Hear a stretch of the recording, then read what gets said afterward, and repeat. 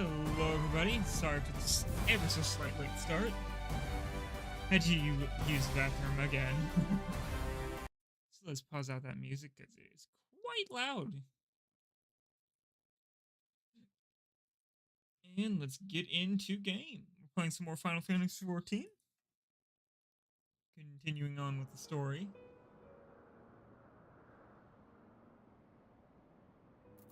I was just looking at achievements and stuff. Right, and if I remember correctly, this mission I'm just taking the money and running.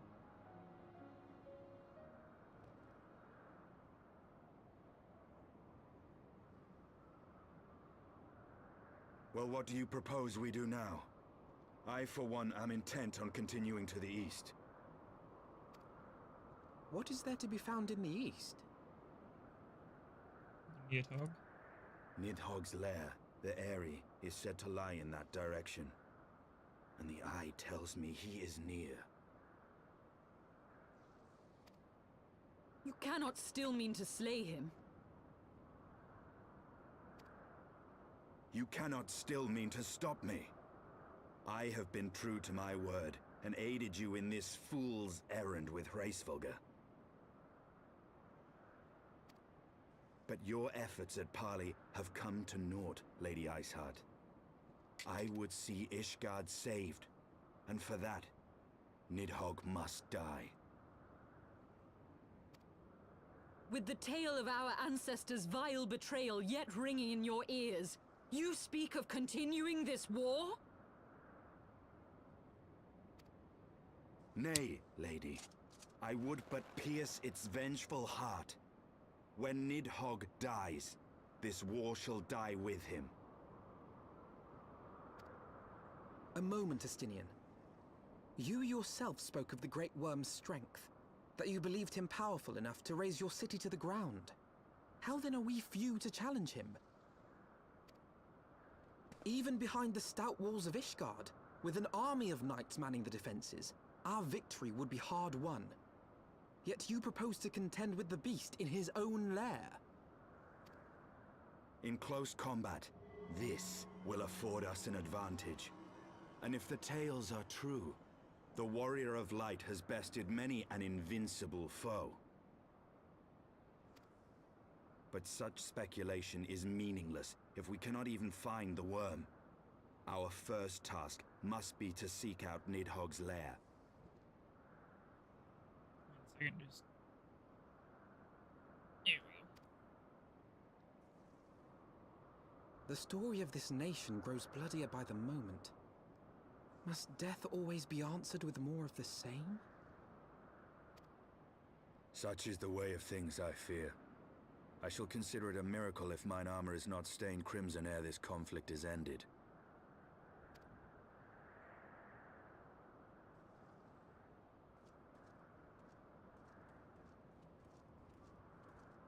That I should be blinded by my own lies. Everything I believed, everything I thought I was, gone. All gone. Leave her. Your words will not reach her now. And we have not the time to wait for her to gather up the pieces of her shattered faith.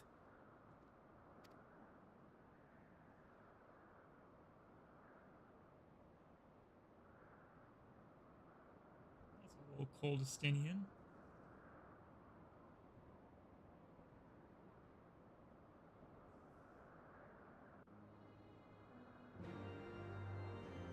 Kind of a dick for saying it that way, but...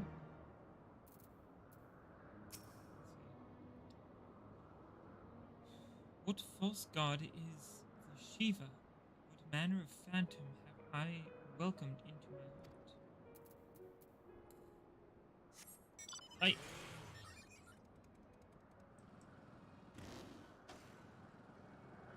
I did do one thing while vibing inside a stream. Got everything but these 2 missions. One we'll get from the main story through this area, and one will eventually pop up on the map. Then I'll be able to fly through this place.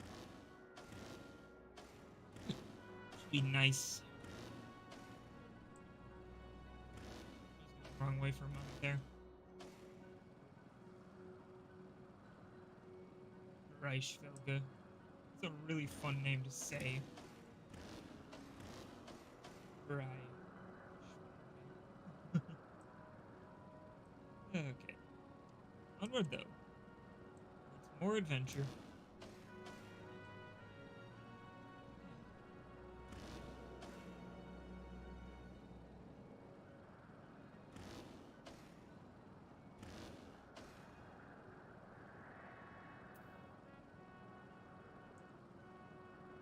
Time for fighting.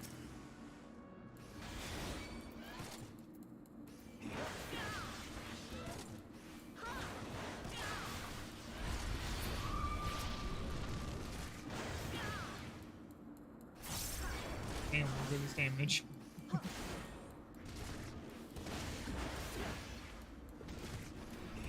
Bam, bam, boof.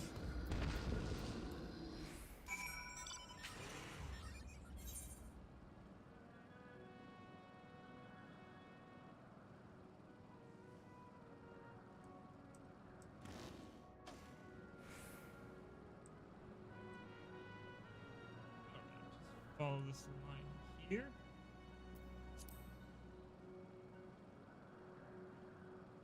Cross that little path over this way. So on the other side, we'll find that.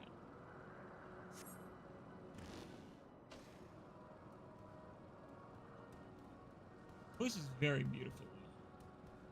It's like the better version of the other floating island map. It's less floating islandy. That isn't really a term, but it's kind of the way it is. Good. 2 moss dragons.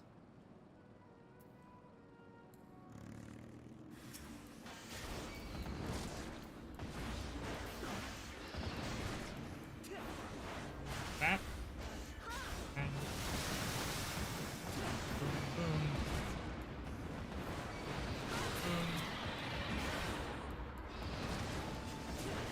Boom. Oh. Smack. Oh, smack. Back on the motorcycling ride. Whew. Alright.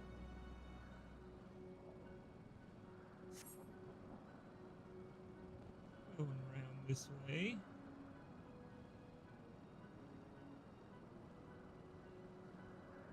Taking this little branch path.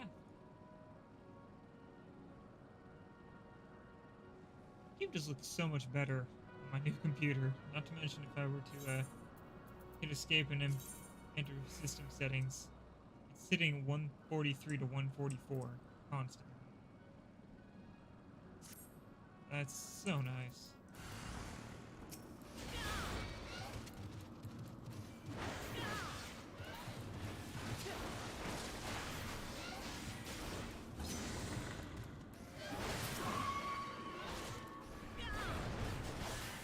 Go bonk.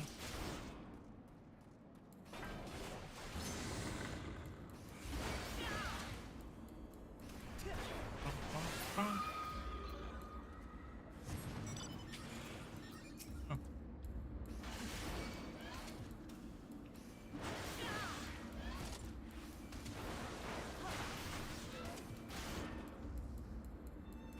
Good to see a dragon like this have a beak.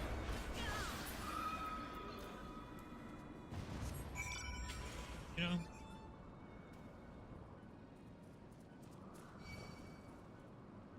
Care, little dragon.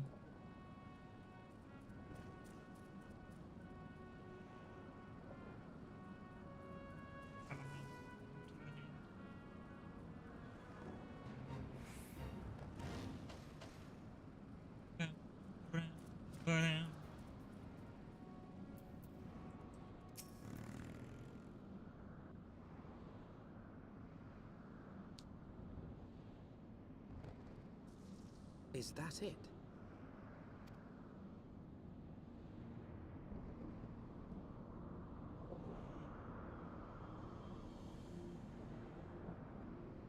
Aye, that would be the Eyrie. I feel Nidhogg's presence through the eye, his caustic hatred gnawing at my soul. 'Twould seem the death of his consort has put him on guard. Mark how he wards his lair with tempestuous winds.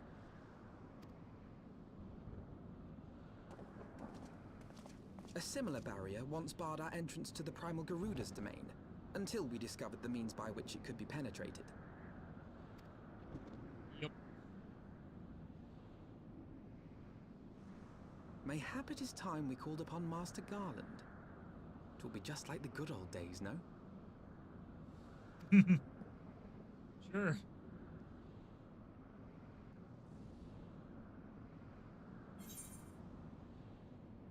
Guess you could say that.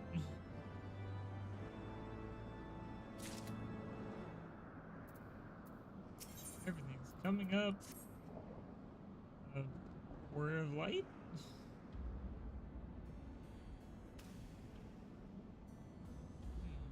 A force of sufficient power to break through a primal's defenses might conceivably grant us access to the area. I can offer no better solution. Pray, consult this engineer friend of yours. Very well. On the condition that you swear not to lure Nidhogg from his lair in our absence. And steal this glory all for myself? Or steal all the glory for myself, you mean? Nay. I am not so selfish as that. Contact me by link when your preparations are complete. We shall set forth to Ishgard together. I suggest we rendezvous back at Saint Rene's Forum. You and I. From what I gleaned of the Holy Sea's decidedly ambitious airship project, it will still be in Ishgard.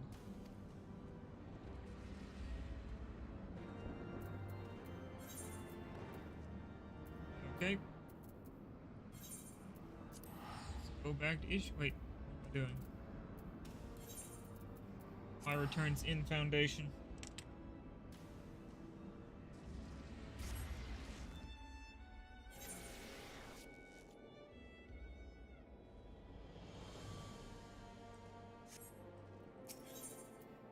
Quickly use this to teleport down closer.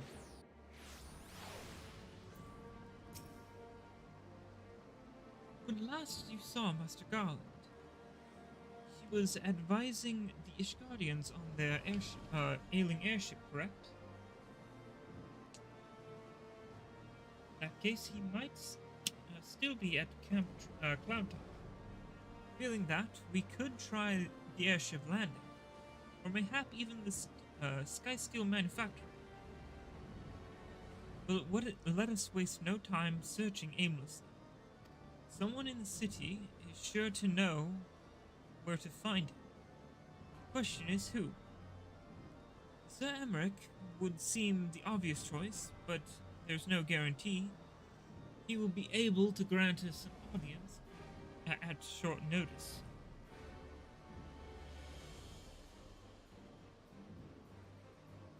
I have it. Count Edmund. Count Edmund's youngest son, prides himself on knowing all the Holy Sea's juiciest rumors. Let us return to the manor and see if Lord Amanalaine is about.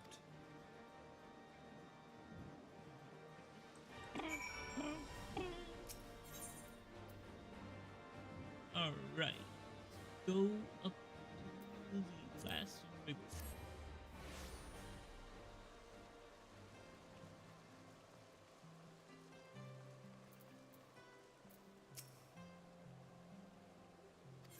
Yes, I would like to enter.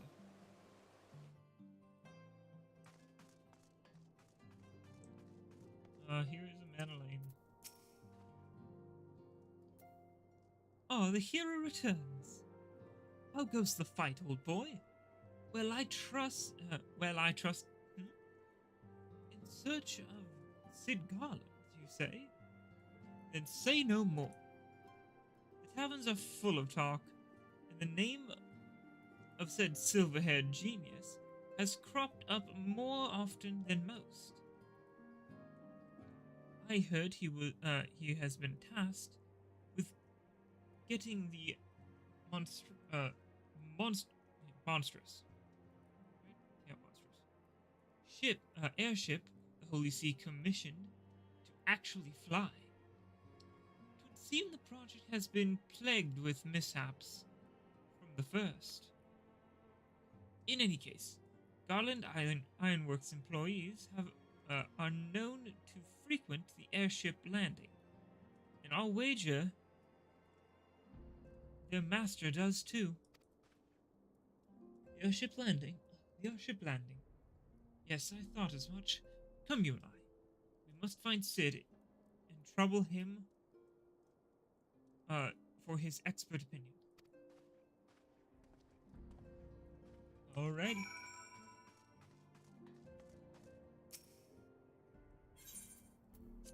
Let us go.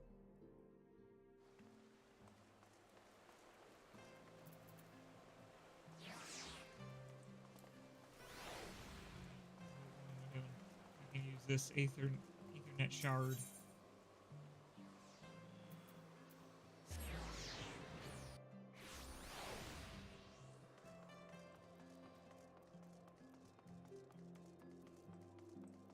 There you are, Sid.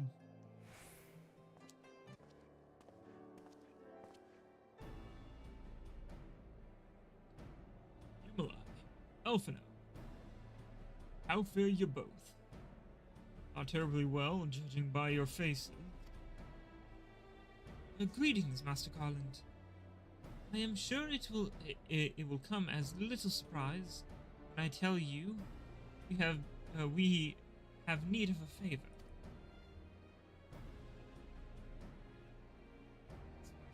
Situation.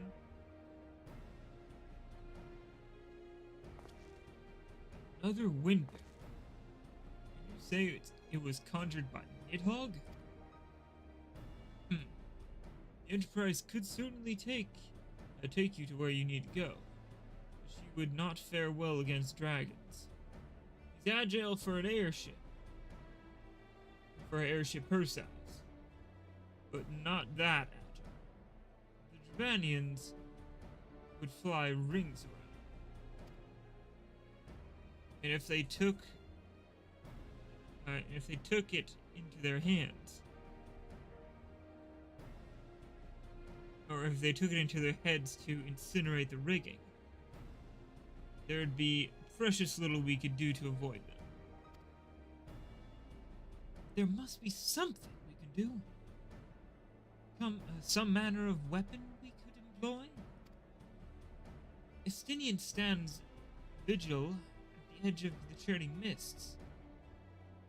But we do not know how much longer. Alright. I didn't say it was impossible. I said it was impossible for the Enterprise. We need a smaller boat. Pigs, Wedge. It's time we gave the new toy to your that new toy of yours for a proper field test. Right.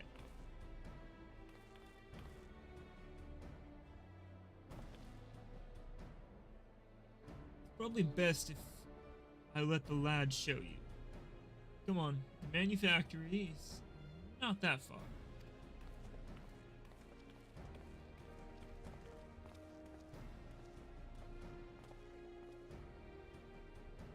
All right.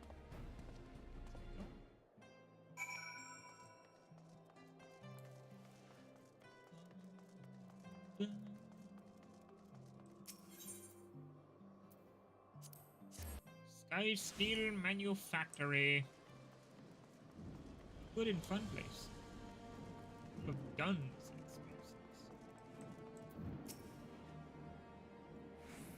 Our little project inside. Our little project's just inside. Oh, you're going to like this one.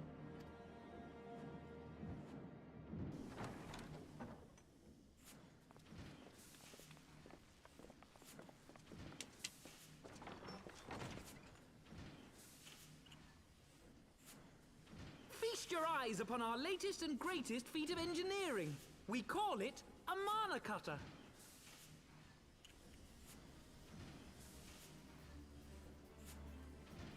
Full-person airship. After you put down Gaius, Wedge and me struck out on our own for a bit, and started work on the successor to the tiny Bronco. Impressive little thing, isn't she? My talent for ship design has plainly rubbed off on them.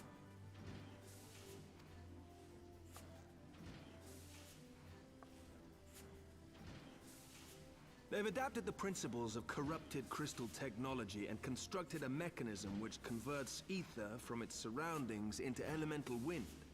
Said wind is then harnessed by the specially engineered sails, providing the craft with propulsion and lift. All in all, a most elegant solution. I'm actually a little upset that I didn't think of it myself. The design does, however, come with one small flaw. The energy conversion ratio is bloody awful.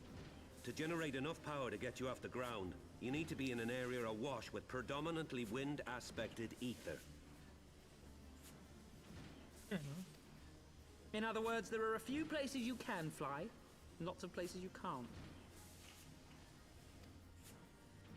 The new Ishgardian airship hasn't left the boys much time for tinkering, meaning it may be a while before this particular project takes off. If you'll forgive the pun. That's fair.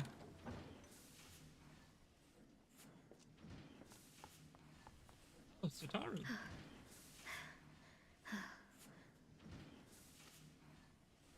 Tataru, what's happened? I've been looking all over for you. There's been word from Aldar. It's about Her Grace, the Sultana. Got good news, bad news.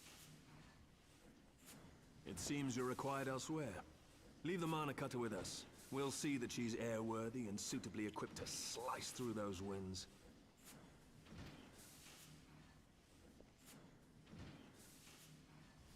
You, meanwhile, should concentrate on providing Raoban and the Sultana whatever help they need. Enough.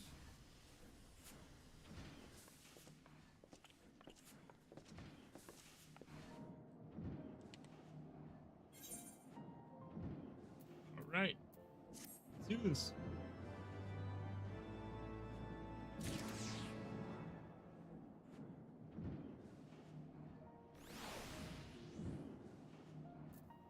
Taru. A general's summons. General Bond says they might have uncovered the Sultana's whereabouts.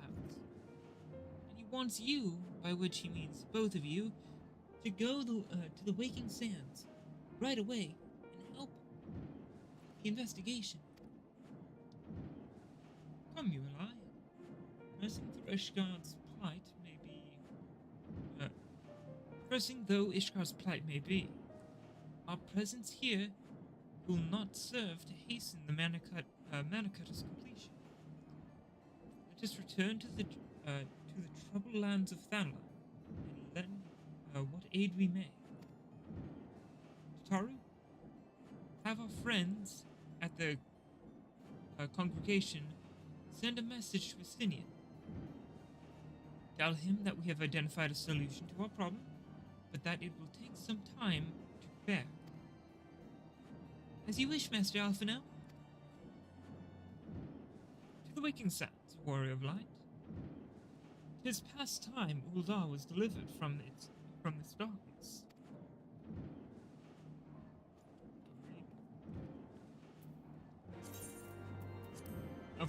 Now for the lazy way there.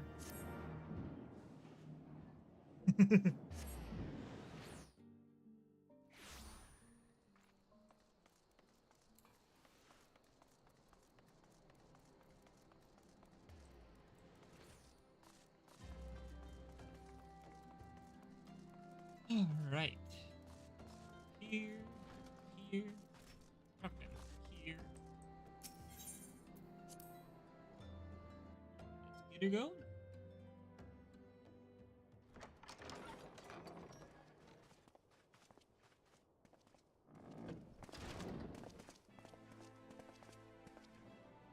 How about? Thank you for coming. No thanks are necessary, General. I trust your recuperation continues apace. I cannot complain. Thanks to Higiri and her ministrations, I've regained much of the strength I lost during my imprisonment.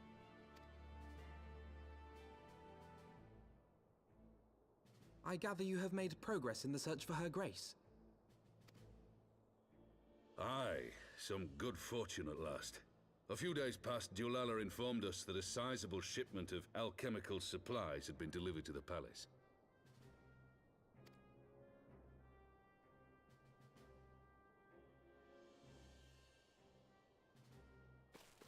With Papa Shan's assistance, I set out to ascertain the source and nature of the shipment. My inquiries led me to Frondale's frontistery. There, I learned that an order had been placed for a curious substance designed to sustain patients trapped in death-like slumber. An invention of the former head alchemist, apparently. A death-like slumber? This cannot be a coincidence. It lends some weight to Dulala's claims, aye. Her Grace is likely somewhere within the palace, abed but alive. Yep. Before making any attempt to extricate the Sultana, however, it seemed prudent to learn what manner of substance was used to induce her torpor. To that end, I made inquiries as to the whereabouts of the one most like to have administered it. The lady in waiting, Mary. We sent for you as soon as we learned of her location. All that remains is to apprehend the woman. We shall find our cat's paw in the Silver Bazaar. But we must tread carefully. The market is not the bustling place it once was, and someone is sure to mark our coming. Should they inform the monetarists, we'll have a fight on our hands. We must be prepared for the worst, and being short an arm, I thought it wise to take another in its stead. What say you, Warrior of Light? Will you lend me yours? You have both of mine. And this giant fucking axe. Then I pity the bastard that stands in our way. Come, my friends. For Nanamo, and for Ulda! Yeah.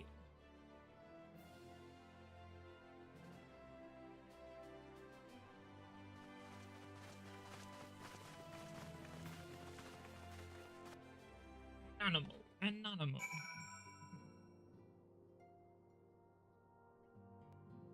Faculda. Only for Nanamo. Our target is Mariel, Sultana's former lady-in-waiting, a woman of Midlander heritage. I am told the two of you have met. Our sources indicate that she left the palace shortly after the incident and quietly rejoined the dwindling population of the Silver Bazaar. I suggest we begin by questioning the market's residents and confirm that Mariel is still in hiding there. Right. Good. Good under.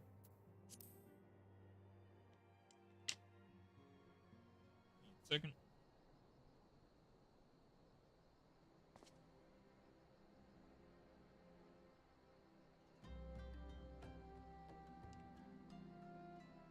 Yo. This is back on.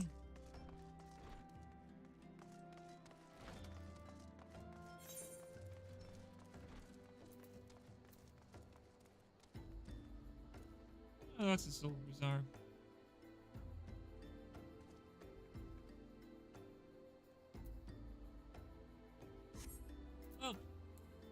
not too bad of a little drive over here.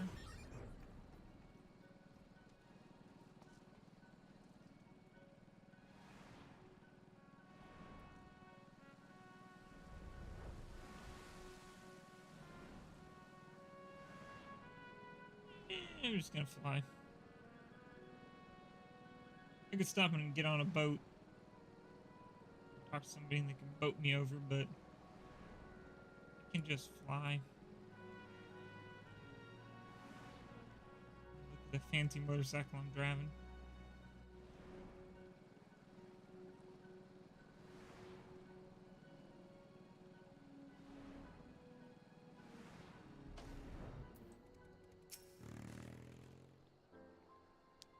Mariel? Aye, she's here. Left the city for good, she says. Barely leaves her house, though. It's the one closest to the market entrance. Thank you, kid.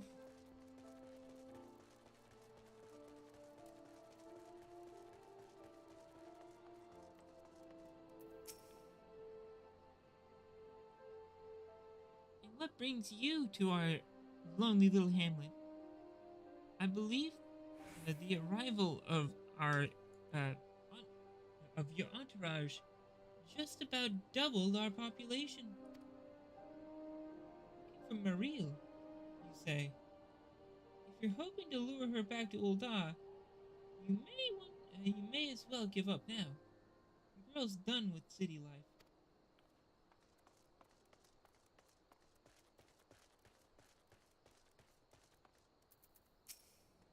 Spotted meadow. Oh. Do I know any returning residents? Gods, don't tell me they're starting to come back. The masters will not be pleased to hear of this.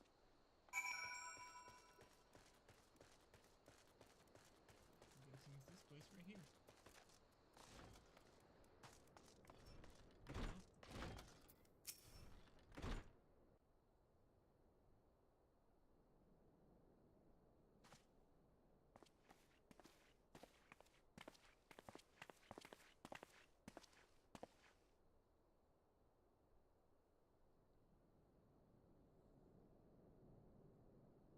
You are Mariel, the Sultana's former lady-in-waiting?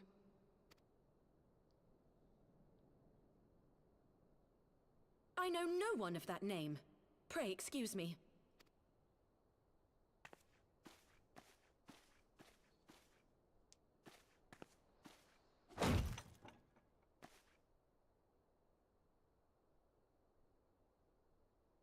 General Alden.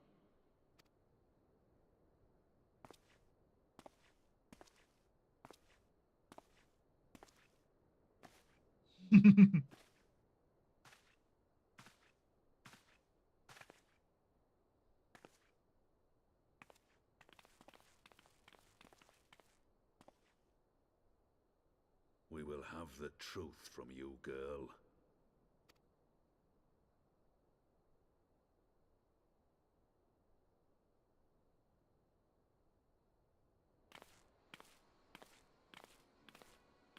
Mayhap 'twould be better coming from me.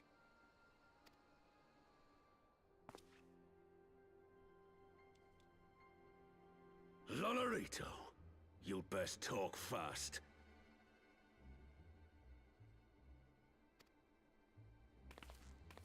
As you know, Teleji Adeleji's Cartano reclamation bill was no more than a facade. A means to get his grubby little hands on that Allagan monstrosity Omega. When he learned of Nanamo's intention to abdicate, however, he was forced to amend his plans. Suddenly, assassination seemed the most promising way to further his ambitions. I am told Teleji had discovered a maid in whose veins ran the blood of House Thorn. A new, more pliable puppet to sit the throne. 'Twould have caused an uproar, of course, but few could have contested her claim.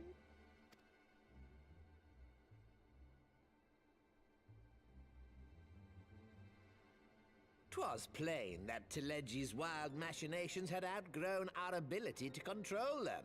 So I decided to usurp his scheme and left the fool to seal his own demise.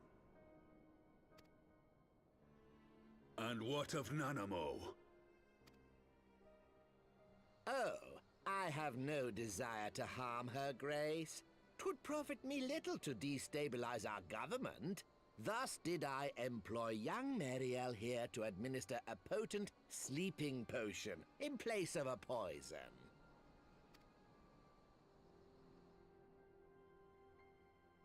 You should know, General, that your dear friend Ilberd was fully aware of my plan. I had him lie about the assassination as a means to prime your rage against Telegi. We weren't entirely sure how you would react, but things went rather better than expected.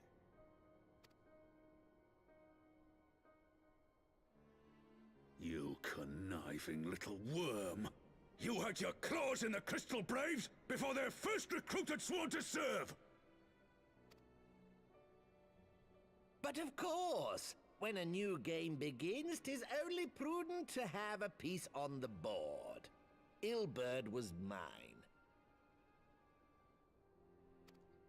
Truth be told, a significant proportion of the Braves' initial endowment was also mine. With such large sums moving about, 'twas a rather trifling matter to disguise my own contribution.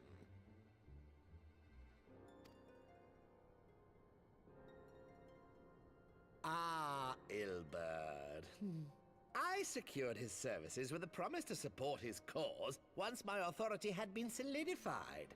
I swear, the man thinks of naught but prizing Alamigo from the grasp of the Empire.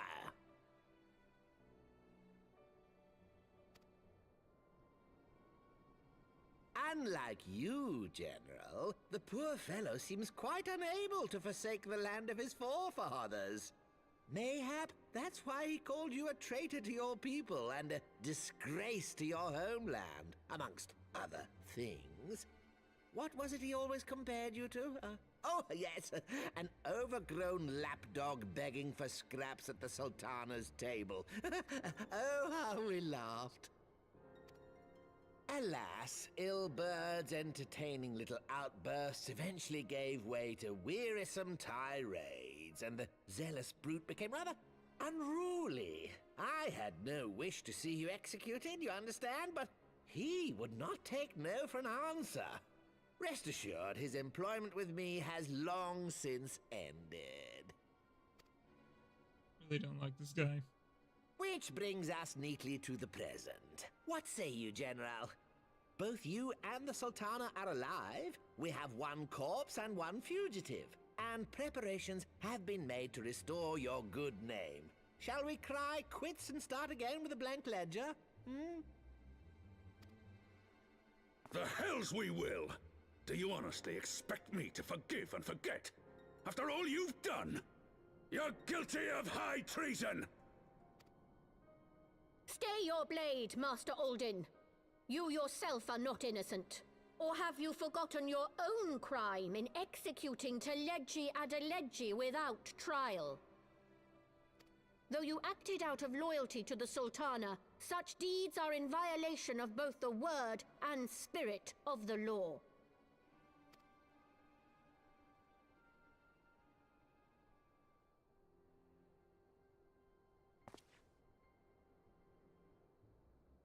If you would, Lord Lolorito?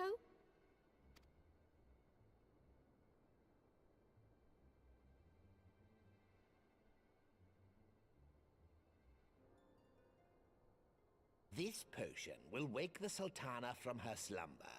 Consider it a gesture of conciliation. You will find her grace resting comfortably within her private chambers. Should you doubt my word, I shall willingly accompany you to the palace as your hostage.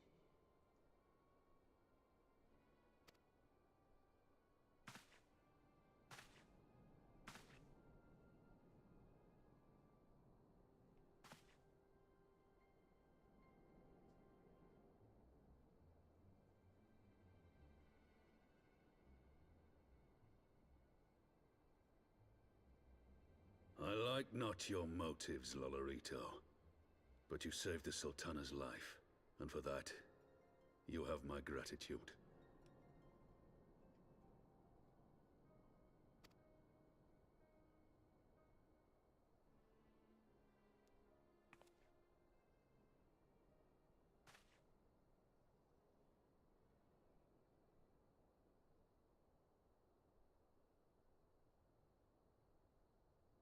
Rauban Aldin, you are hereby reinstated as General of the Immortal Flames. The citizens of Ul'dah shall once more be united under Nanamo Ul'Namo, and together we shall usher in a new age of prosperity.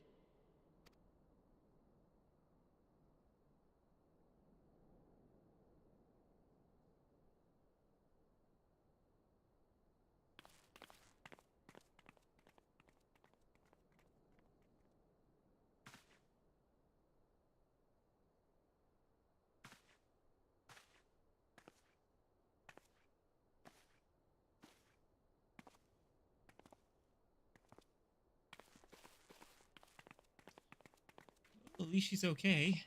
This is just kind of bittersweet for him.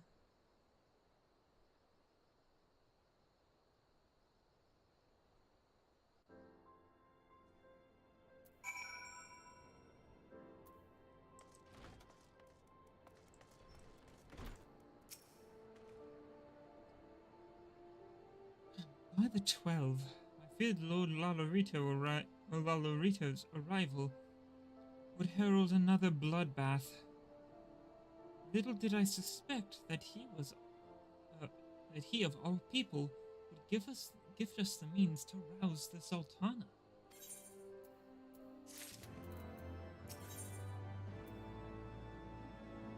Awakening the Ul'dah. Shall we also make our way to Ul'dah? I should imagine Bartholomew has been instructed to admit us.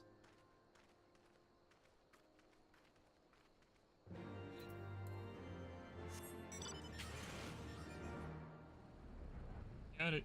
Let's fly then.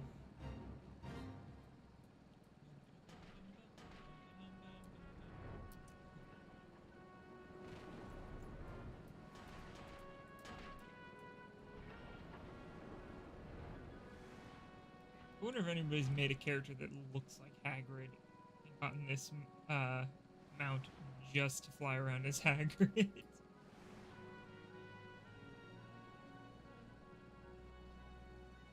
I wouldn't be surprised.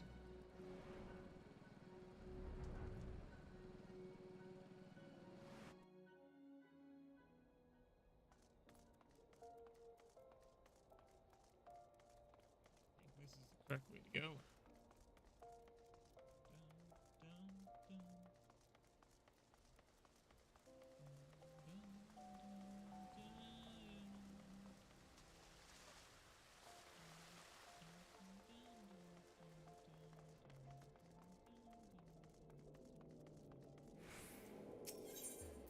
Okay, so net. Chamber of Rule. If you're all wondering what that mission over there is, it is the Paladin's quest line.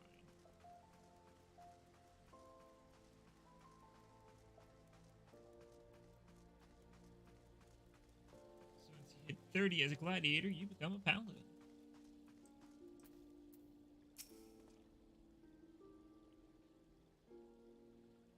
Flame General Raban mentioned you were coming. Please, this way, if you will.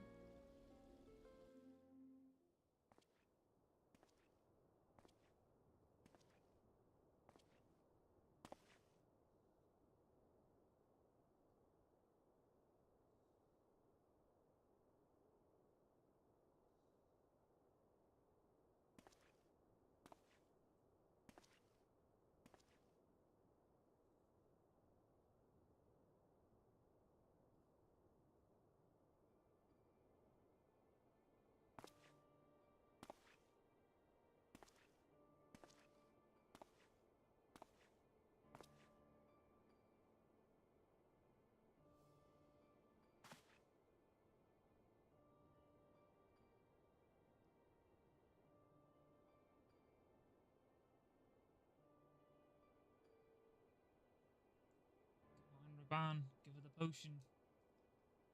Make everything that little bit better.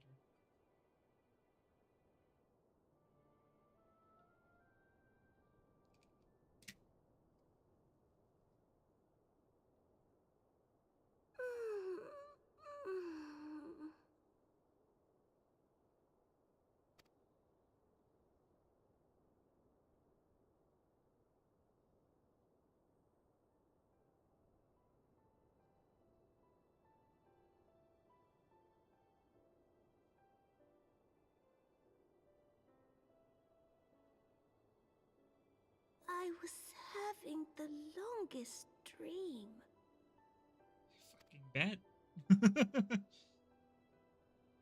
'Tis time to wake up, Your Grace. Another day begins in Thanalan, and the sun blazes bright upon the sands.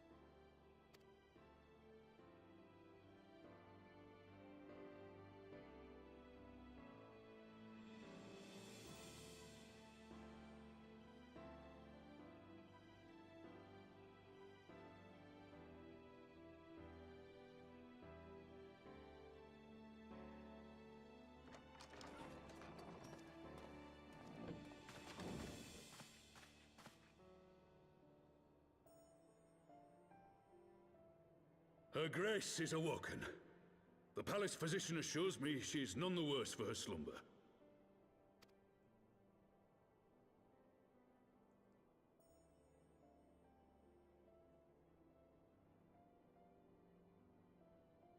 I believe Her Grace will soon resume her plans to place the government of Uldar into the hands of its citizens.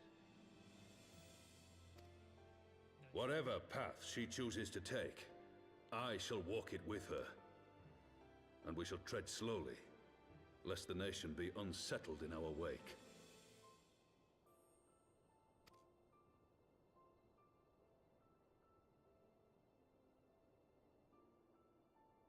Her Grace's compassion is a shining beacon to us all.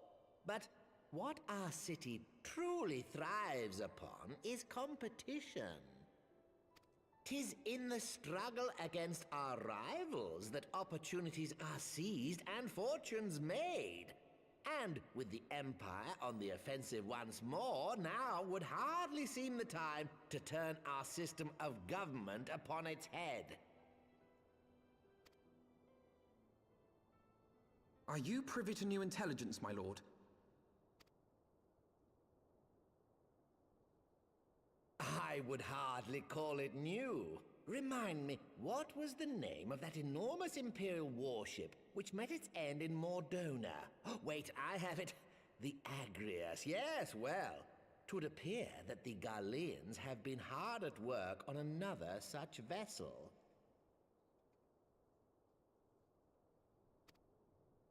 How close are they to completing this ship? Is it operational? It's no good. Its maiden flight was a success, I hear. I should imagine Emperor Varys is eager to see how it performs in battle. Very no good. My lords and lady, I move that it is time to repair the damage caused by Teleji Adeleji and prepare our great nation to repel the Empire once more. That's fair.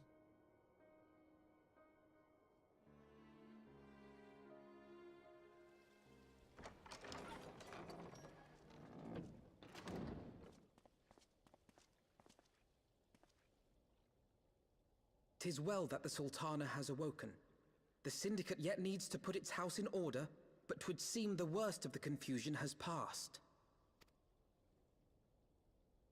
Uldar has taken control of its future, and I must do the same. Yeah, just okay.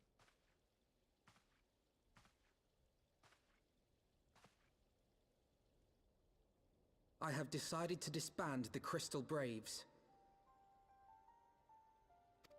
Among the That's recruits, fair. there were those who supported our Order's goals and convictions with all sincerity. 'Tis my hope that these loyal men and women will choose to remain our allies in the battles to come. As for those who sided with the traitor, Ilberd, they shall be hunted down and held to account for their crimes. It is my earnest hope that they will surrender themselves peaceably when the time comes, though I think it unlikely.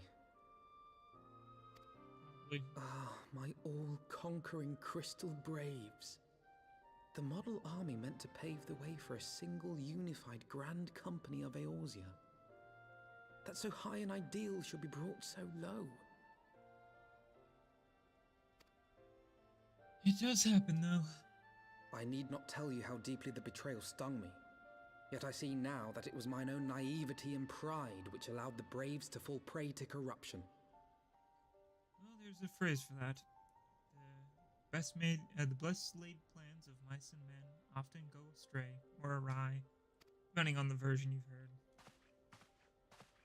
As ever, it is to your own shining example that I turn for inspiration. Like you, I mean to stand firm in the face of hardship and give mine all for the cause. That's good.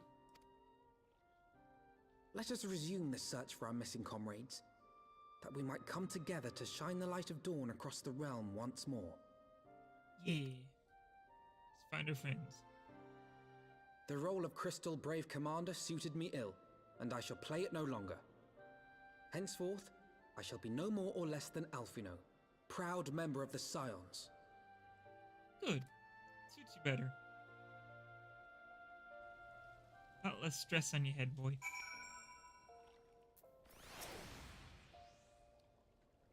I blush to speak thus of mine inner turmoil. But the fact remains, there is no man alive in whom I would rather confide. Were it not for your shining example, I might never have emerged from beneath the pall of my despair.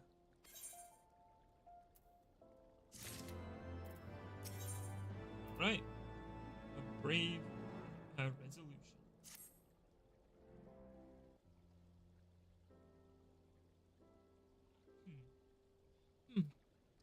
Still no word from Master Garland. I hope the Mana Cutter and that Mana Cutter of theirs is nearing completion.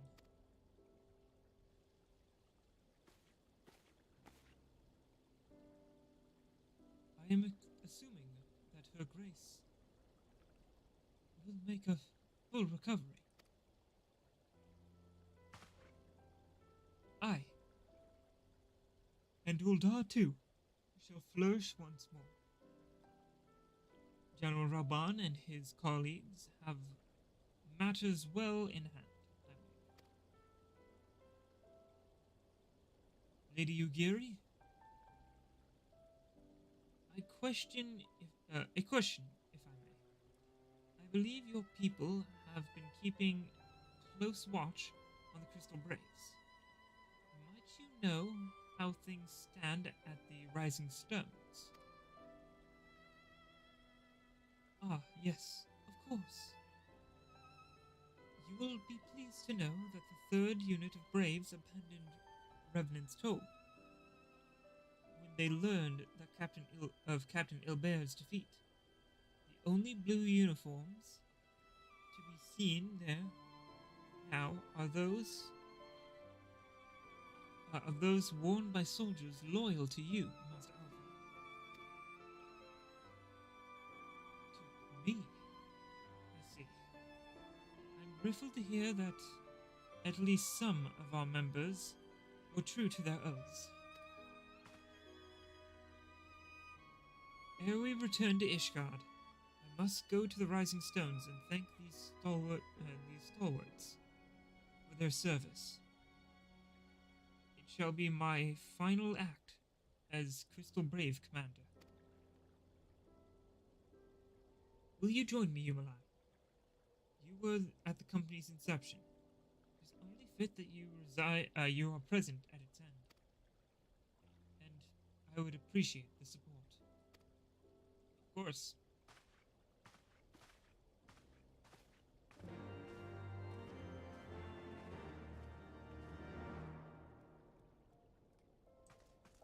fail. Need to go to Revenant's Toll.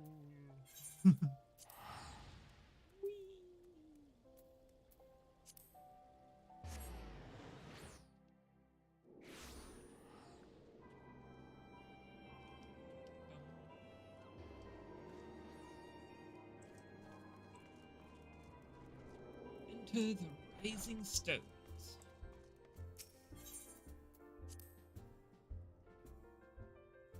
The next one should be called Floating Rocks.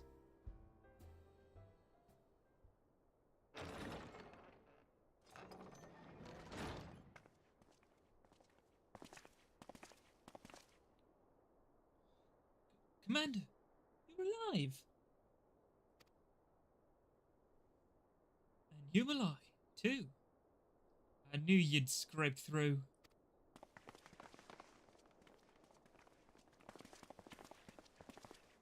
My splendid Crystal Braves, I have wronged you, all of you. My promises of glory and salvation have brought you naught but blood and betrayal. Bah! You'll not hear us complaining. 'Twas a sight messier than expected. Aye. But we was still fighting for freedom and all, for freedom of all. And like we swore. Ain't that right, mates? Aye!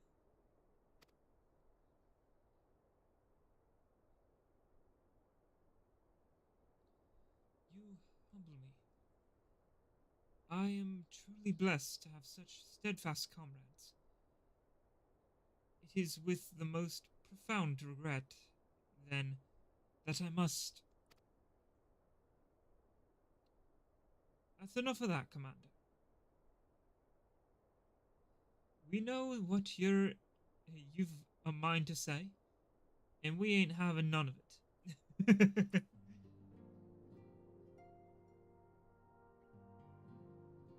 We've talked it over, see? And we're all agreed. If you take our uniforms and strip us of our ranks... Hey, you can take our uniforms and strip us of our ranks. We ain't no less a company. But the Crystal Braves... The Crystal Braves may be finished, but the ideals upon which the company was founded live on. They bind us to each other and to you. Commander, Alphino, our minds are made up.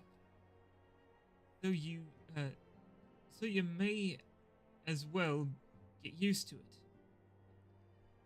Let us help the Scions. Let us help you find Menphilia and the others.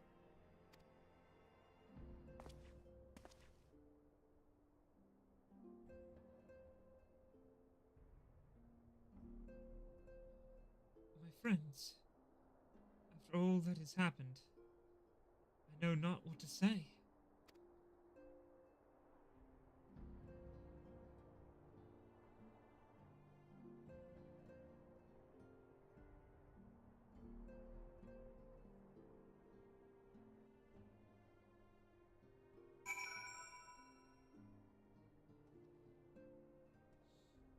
Yay. Some of the good ones are still here. Pray, excuse me. I had thought my tears spent. My grandfather used to say that one could measure a man by the consistency of his comrades. Constancy of his comrades. Mayhap I am the exception, which proves the rule. Nay, do not protest. I know that I am not worthy of their loyalty, Yumelat.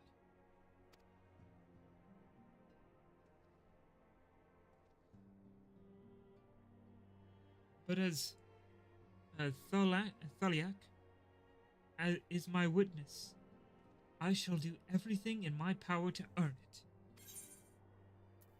Yay.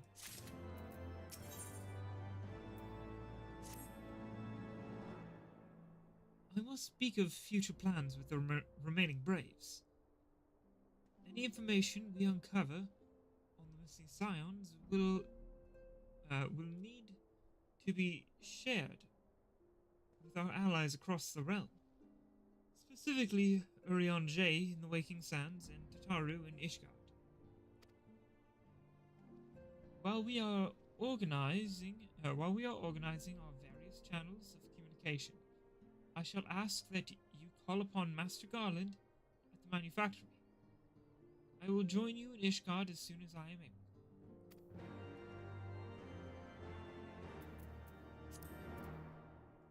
Understood. Back to the manufactory. It returned to go to the Foundation.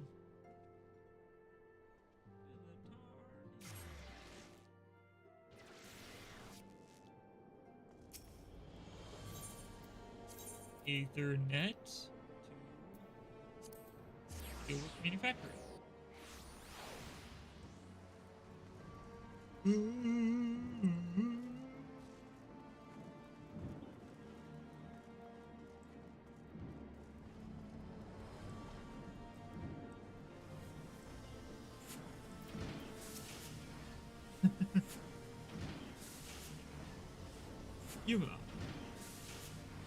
Humuli. How in the seven hells do you do it? I was just about to send for you. We have but this moment completed the Mana Cutter's first successful test flight. A few minor adjustments, and she'll be ready to go. While we see to the finishing touches, you might want to pay visit to Fortone's men. A dragoon by the name Estinian was looking for you. Right.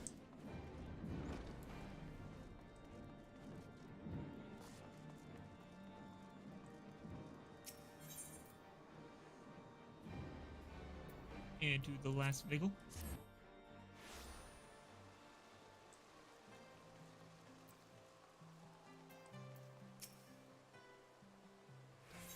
Yes, let me inside, please. Thank you.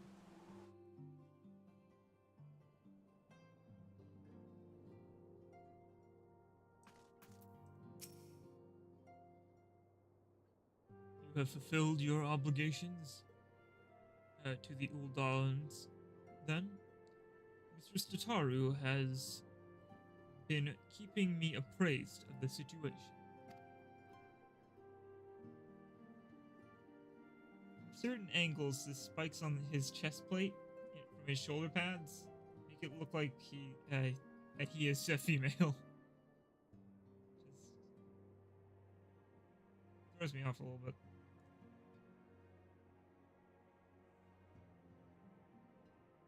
Once I learned that these mana cutters of Master Garland's were nearing completion, I saw no reason to tarry in the mists. For the present, Nidhogg seems content to remain in the Aerie, plotting his revenge. Might not this be an apt moment to unfold our plans to Sarah Emmerich? I think we have kept him in the dark long enough.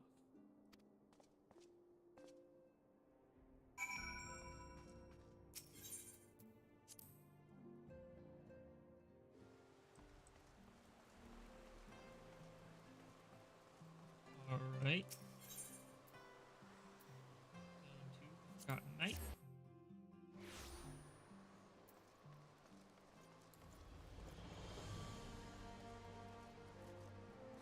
And in we go. Hello, Temple Knight Guard. Yes. Thank you.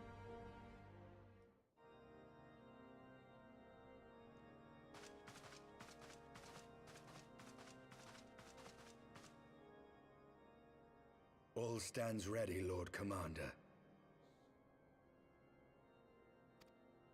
Ah, the moment has come then. Pray excuse my lateness. I paid a brief visit to the workshop to inquire about the mana cutters. The engineers assure me that they're ready.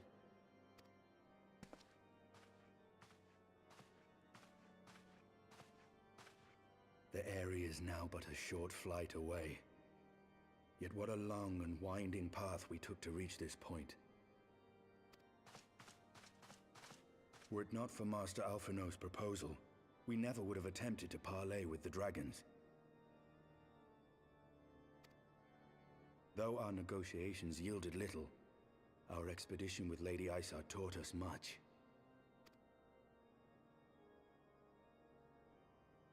You took an unimaginable risk.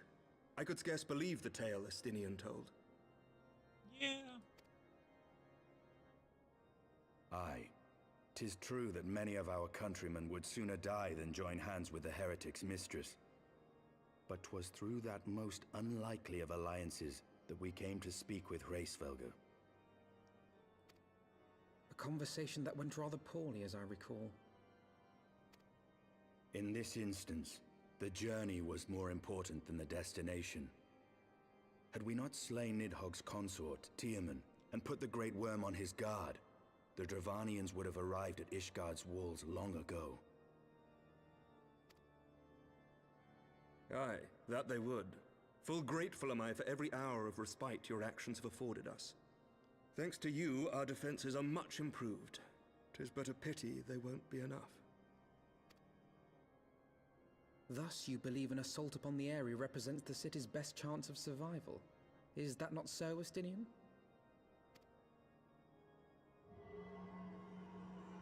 I am under no illusions. Nidhogg's might is legendary. But with his eye in my possession, I can stifle his strength at the source. Victory will be hard won, even so. And I shall be glad indeed to have the Warrior of Light at my side.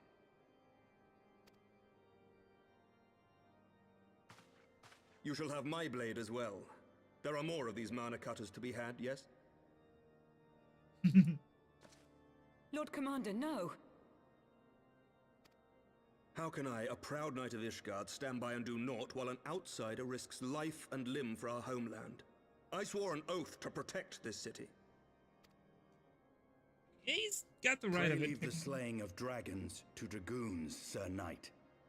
Your duty to command the city's defense is no less vital.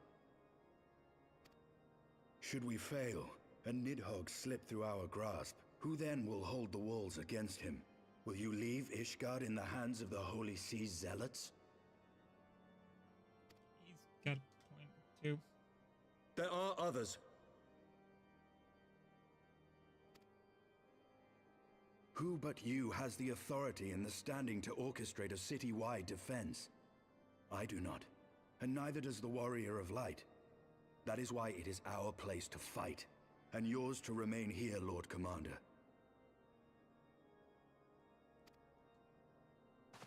What? You too, Master Alphino? By the Fury! You have shown some promise, but this adversary is far beyond your skills. Did he actually say anything, or did Estinian? Nope, Estinian just cuts him off.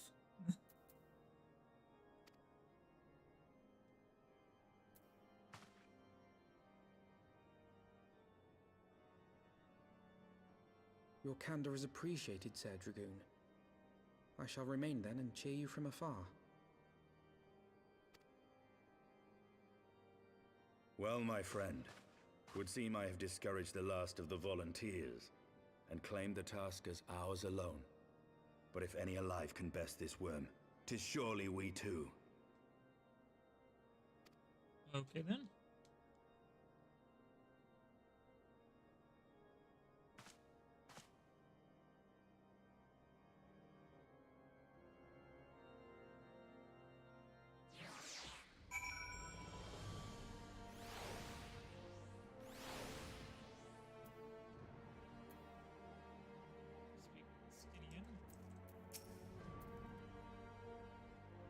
I have pricked Master Alphino's pride.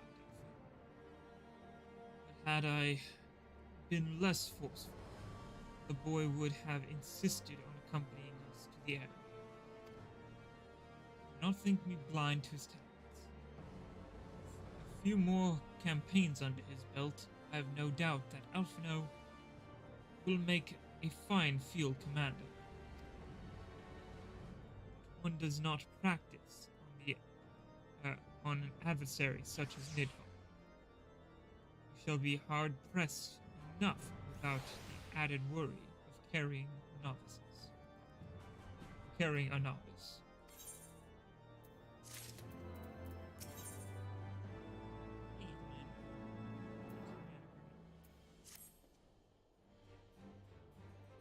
We have tarried long enough. Let us call upon Master Garland and take possession of the Mana Cutters. Alright.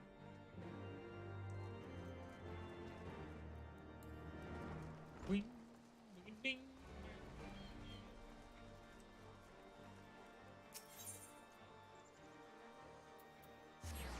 Guys, steel manufactory again. Imagine just jumping around places in this part of it. Ah, this is finally open. Yumalai, old friend. The cutters are ready. When you are. Final adjustments cost us a few sleepless nights. But we go there in the end. But we got there in the end. Which means you can get to where you need to go. I tell you, these little beauties will tear through the wind barrier like a cerament drill through cottage cheese.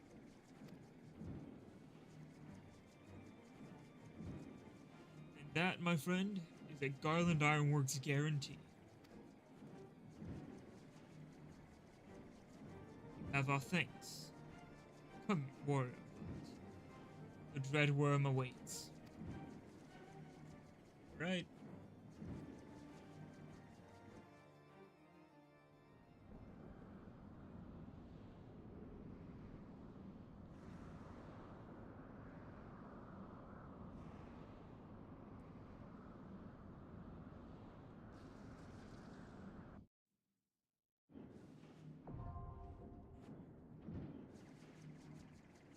The area is now accessible.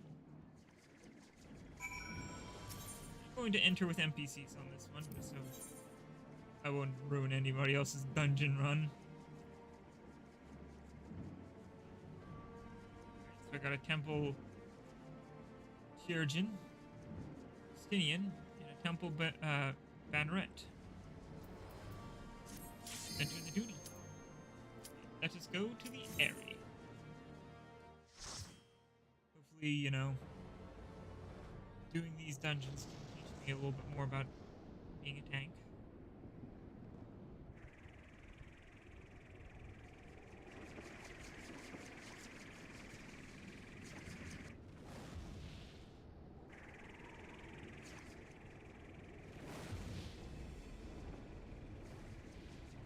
And I think it's Nidhogg.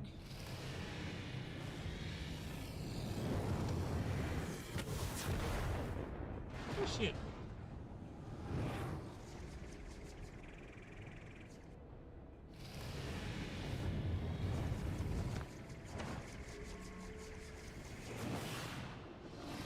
Weakened him.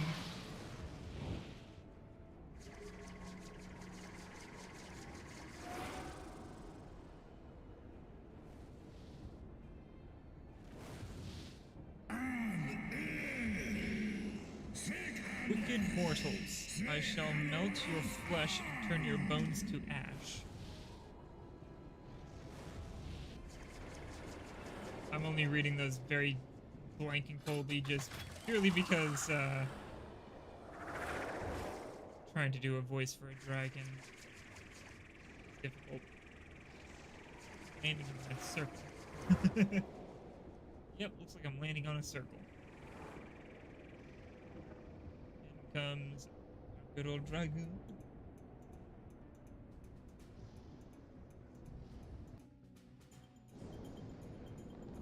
Right. That. I do have that. Nice. Got raw intuition. That makes life very, very, very easy.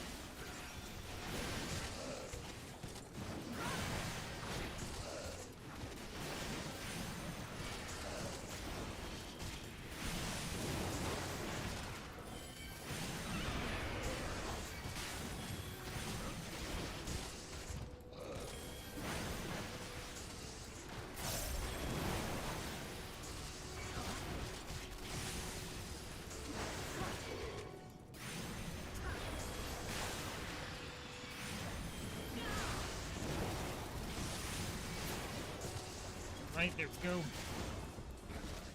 Keep hitting him.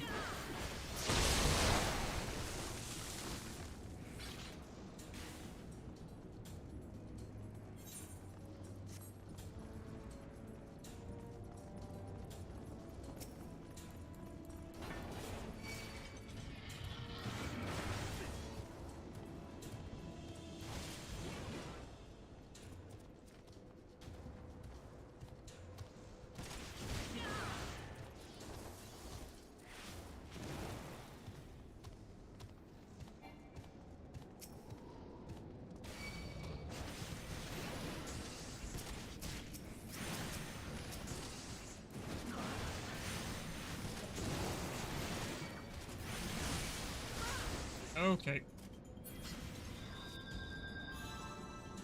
Got it. These guys, I can't go that fast. Good to know.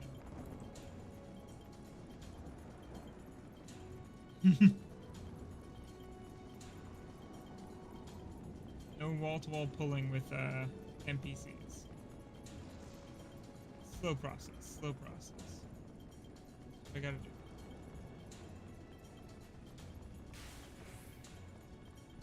Let's check over here real quick.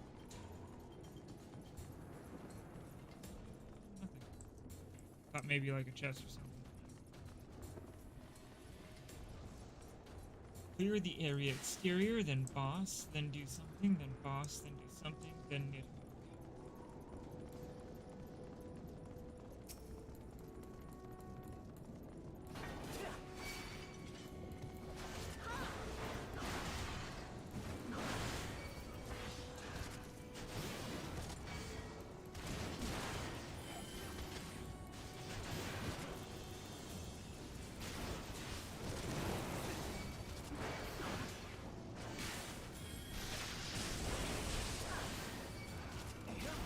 Know your folly. Know your folly. Flying.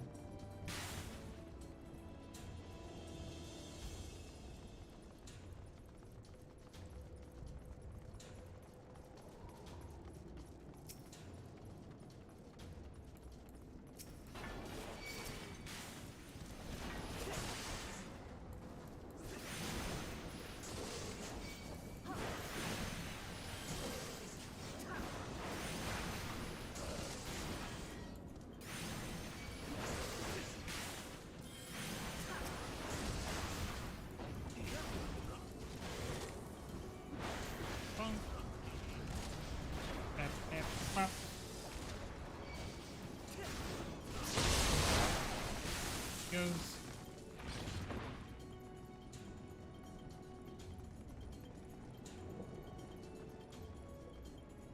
Boss.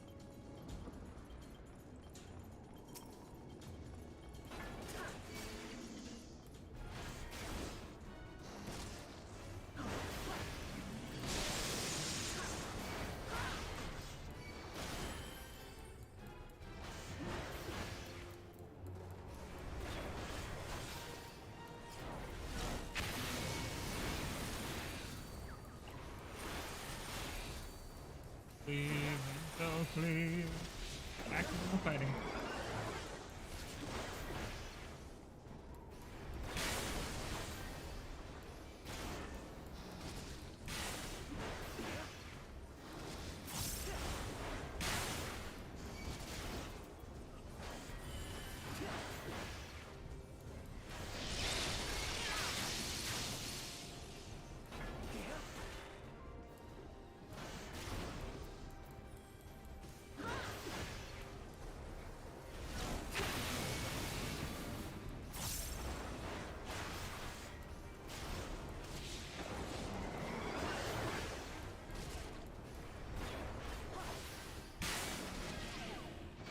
On.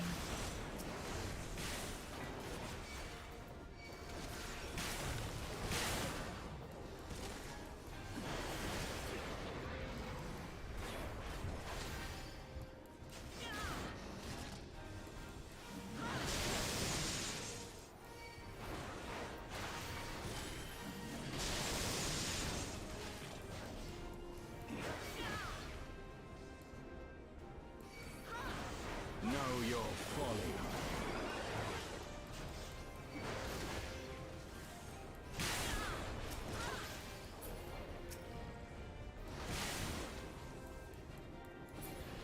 Down he goes.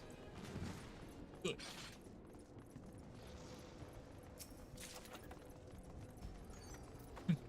Ring of healing. Thanks, game. Is it gonna drop? It's a drop.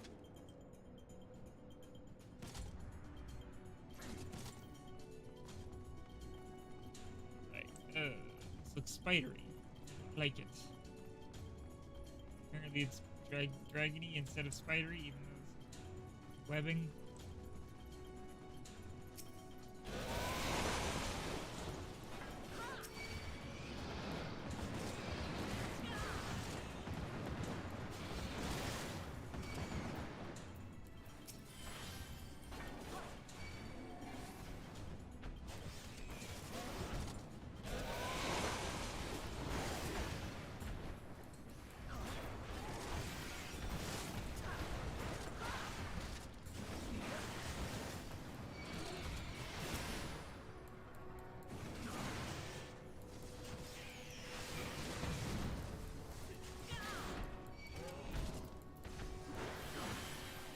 Perfect.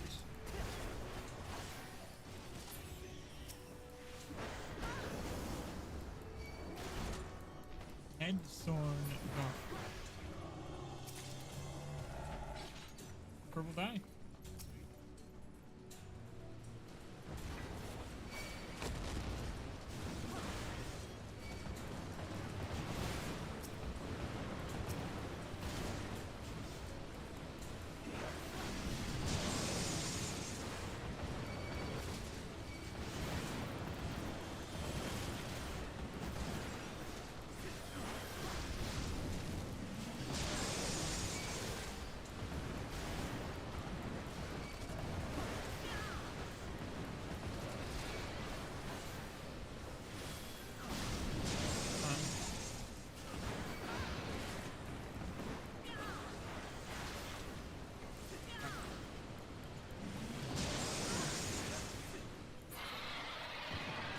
Down the big guy goes.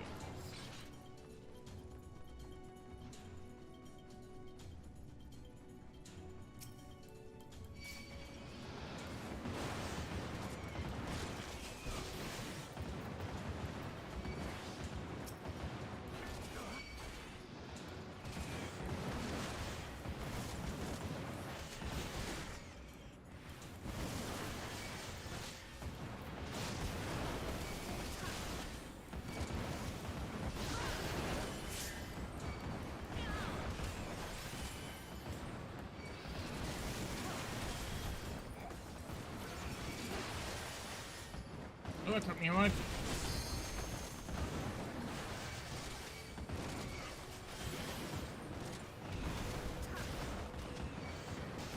I'd stop with all the big AoEs. Making my job real awkward.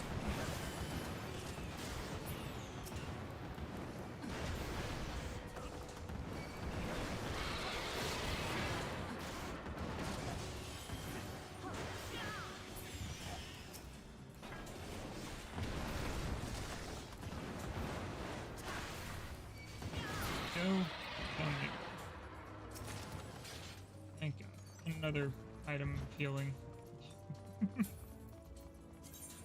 like, nope. No accessories that are good for you right now. Why would we give you anything of use? Okay, second boss of the area.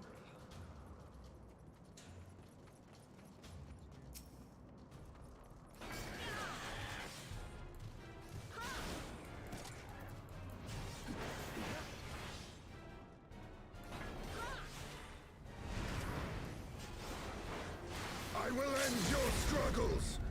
Right?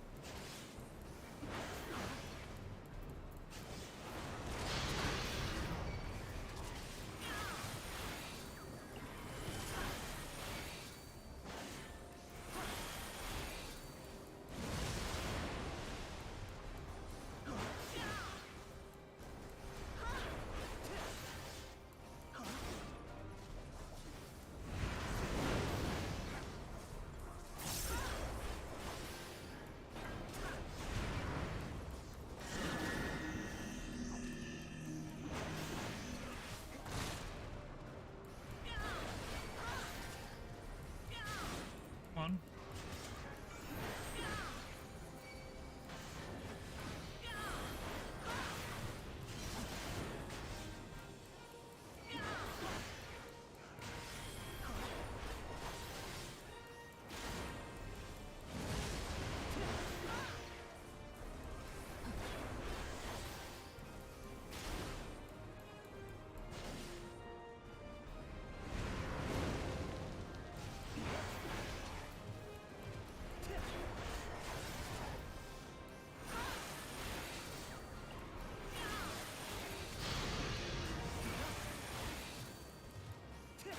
Do some big damage.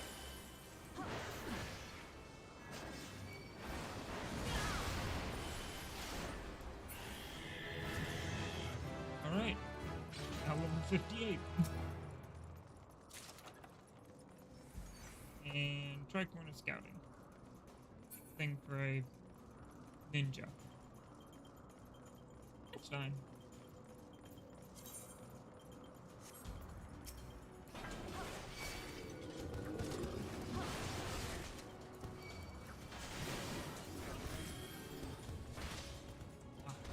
I'd have to fight these guys here because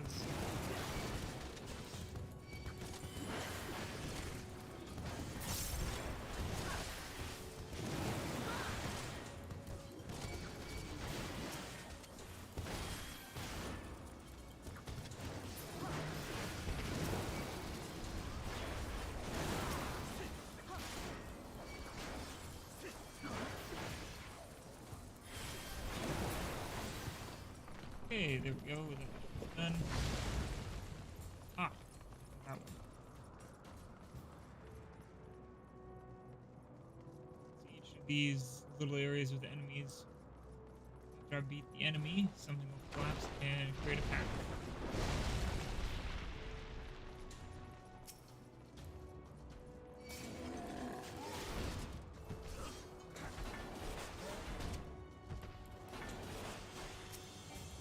Your guard is down.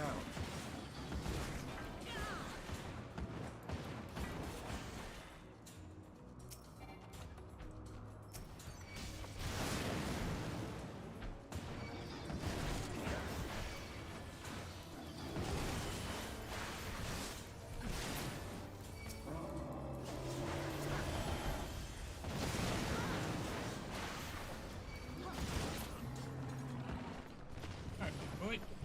Down. Another path. Go to the lower part, then you can go. Got it.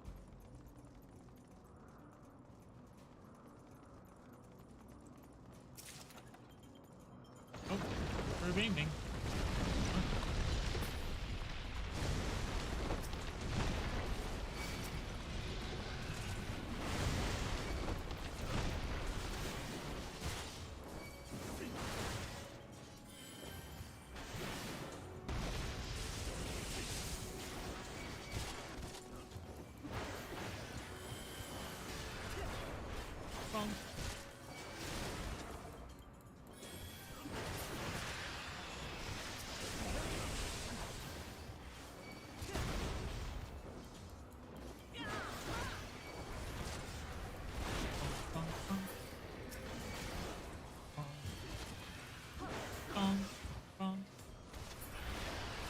bonk.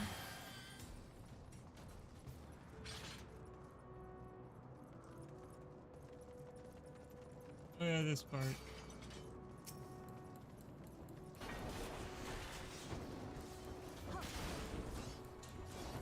Or where I've paid absurd amount of attention to everything that's going on in this area.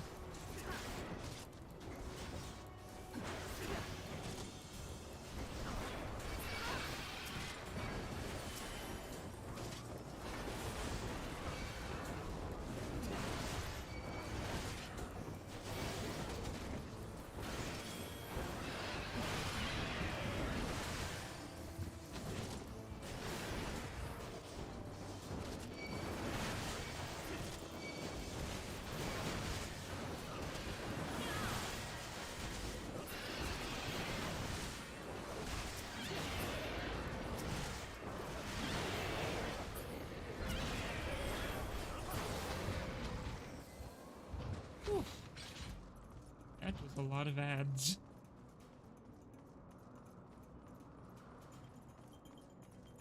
Right. Area Apex.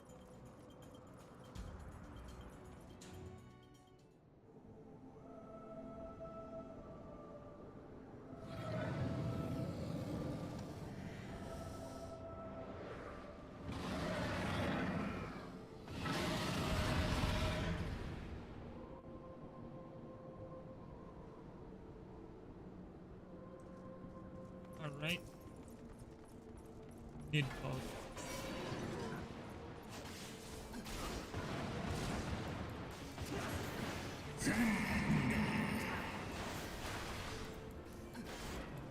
Deafening bellow.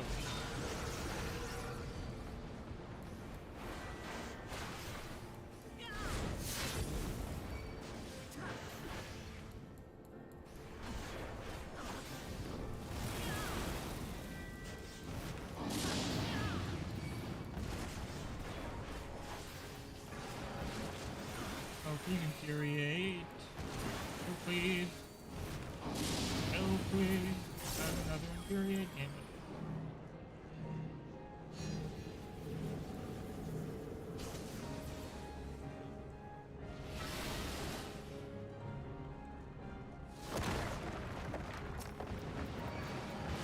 Another kill, please. Just fuck you.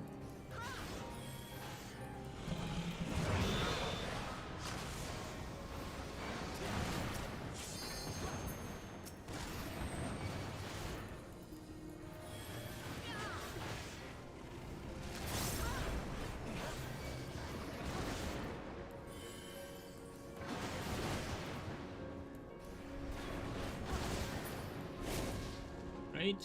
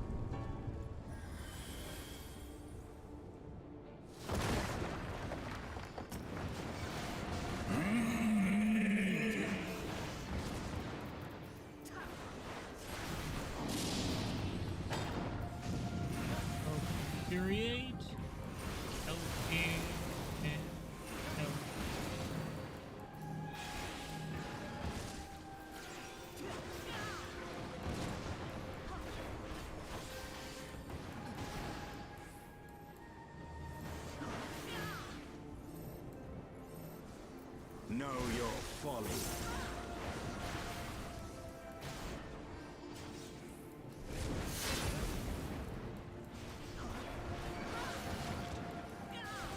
All right, did it. Woo.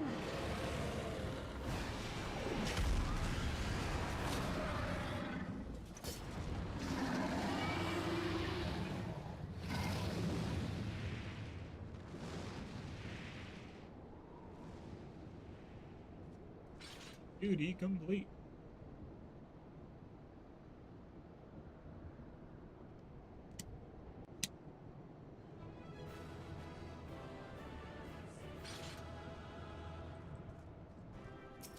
I get out of the truck. Treasure copter. Stuff I can't use in betting. Yep. Let's see, what was this? A Lancer's weapon.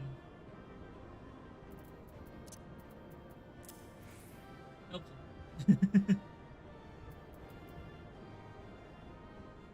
Well, that looks cool. Dissector looks really fucking cool. Try this on Paladin arm. Ooh, now that's a sick looking sword. It's like a falchion.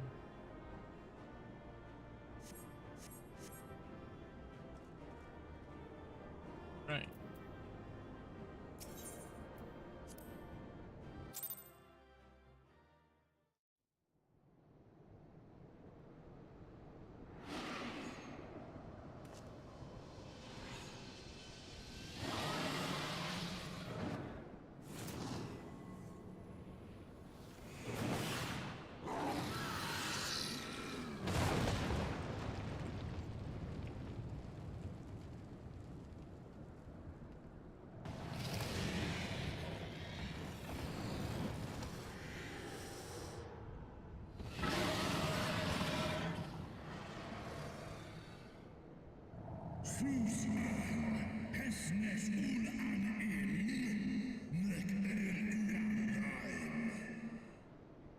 Thou wouldst use mine own eye against me? Time hath done naught to dilute thy kind's depravity.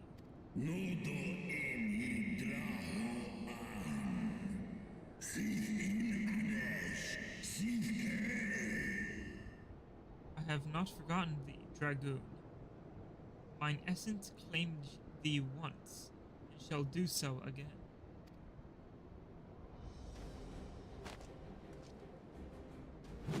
No, worm! This ends here!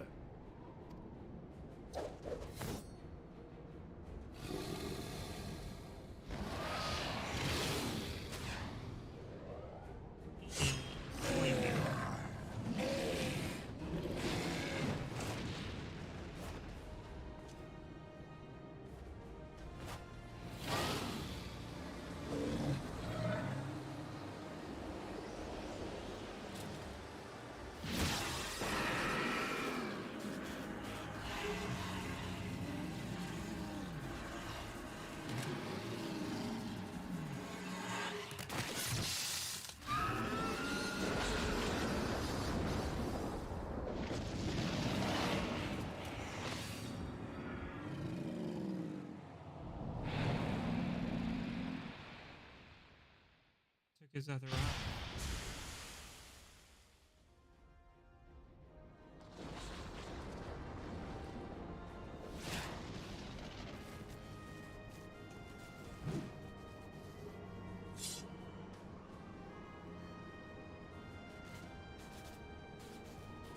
You gifted my people 1,000 years of suffering.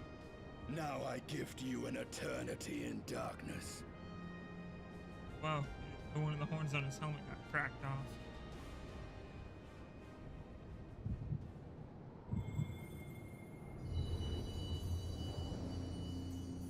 My power expands once more.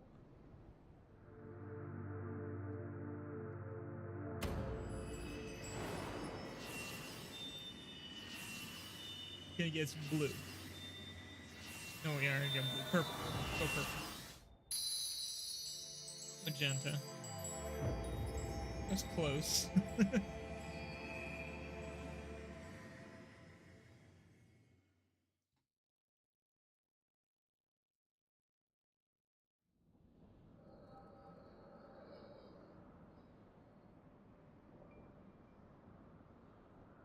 have a vision.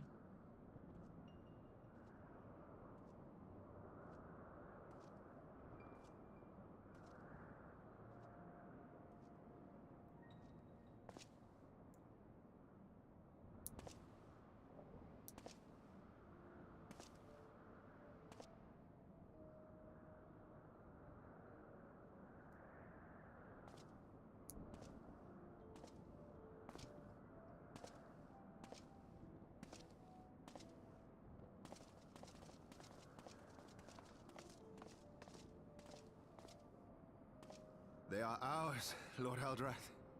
The eyes of Nidhogg.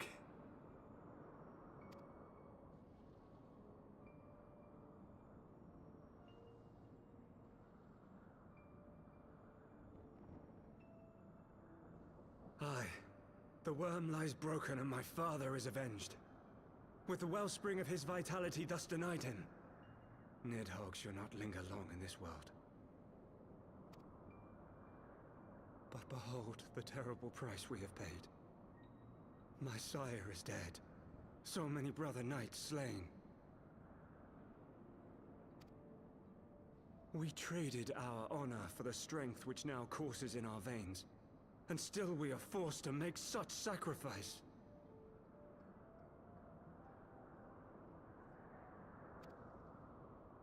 But not in vain, my lord. Hraesvelgr is the only great worm left in Dravania, and he dares not leave his lair.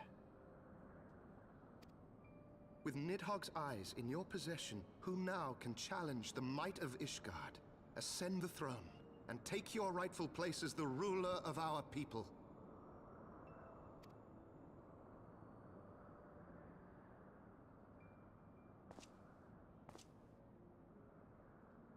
Nay, my friend. I must forsake the mantle of king. Though Nidhogg be defeated, his wormling horde yet darkens the skies with wings beyond counting. As one who partook of Ratatoska's strength, it shall be my penance to bear a knight's arms until death grants me leave to retire. But Lord Haldreth, what then shall become of the royal line? Think of your people, my lord. Without a king, who will the common man turn to in his hour of need? How will he find his way without your benevolent hand to guide him? I thank you, Sir Flavian and Sir Silvertrill, for dispelling my remaining doubts. With men of such wisdom and compassion in service to the realm, 'tis plain that Ishgard has no need of a king. But if you must bow to the demands of tradition, you need look no further than yourselves for one worthy to wear the crown.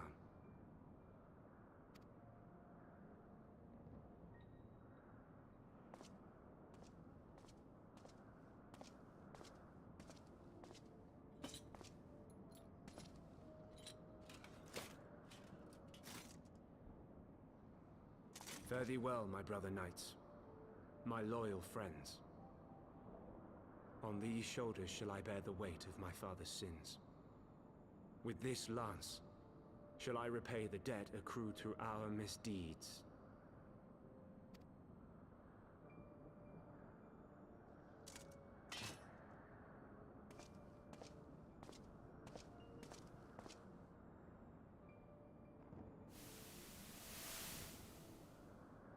What cruel jest has fate played upon us? Have we seized this desperate victory, only to lose a king? We can but act as our lord has bid. We few who remain must divide between us the rulership of Ishgard and her people.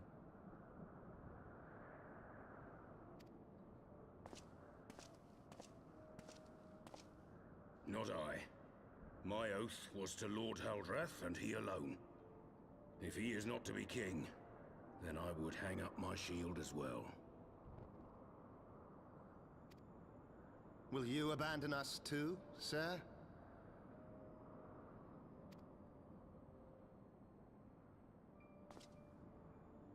I would wash my hands of blood and betrayal, and take up an honest trade. Mayhap I shall serve ale instead of sharpened steel. So the tavern was originally his, the one next to the Temple Knights post.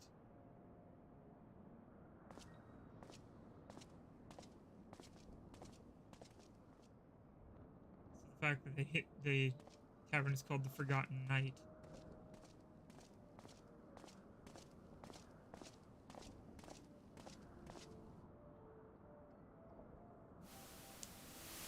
We four, then.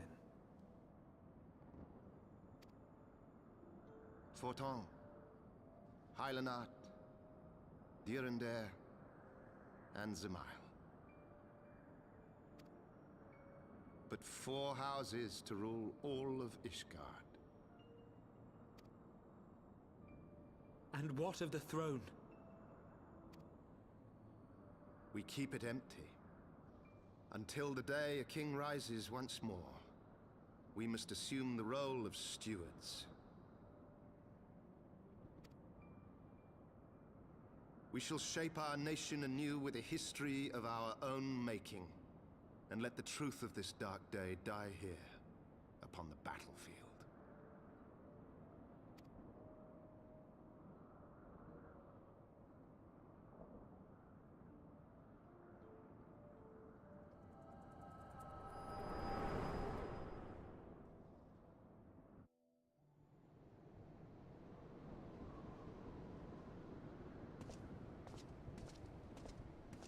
What ails you, friend?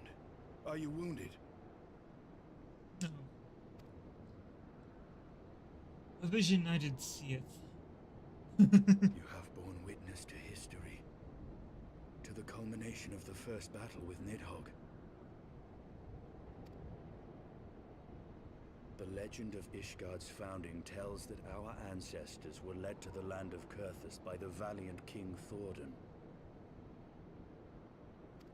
In the midst of their journey, they came to a wide chasm, where they were set upon by a great worm, Nidhogg. A furious battle then ensued, with Thordan leading the van. Though the brave king was slain defending his people, his son, Haldrath, the first Azure Dragoon, fought on undaunted.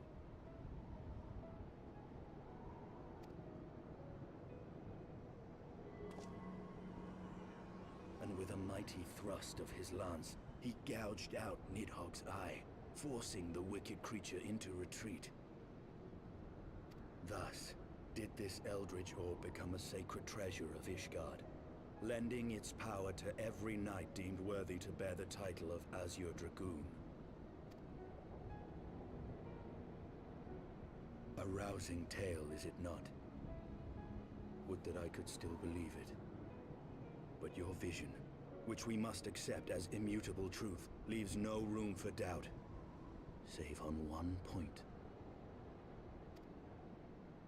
If Haldrath took both of Nidhogg's eyes, then how came this eye to be lodged in the worm's skull?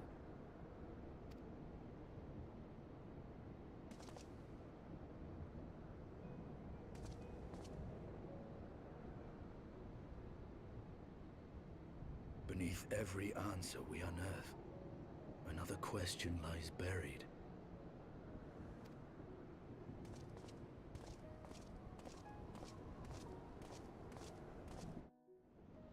Hmm.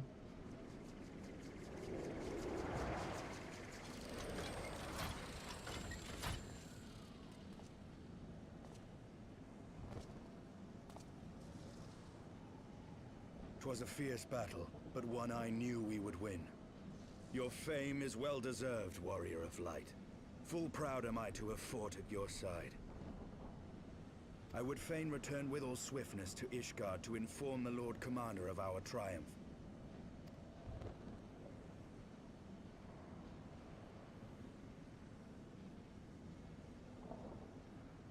But we must first have words with Hraesvelgr. There are parts of this tale that the worm has kept from us, and I would know wherefore.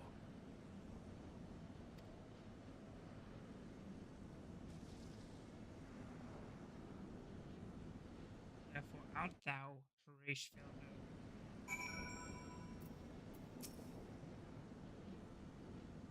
Though Nidhogg is fallen, my heart is yet heavy. And this stain of corruption pleases me not. When all has been put to rest, I must needs forge my armor anew. Just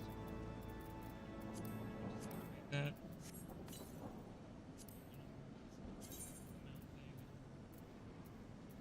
There. Perfect.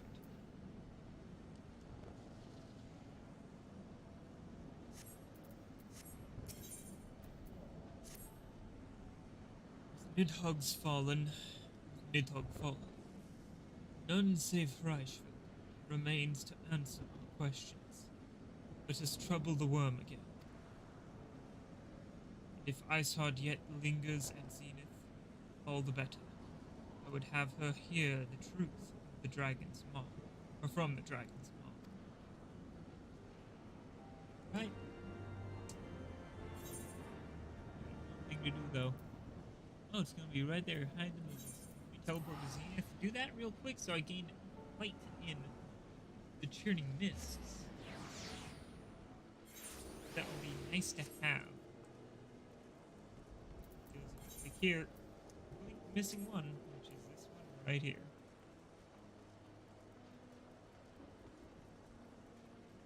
I won't, you know, these are tiny missions just to earn these. Oh, there's a steering too. I don't need it.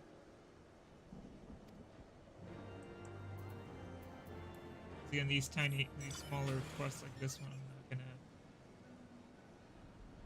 read everything for because small quests. They're literally just here to give me a Aether Current. It's usually like, oh, something's happened along these lines. Please kill these things so that way we can do this. And out of it, I earn an Aether Current. I keep wanting to say Aether Flow. Aether Current.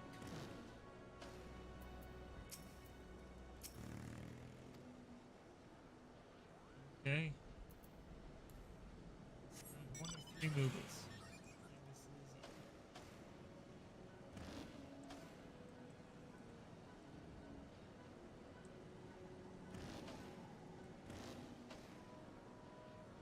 Number 2.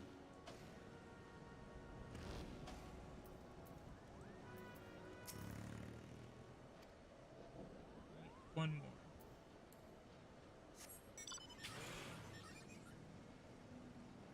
Oh, it's the same one 3 times. Alright, I got him.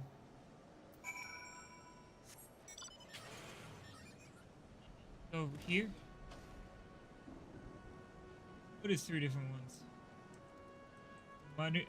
Muttering Moogle. Emasculated Moogle. And impatient Moogle. I found them all. These really matter. All the same money as well. I'll just take the pending one. Now I can fly as I please.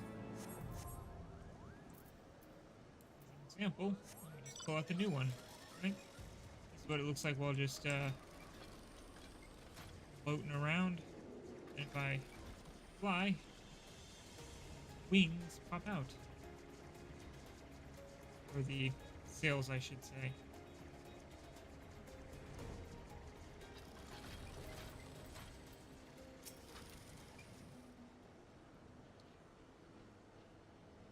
It was you, was it not? The furious screams of the dragon carried far. You have slain Nidhogg. What more could you desire from this place? Will you not allow Reichsfelger to mourn the death of his kin in peace? Spare us your sanctimonious judgment, Ice Maiden. We have a gift for the Great One, and a mystery that can no longer lie buried. Lady Iceheart, the Dragonsong War has all but consumed your life and claimed many of your followers. It is time you learn the truth of its beginning, the whole truth. And we may, at last, bring this bitter conflict to an end. Sound the horn, warrior of light.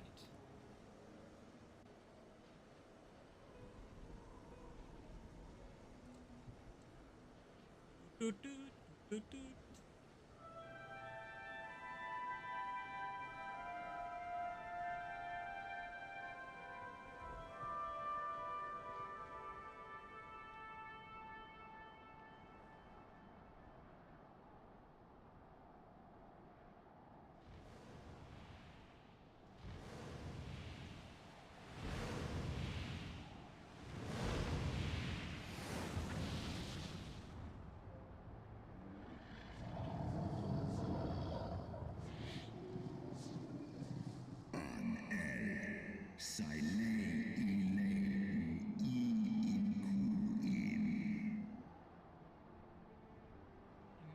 Impotent mortals, ever seeking to bury old wrongs under new.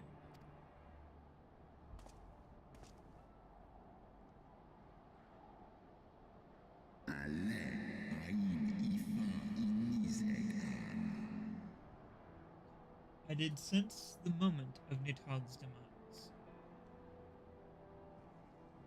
You mean the moment I prized your eye from his head?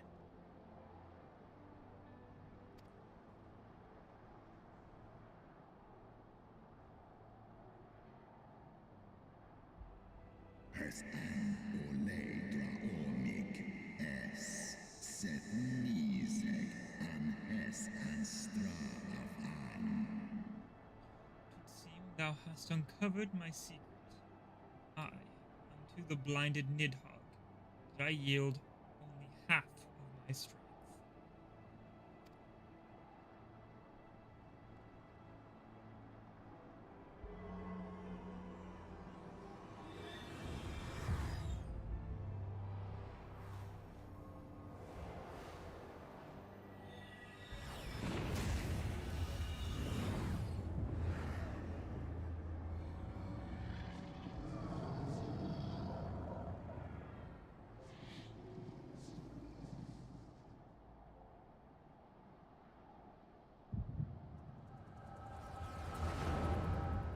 Okay. Another vision.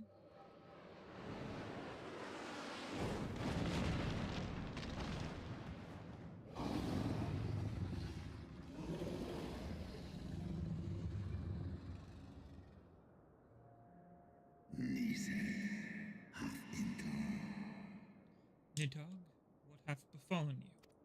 Or befallen me?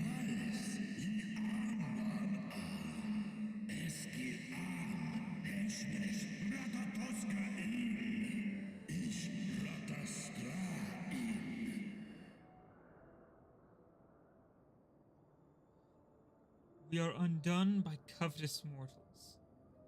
They did take Rattaskar's eyes and glut their appetites upon her essence.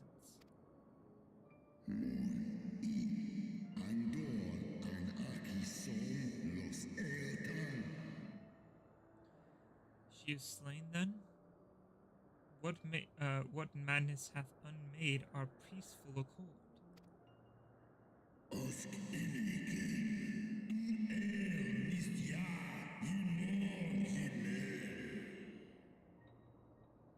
Did I not warn thee, brood brother? They have ever been untrustworthy creatures, these short-lived Elazin.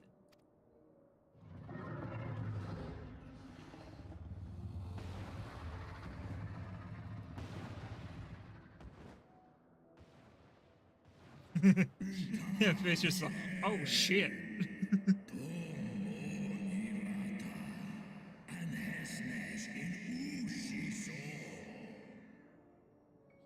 But thou wert enchanted by thy mortal maiden, or by thy mortal maid.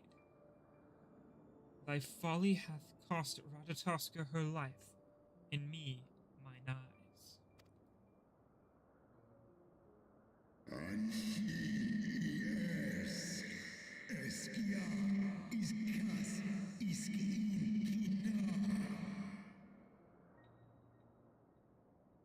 O my beloved Shiva, how swiftly are thy kin made bestial by their appetites.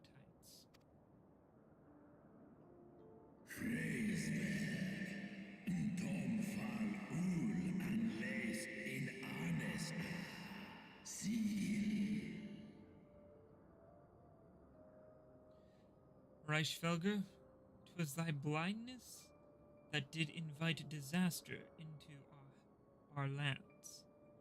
Surrender thee an eye to me, and let that be thy penance.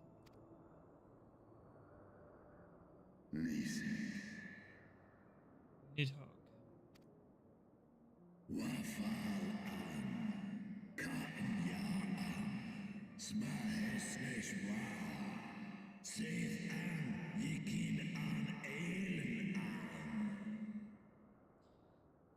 Thy bested me once, or they bested me once, but I was reckless. I shall need but a single eye to inflict enduring torment upon these traitors and every child of their line.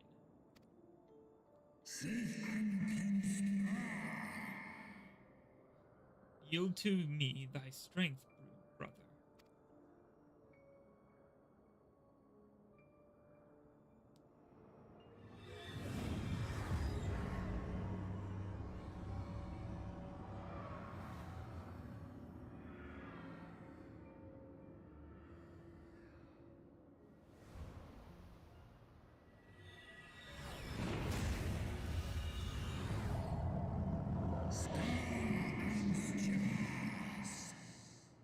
My vengeance is begun.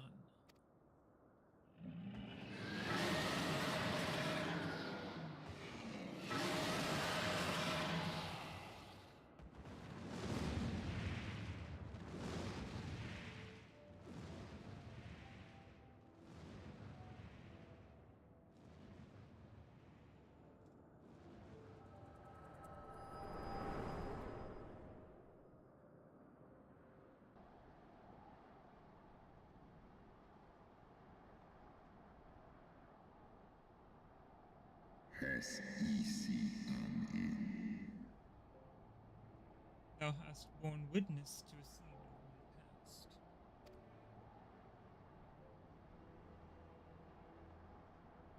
It was yours.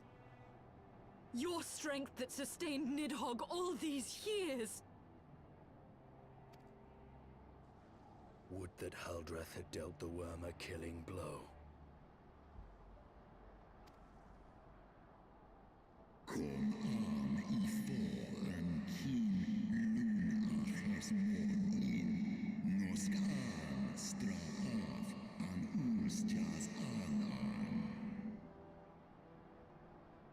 My brood brother did appear before me, bloody and blinded. His life was all but spent.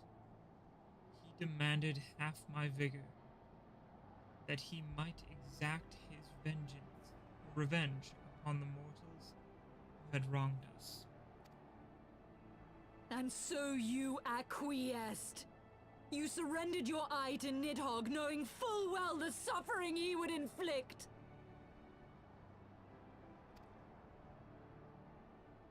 This one som anshin in Ella. The peace my beloved so dearly desired had been shattered by her own kin.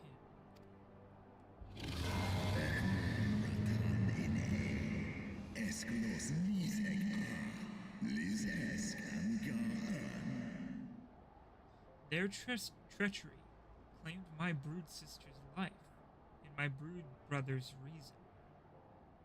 Thinkest thou thy fits of indignation will move me to remorse?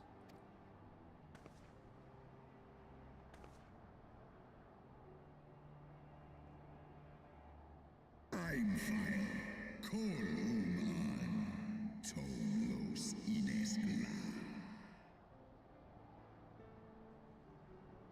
Go, mortals. Take your unruly passions and leave this place. Your presence here spelleth naught but misery. Kas echi hiso, sek mon ina am, stray snowfall in sif an. Were it not for Shiva's soothing embrace, I would slay you where you stand. Woe betide you, should the bond we share ever weaken.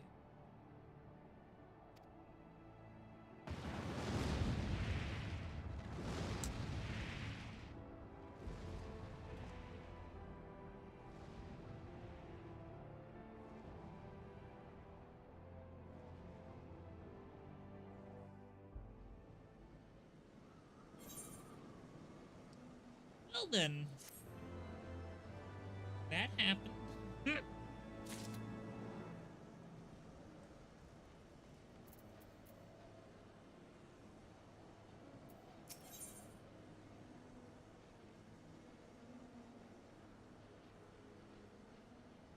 the doublet of aiming.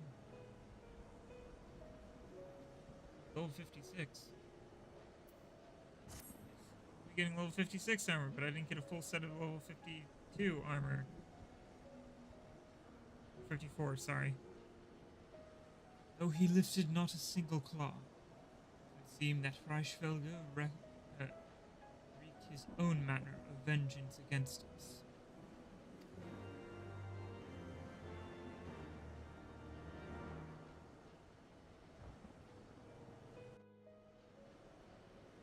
"'Twas my life's goal to slay Nidhogg, but I find there is little joy to be had in its accomplishment. But you have rid the world of a hate-filled creature, and ended a bloody war in so doing.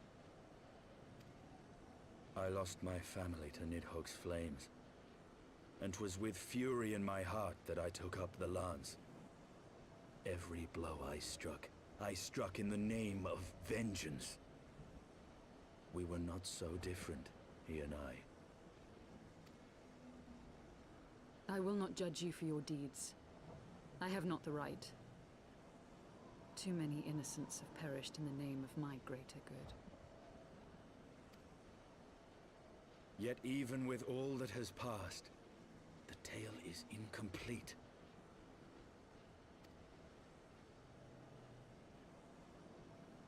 We are short a great worm's eye. Of the pair which Haldreth took from Nidhogg, only one is known to us, the one I bear.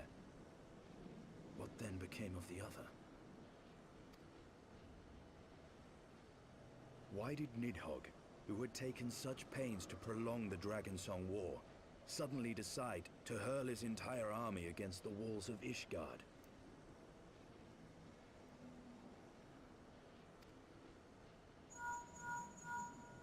The other eye may be being used. Aye. The deed is done. Nidhogg is slain. What? In the city? A battle with whom?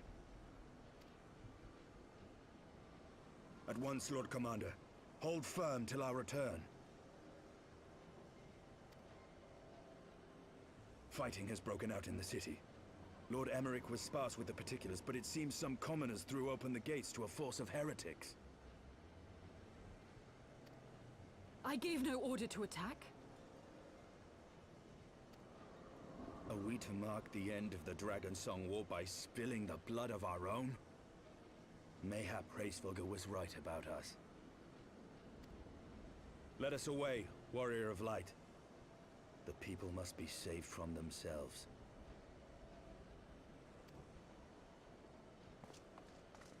Wait! I would join you! There has been enough violence. I will appeal to my people in the city and make them see reason.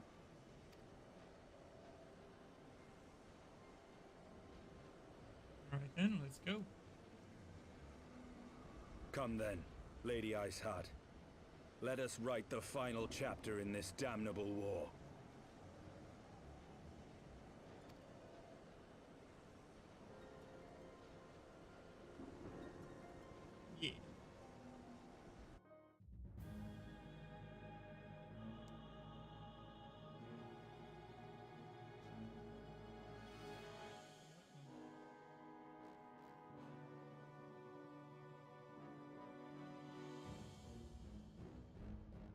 small army of heretics has invaded the city, Your Eminence.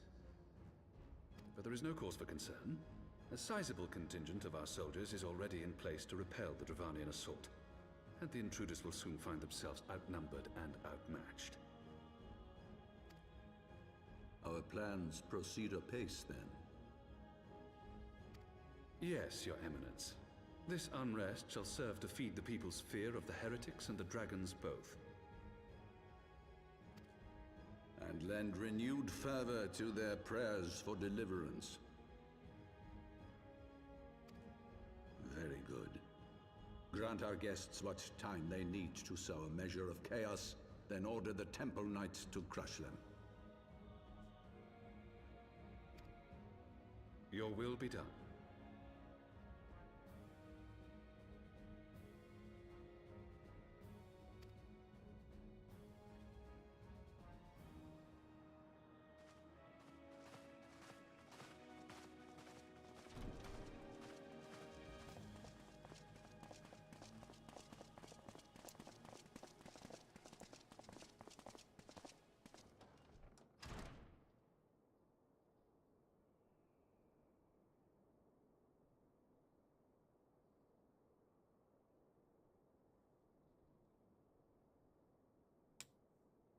The moment is at hand.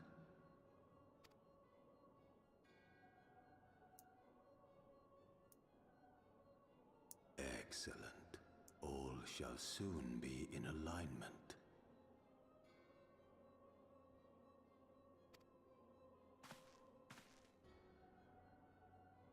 It is time for the Bringer of Light to die.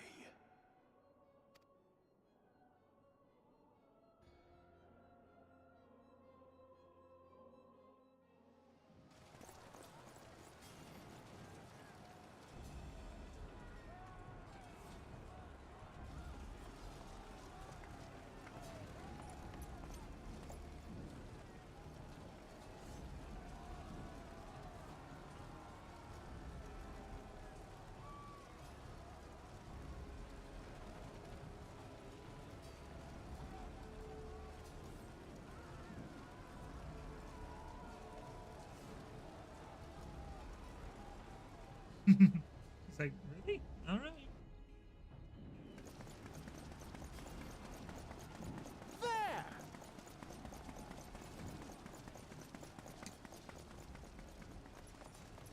Comrades, sheathe your swords. There is no need for further bloodshed. My lady! She is come.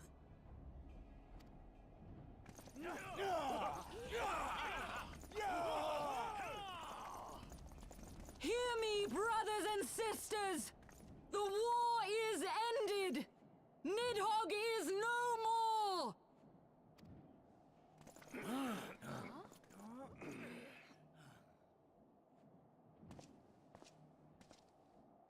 Aye, it is so! This adventurer and the Azure Dragoon laid the Great Worm low!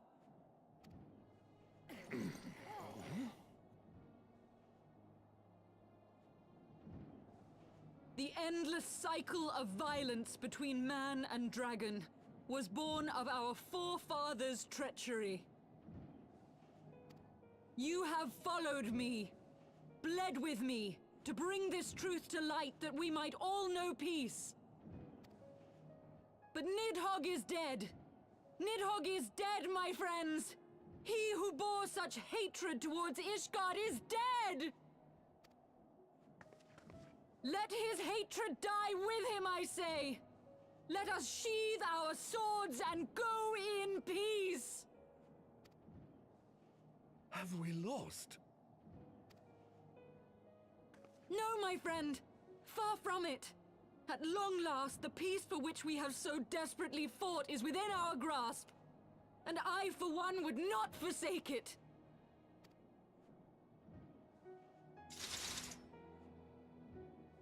Peace?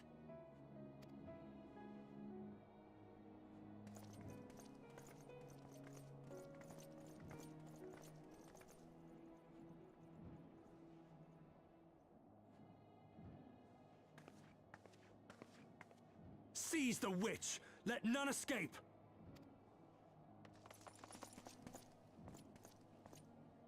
Providing aid and succor to the wounded should be our first concern. If the heretics mean to observe the peace, then it would be folly not to do the same. He has a very strong point. Everything's still on button up? Everything's back normal. That was rather too close for comfort. But 'twould seem that calm is returning to the streets. My mind, however, yet clamors with 1,000 questions. You return to Ishgard in the oddest of company, my friend.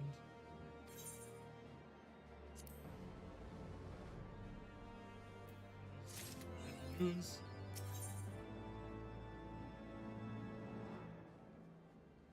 Now it's giving me.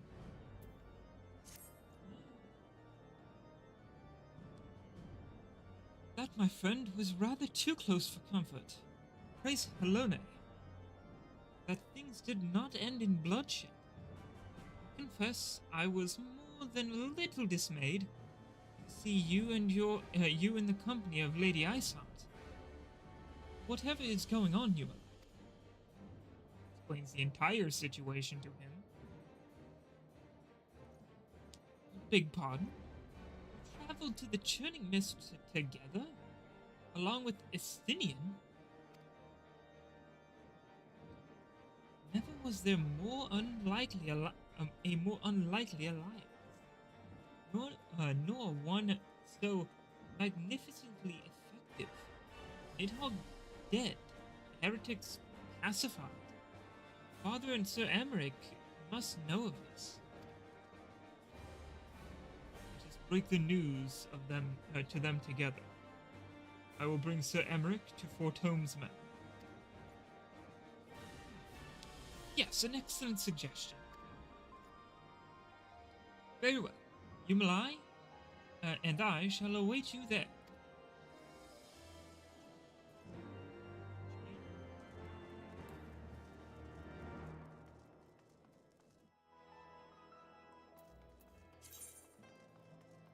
Curious on what the slap and chop gives me. But since I haven't kept everybody in the loop of the stuff happening.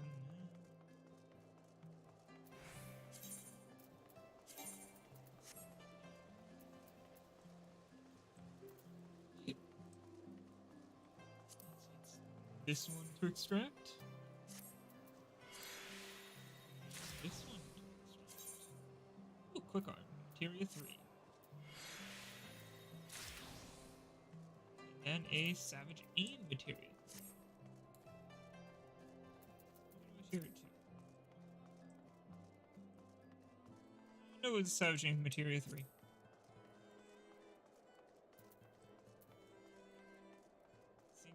Seeing a character so small with a sword so large is funny to me.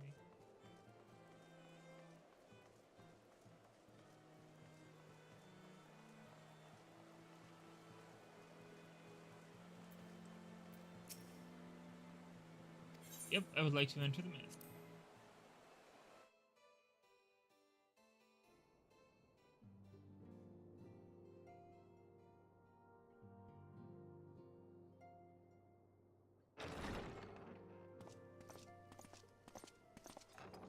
Praise Helone, you are safe. My safety was never in doubt, Father. For I had the Azure Dragoon and the Warrior of Light by my side. We bring the most wonderful tidings.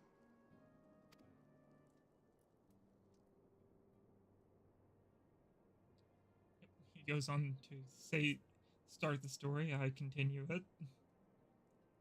The infamous Lady Iceheart, here in Ishgard? This is most unexpected. She has done much to quell the violence.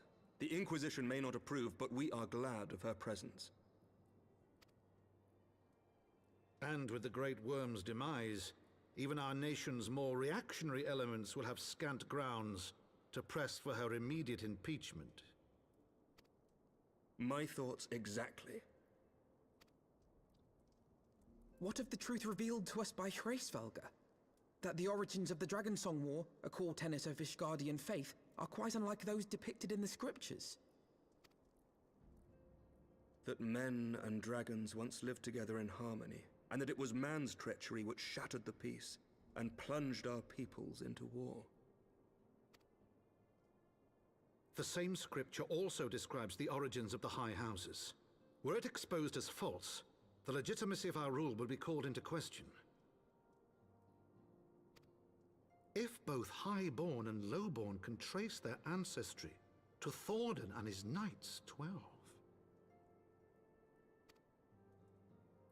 But a single sip of dragon's blood is required to confirm their lineage.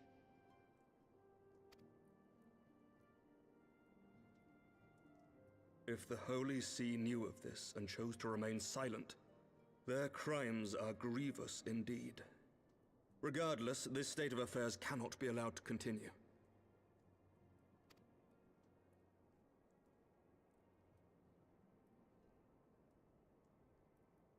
Sir Emmerich, you cannot mean to raise this matter with the Archbishop.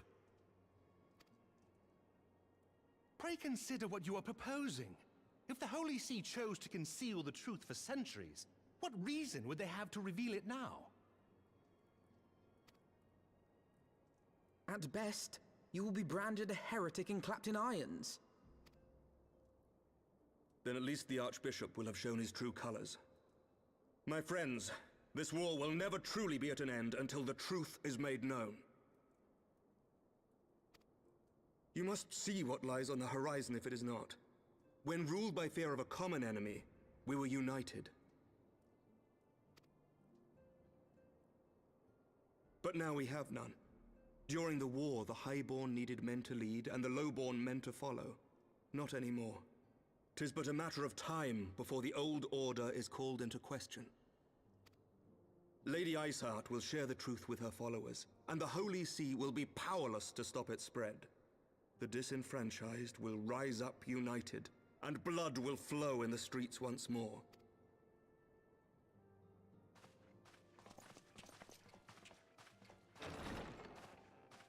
A divided Ishgard will not survive. He has a point. Tread carefully, Lord Commander.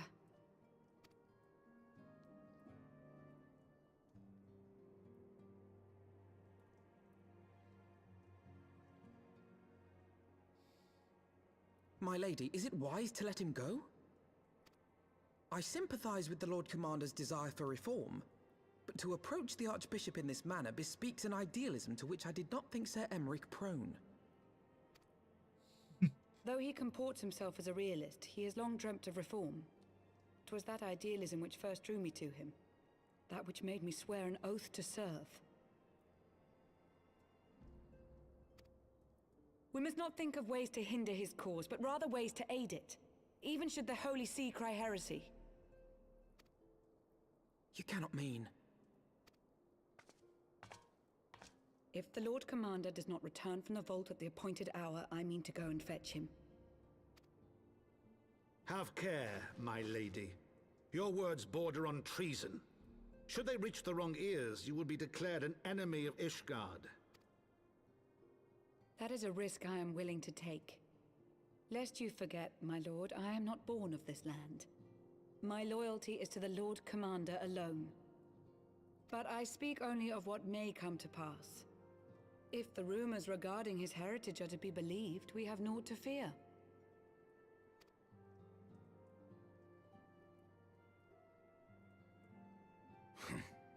Lies and slander. Forgive me, what rumors are these? That Sir Emmerich is the Archbishop's bastard son. Senior clergy are not permitted to marry and sire children. But even the holiest among us are not immune to temptation. I labor to believe it. Sir Emmerich is truly the Archbishop's son. He has never been publicly acknowledged as such, but the rumors have plagued him since childhood. That he rose to his current position, despite being despised as a bastard and accused of profiting from his father's influence, bespeaks the quality of his character. It is my hope that on this occasion, the burden of his birth will work in his favor. Should our worst fears be realized, the Archbishop will not be so quick to execute his own flesh and blood, affording us time to mount a rescue. Bastard or trueborn, he is our nation's best hope.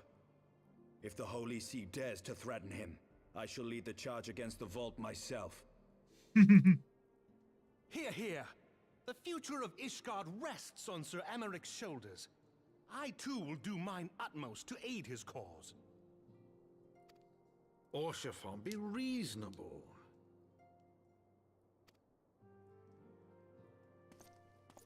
A knight lives to serve, Father. To aid those in need. The people need Sir Emeric more than ever, and we may be his only hope. There is no greater calling for a knight than to save the life of his fellow man.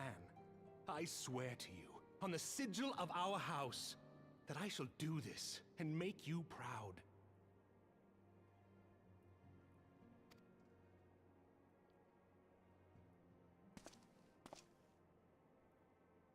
Even you? Romantic, reckless fools, the lot of you. So be it. Make your preparations. I thank you all for your support.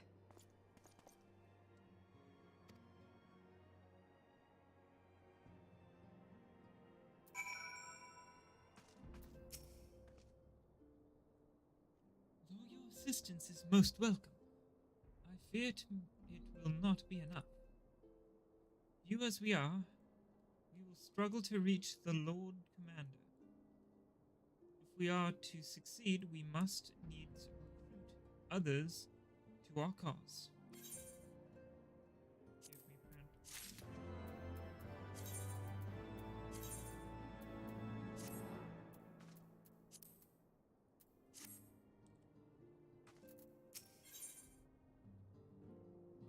Yeah, I didn't get a new chest plate, but like these guys did. Guess the missions that would normally give me the rest of the armor I should be wearing, along with new set. The chests for this new set were removed. That sucks. How are we to carry out this this bold endeavor? Even with an army of knights at our backs, a direct assault on the vaults seems unlikely to succeed. You are correct, Master Alphinaud. Not even the assembled might of House Fortones and the Temple Knights would be sufficient. With the support of another party, however, we may yet have a chance, or we may yet stand a chance. You speak of the other high houses. Precisely the opposite. I speak of the revolutionaries rumored to reside in Broome. It was with disgruntled Ishgardians who opened the. It was these disgruntled Ishgardians who opened the gates to our city. Of our city to the heretics, I believe. Of course.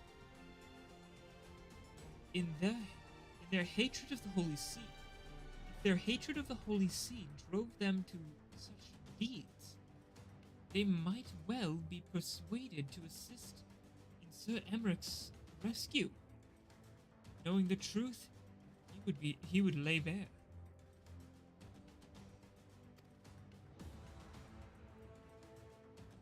Such is my hope, Master Alphinaud. And I would have you and Yumalai reach out to them.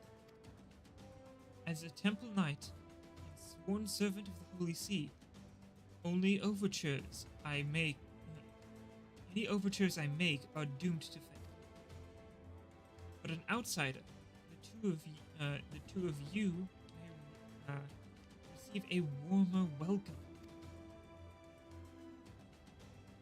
Very well. We shall seek out the leaders of these revolutionaries and make our case. My thanks. Stinian, will your brothers heed your command if you order them to stand aside? The dragoons have no love for politics, my lord. They will gladly watch and wait while the highborn fight amongst themselves. Very wise. Humalai. We should hurry to the Forgotten Knight. Tataru may have knowledge of these revolutionaries. Understood?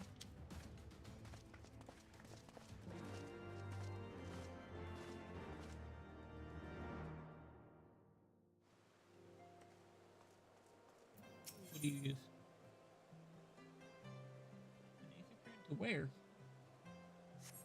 I don't know. I'll learn about it later. Quickly go down here to see if I can get some on-level gear. It'll be a bit expensive though. Ah, here's Amana Lane.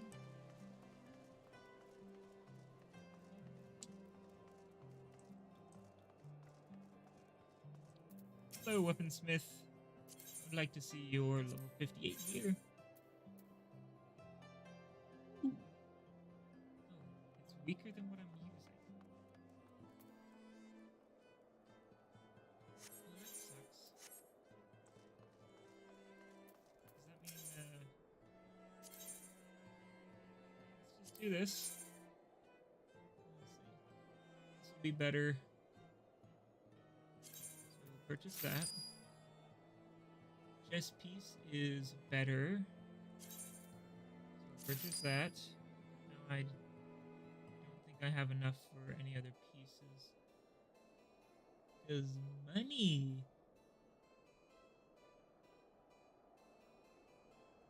No, I have some. I can buy pants. Okay, now I just need shoes and the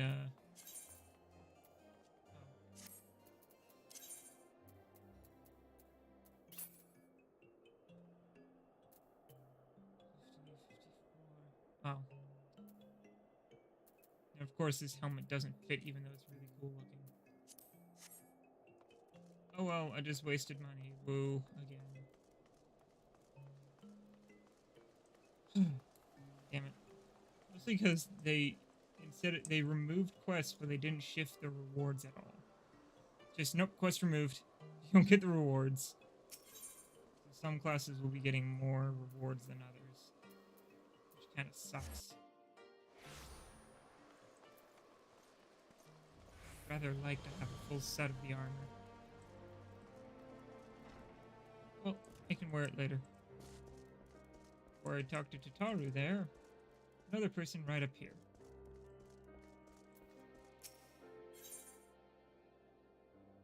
Oh, it's about the clan. Yeah, I'll do that off screen later. Elvino! Gods, I've been worried sick. It's so good to see you. And you, Tataru. How did you manage to escape the chaos in the streets?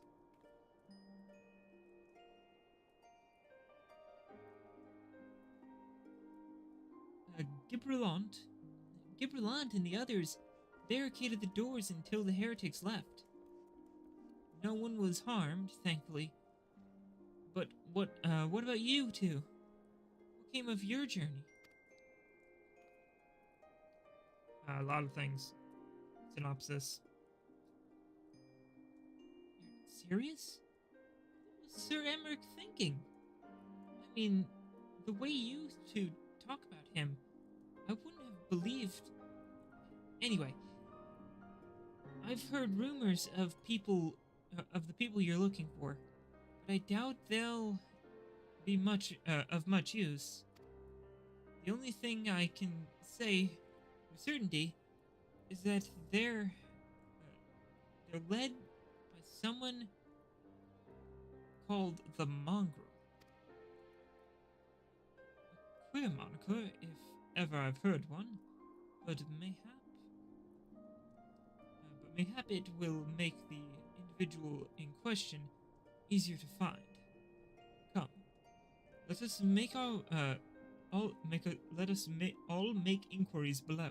I can't English. Right?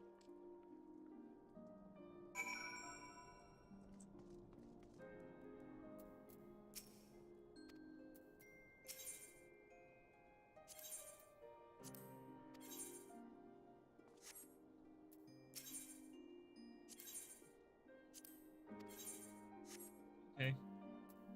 Yes. What kind of things you want to do? Oh, we can't give you that. And this person's for the Dark Knight. They can also repair gear, so.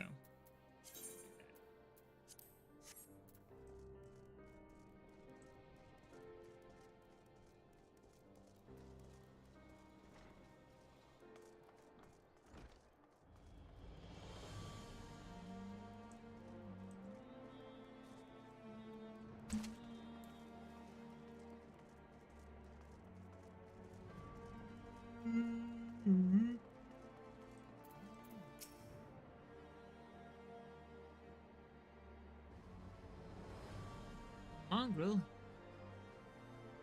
Not sure I catch your meaning. To a blue blood, we're all of us, all of us dogs down here.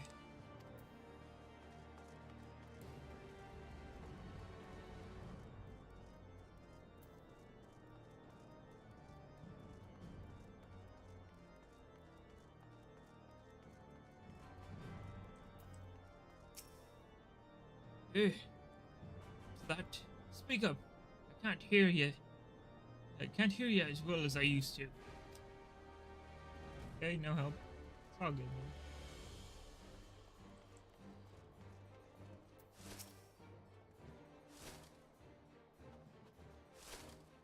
I don't know a goddamn thing about the Mongrel. But if I did, you can be sure I wouldn't tell you.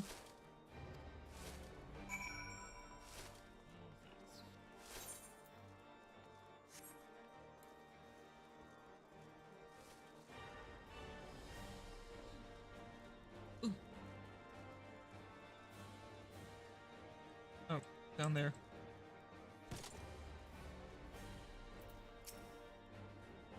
Up. Not a single shred of information. Just as I expected. Just not a single shred of information. Just as I expected. These revolutionaries would not have evaded capture for so long without the masses' complicity. Still, it is good to know that Tataru's ears are as sharp as ever.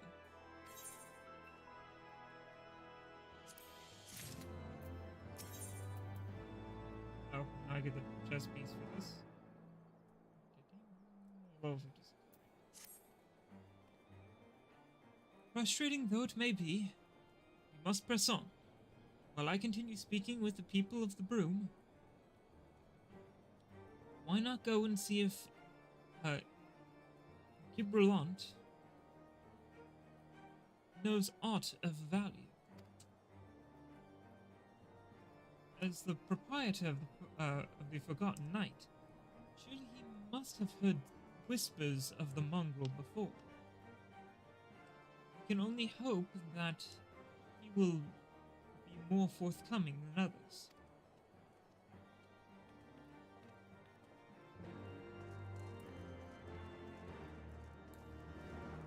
Right, back up we go.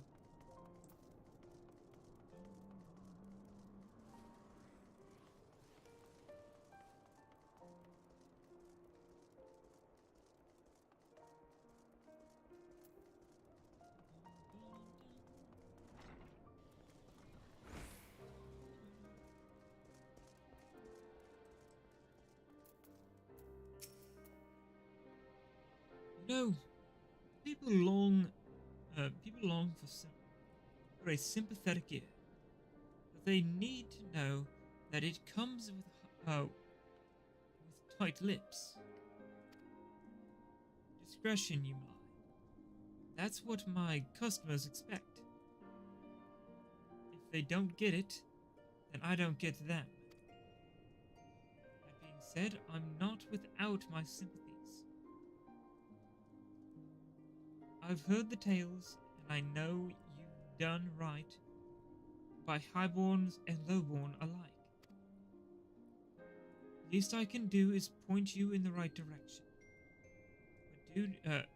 But to do that, I'll need you to do something for me. It so happens there's a hunter up in the Crozier who owes me a fair bit of coin. However, I've agreed to accept payment in fresh herbs. Go and get them for me. Agree? Okay. I'll go get your herbs. Any of them spices? How many are there? About 11?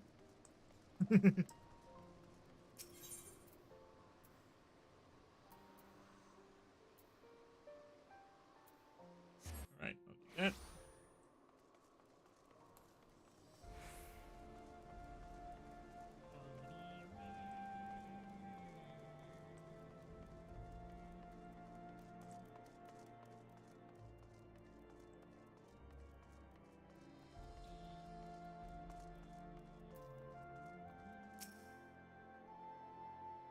So you're Gilbrant, Gibralant's errand boy. Good, good. How's he doing? Same as always, right? Right? Any road. I hope he appreciates how much trouble I had to go through on account of his bloody herbs. Tell him to enjoy them while they last. 'Cause I doubt I'll be able to find any more next year.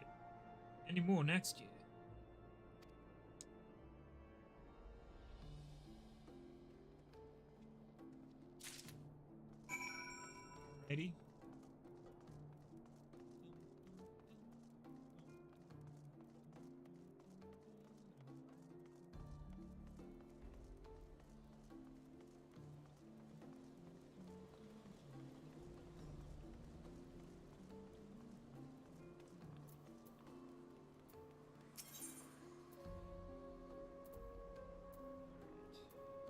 The Forgotten Knight again.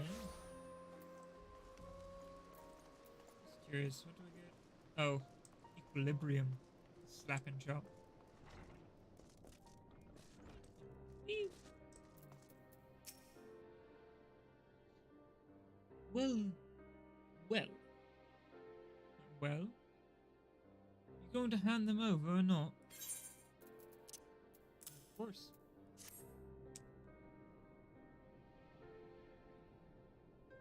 Aye, this ought to do it. With a few other spices, I can make it just like she used to. There are a few things which stir the hearts of men like a sip of mulled wine. Share a glass with the right people, and who knows what stories they'll share.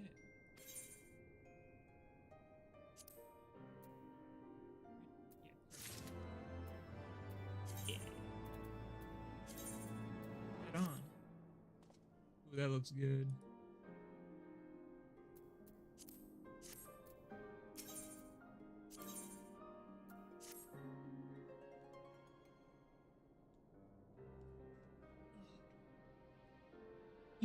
Now that I think on it, there's a woman who I know who's rather fond of this blend.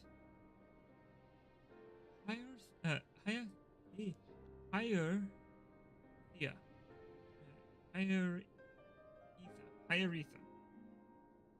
is her name. I'm trying to read her name and I failed. She resides in the Pillars. She's a maidservant to some noble house or another. I forgot. She's a maidservant to a noble house, or to some noble house or other, or another. I forgot. Anyway, be a shame if she didn't get to try this wine. Why not give her a bottle?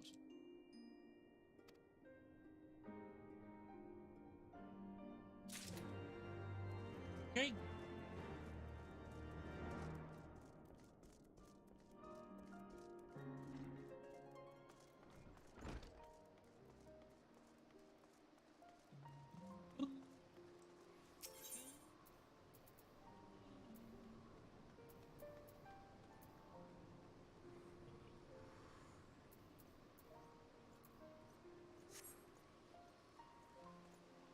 Yeah, I'll just teleport up to there.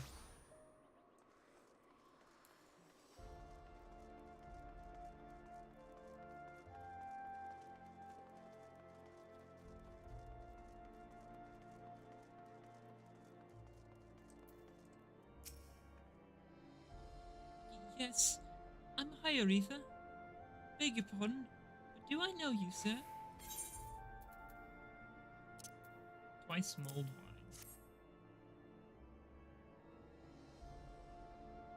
I know this smell. This is the wine that girl used to prepare. A special recipe. It must be decades since I last tasted this. Oh, the poor dear. Such a shame that she was taken in by that baron. He cut a dashing figure, I'll grant you that. Tall, slender, long of ear. But those dazzling ruby eyes of his were filled with lust. It was not more than infatuation. What she felt, but she convinced herself it was love, and he couldn't help but take advantage. But when her belly started to grow, God's scandal. I mean, 'tis not an uncommon occurrence, but that it was with a hearer made it so much. Well, I needn't tell you.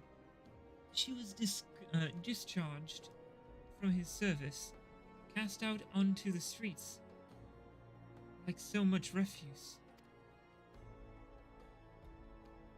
After she returned to the broom, we drifted apart. I only learned of her death years later by chance.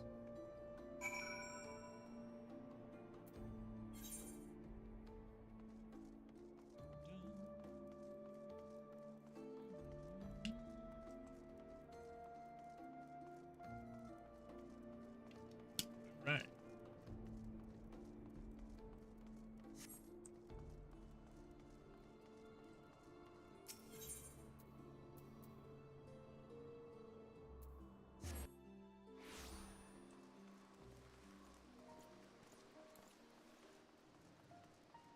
Alrighty then, let's just go back down over here. Whoop. So, the amorous nobleman beds his maidservant, then casts her aside when the seed takes root. Not the most original tale, is it? Old comfort for the women and children who lived it. Who live it, though.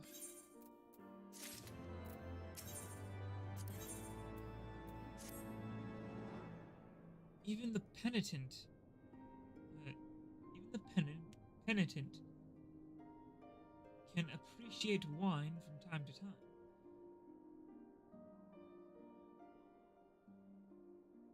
Take Take Geraldo, for example. Surely you've heard of him, no?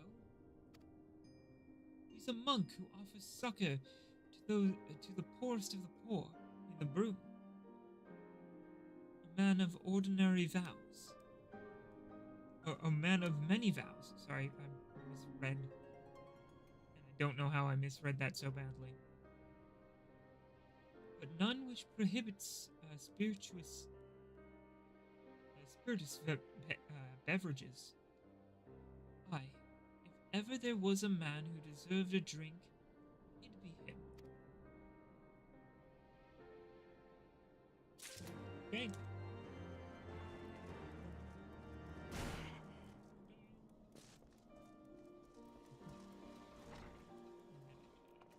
Up.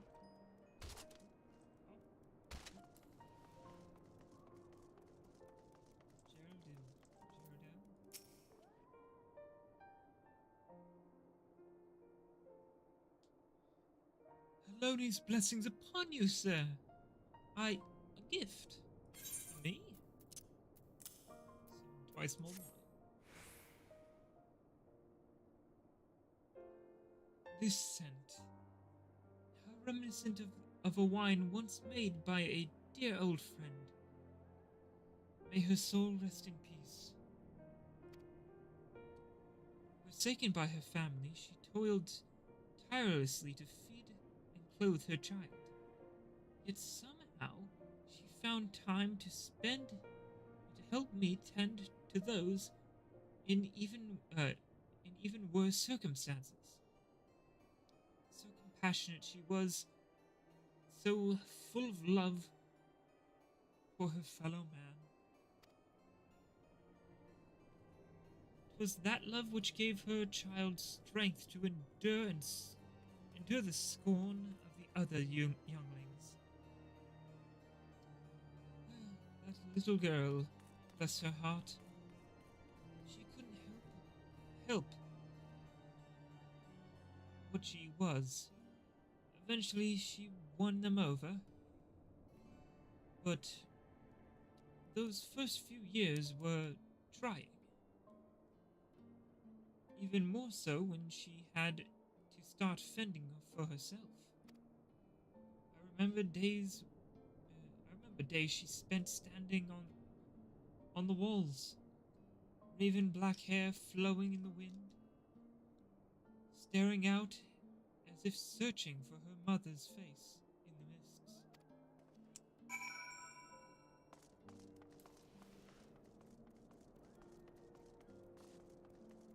We're looking for a half Cure, half Elysian woman with black hair.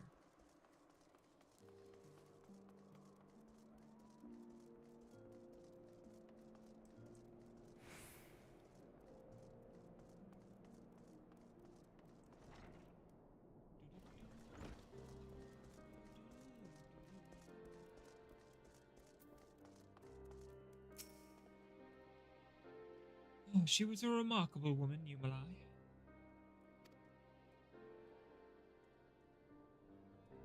After everything after everything she was forced to endure, she still remained hopeful for the future, for her daughter's future.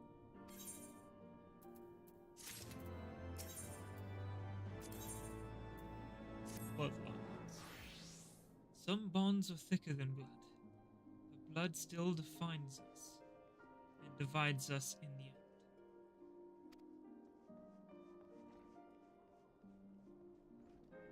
It's the legacy of our parents, Yumalai. And we can't escape it, no matter how hard we try. So the mongrel and her pups chose to embrace theirs, to proclaim it to all and sundry. If you can understand that, then maybe you can find her on your own. Okay.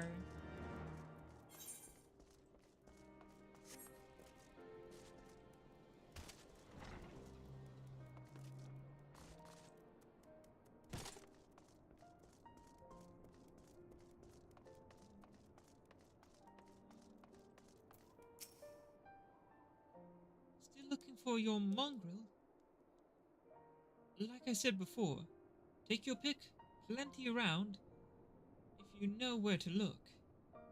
Or did you fancy someone specific?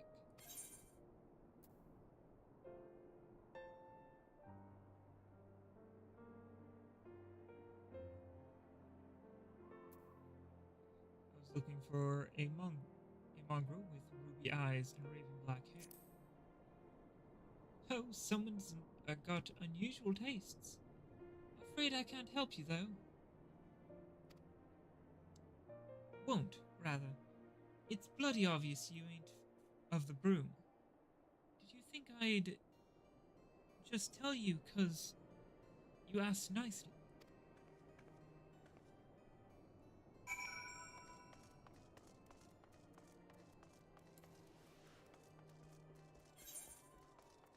Back up we go.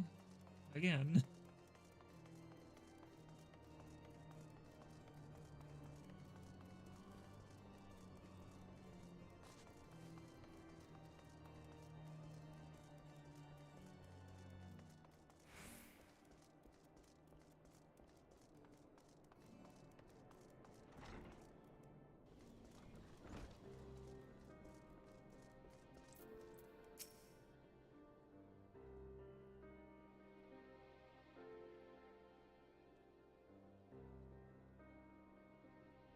Have you made any progress, Yumalai?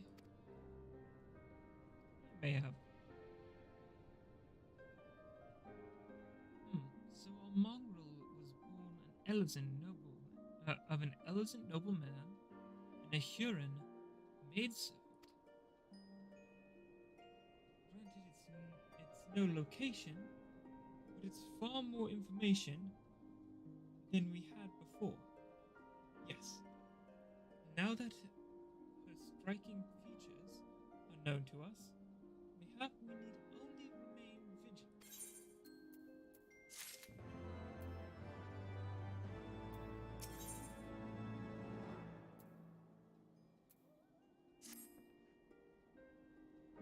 There must be a way we can draw the mongrel out into the open. Mayhap we should discuss this with Tataru. Speaking of which, where is Tataru? Confound it. She went below to make inquiries on her own, didn't she? We must find her quickly, Yumala. I have a premonition. This is not going to end well.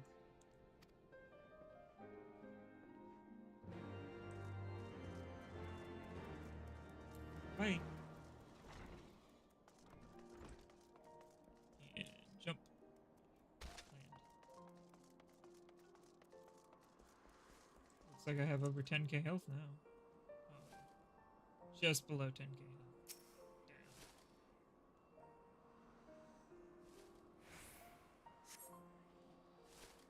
Cast your gaze over the streets below, but see no sign of Tataru.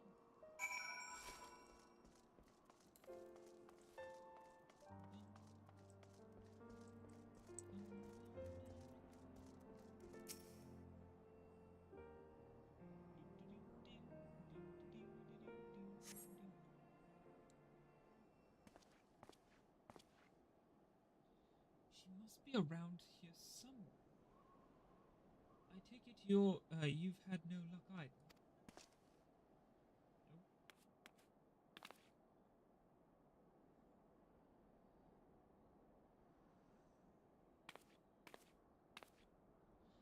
Ah! I'm sorry, forget I said anything. Wait, down there. Isn't that Tataru? Those men are chasing her. Quick, Yumlai. After them.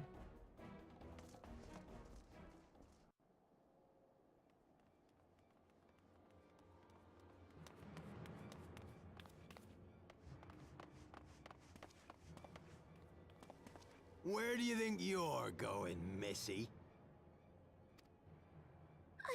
I'm sorry, I didn't mean to offend. What's going on here? What's it to you, boy? Piss off. Hold on. I've seen them around. They're in and out of House Four Tom's Manor all the time.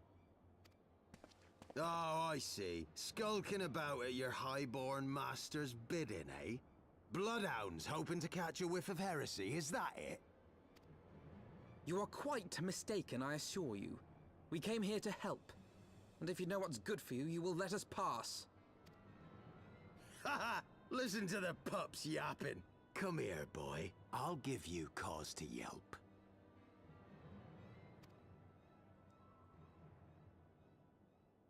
Enough!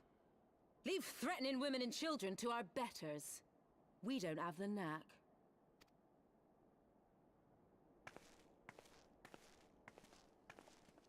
And here she is. Hilda!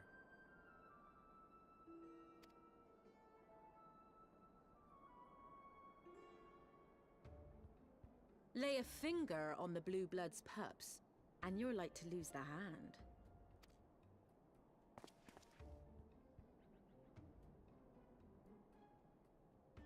And often I get called on by glorious heroes like yourself. So tell me, what have I done to deserve you?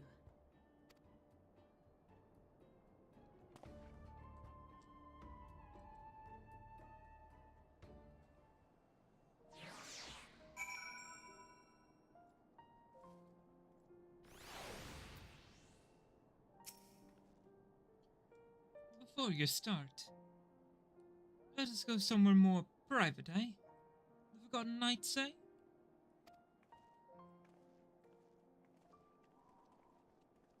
Filthy fellow.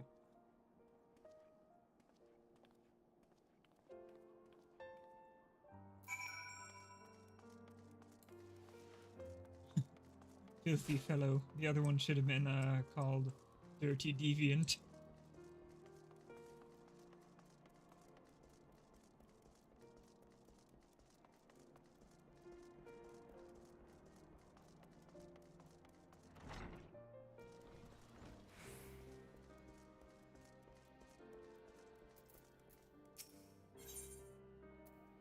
Yeah, let's do this. Fire and blood.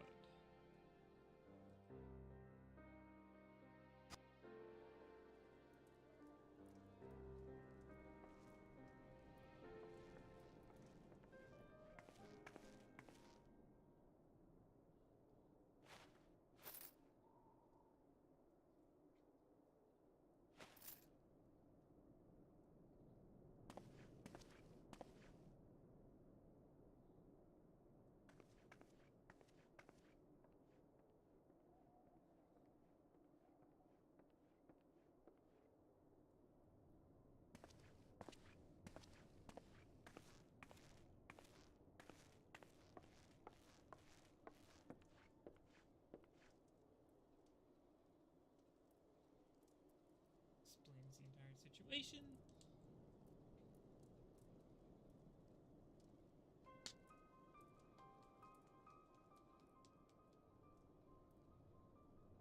So, while you're on your way to kill Nidhogg, you stumbled on some dirty secrets that the Holy See has been hiding for centuries. Eh? What are they on about? The High Houses. And what makes a nobleman so bleeding noble? They trace their blood back to King Thordan and his Knights 12, the founders of Ishgard. But our friends here reckon we're all descended from the heroes of Eld. Highborn and lowborn alike. And so Sir Emmerich, Lord Commander of the Temple Knights, has gone to ask the Archbishop if he wouldn't mind letting everyone know. Is he simple? The old bastard will have him executed for heresy. Wow! Seems to me that's what the good sir wants. Seems he thinks a noble sacrifice will serve to prove his claims. We cannot stand idly by and allow Sir Emmerich to do this. Ishgard has need of him. Look, you've a good heart, I can see that. Willing to risk your neck for someone else even when his troubles ain't yours. But what's this got to do with me? If Sir Emmerich is imprisoned in the vault, We will need all the help we can muster to breach their defenses and rescue him.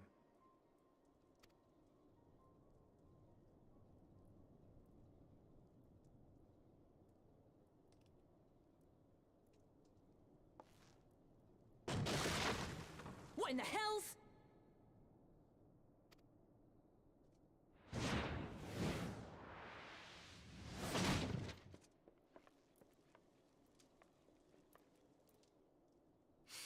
Ah, the unmistakable scent of heresy.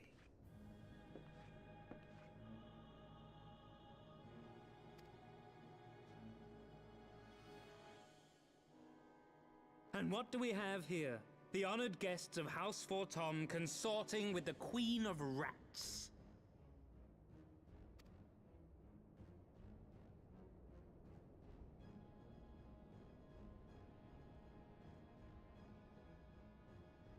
Ooh, plotting insurrection, I shouldn't wonder. That won't do.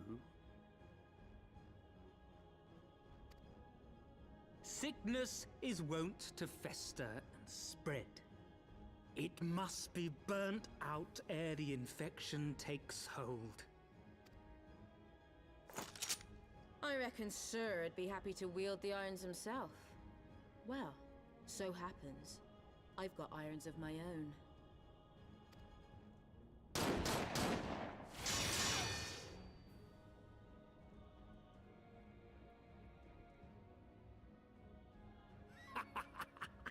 Such simple creatures, rats, certain to attack when cornered. Let us step outside, milady. In here your toys could hurt someone.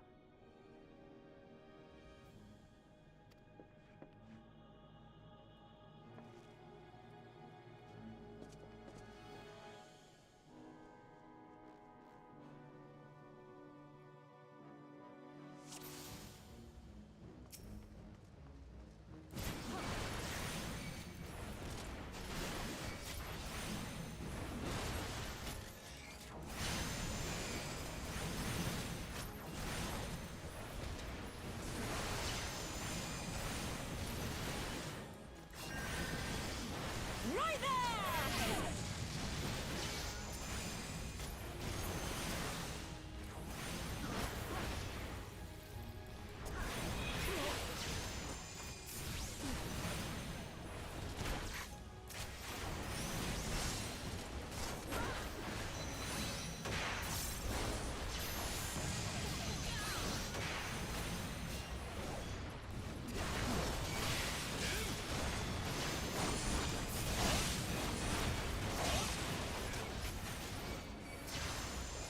You disgust me.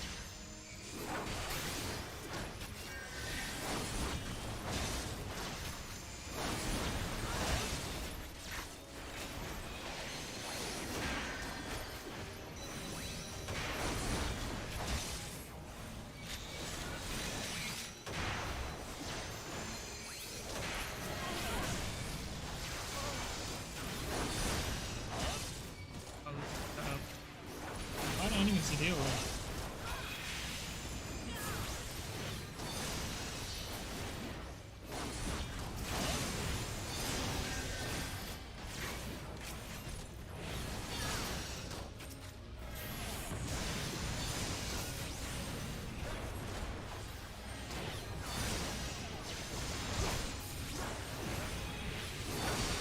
Thank you, Hirschbach.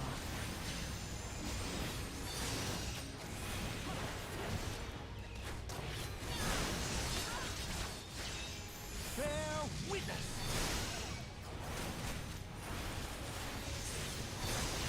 Helone, guide my sword!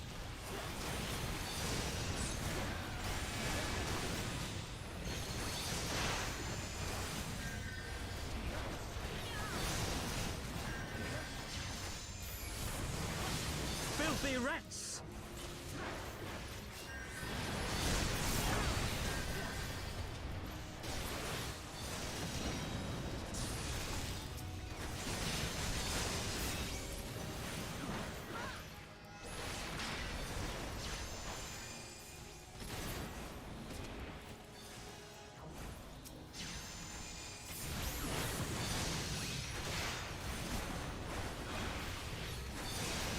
Save it. What I gotta do.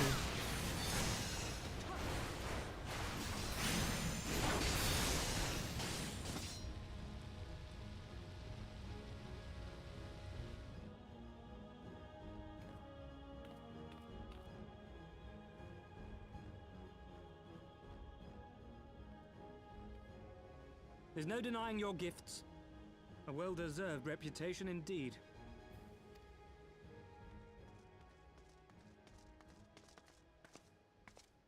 Enough!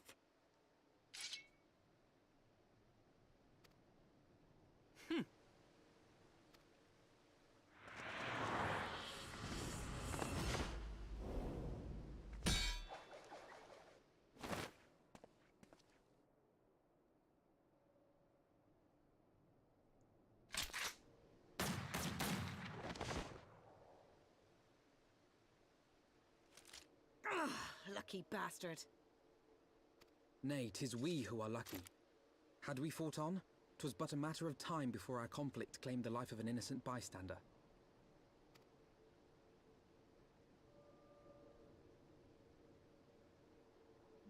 Very true. I thought the Heavens Ward might come here as well.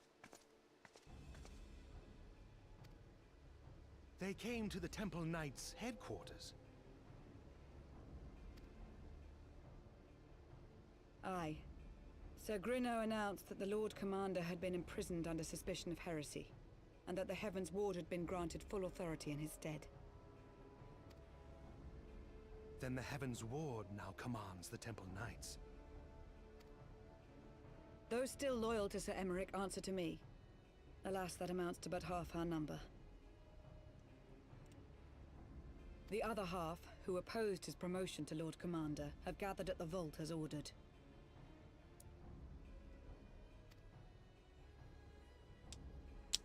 Bolstering the guard already, eh? If I didn't know any better, I'd say you were expected.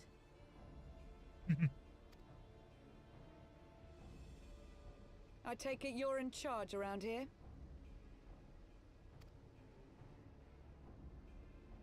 Hilda. And yes, the young master was just persuading me to join his lost cause. Convincing little beggar, isn't he?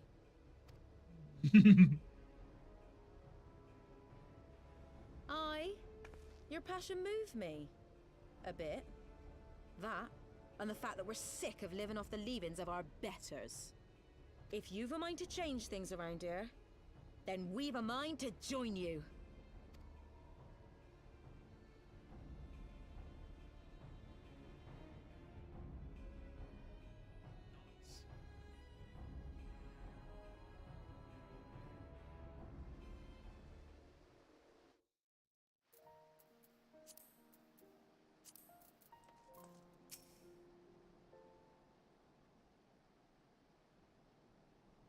Let me know. Let me guess. You're wondering why I chose the mongrel, right?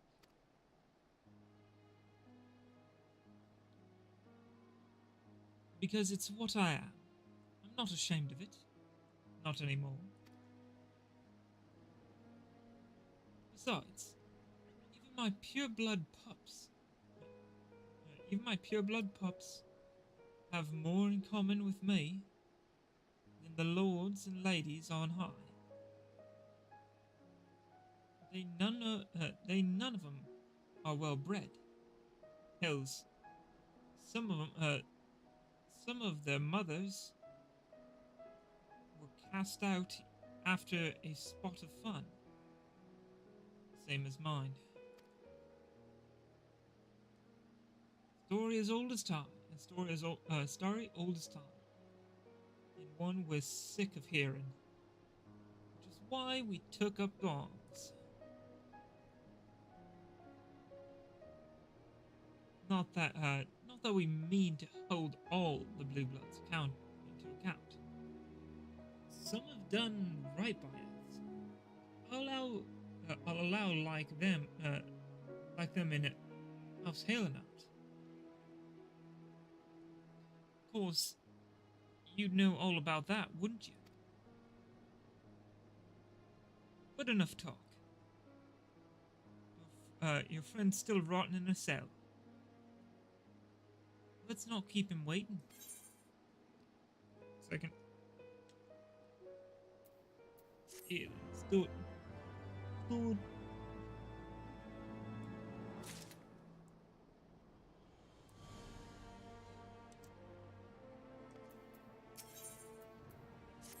All right.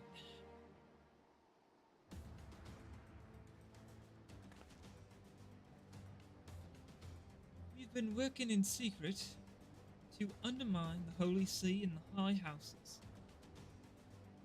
That much I'll acknowledge. But this nonsense about us throwing wide the gates for the heretics is just that. Nonsense. Not you, then who?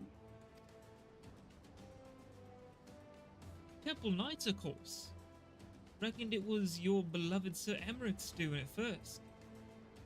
But then I heard how he lost his head. My best guess would be the Heaven's Ward. That way they'd have the perfect excuse to go door to door through the broom, slaughter the heretics and their sympathizers. In one fell swoop. The Heaven's Ward scheme did not account for Lady Iceheart's intervention, and so they have been forced to improvise. A fine bloody mess, ain't it? The die is cast, so what's the plan?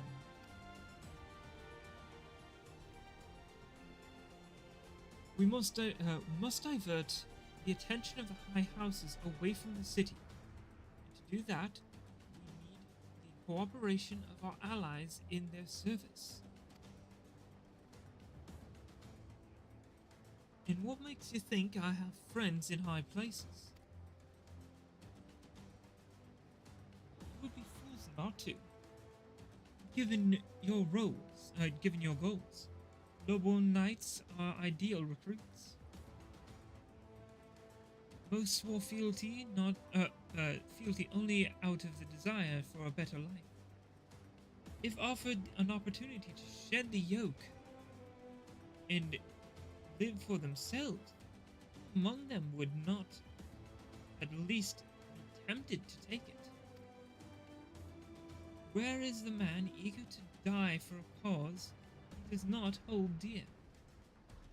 But it need not come to that this day. If they and their fellow knights were deployed afield to deal with a new threat, a massing of heretics, for example, then they will be unable to join in the defense of the vault. Huh. Spread false reports and an attack to get him out of harm's way, you mean? The city will not soon forget the heretics' last assault.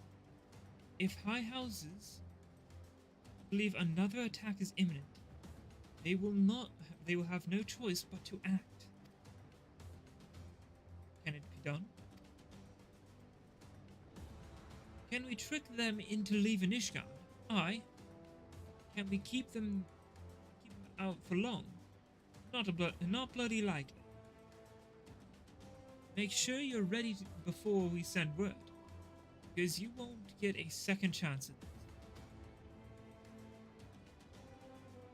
Then it is decided. The vault. The Archbishop must be held to account.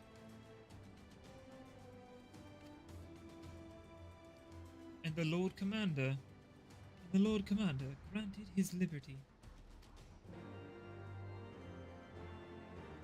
Bing, bada, bing, bing, bing.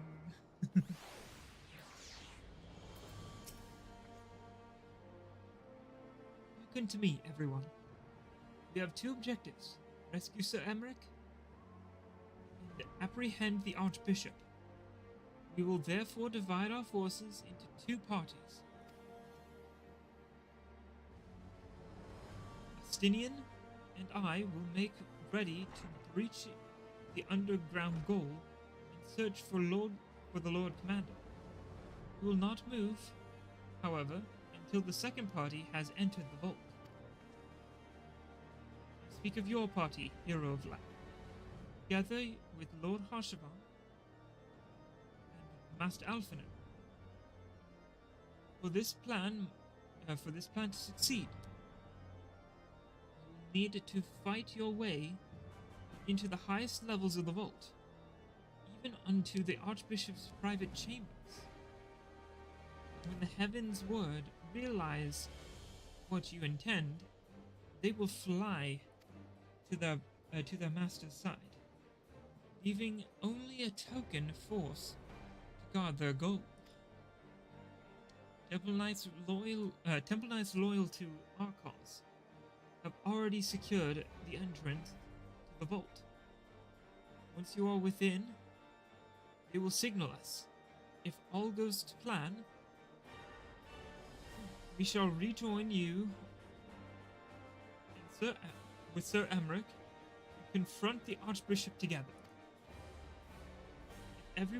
Is everyone clear as to their duties? Let us do what must needs be done. Right. Word to victory.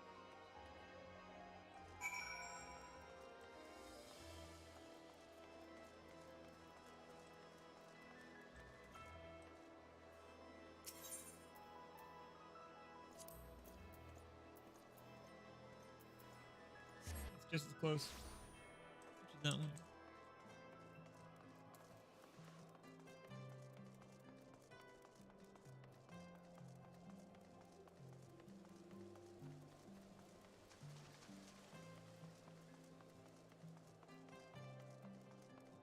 Dun, da, da, dun. The others are in position, Master Yuma. I will send word once you and your party have entered. The vault now accessible. Gonna do this with NPCs again. Chiffon. Chivalrous Knight. And we have the same banneret. Let us go. After this quest in the subsequent, after this quest, I will end it off there because we won't be able to do much after the vault and finishing the quest. So.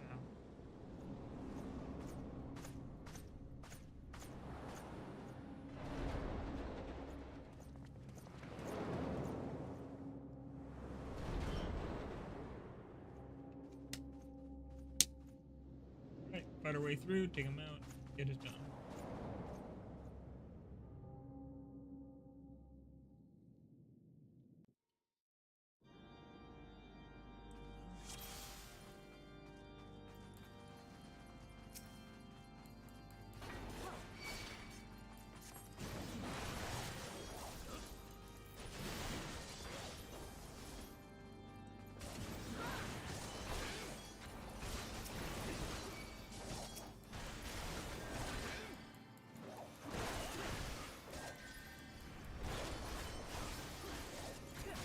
Keep hitting them.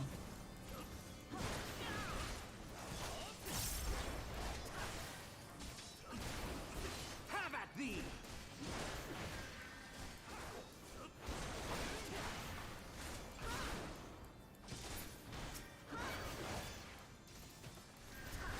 Perfect. Keep hitting them. Go. This is one of the ones you can't actually wall to wall because there's a bunch of areas that break up everything.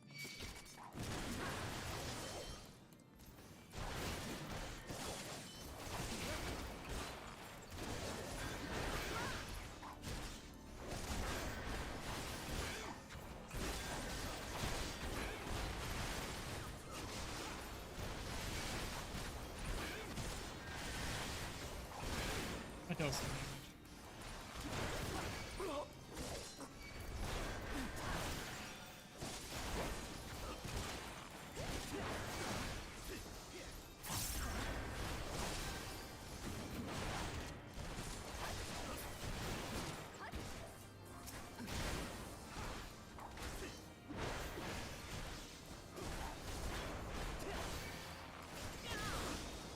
Keep hitting him.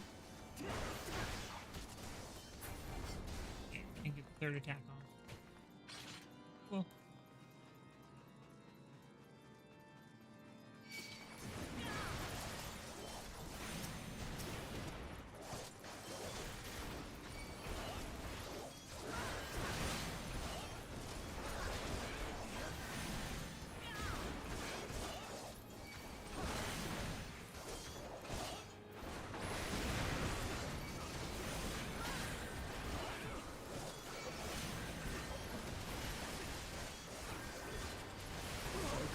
Release! Funky. And 5.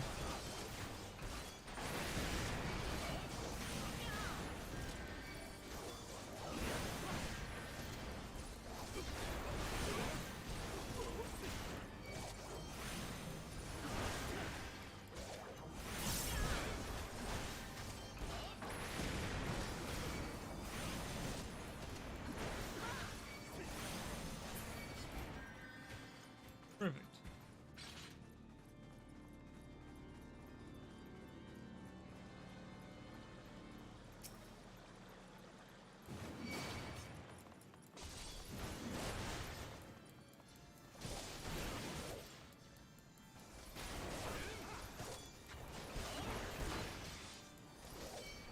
Keep hitting them. It's the job of a tank. You eat hits and you give hits.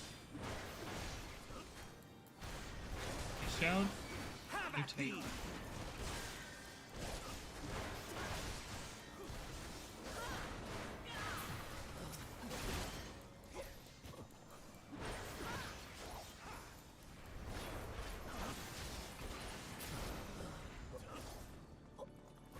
Perfect. Here, get these bastards to fight.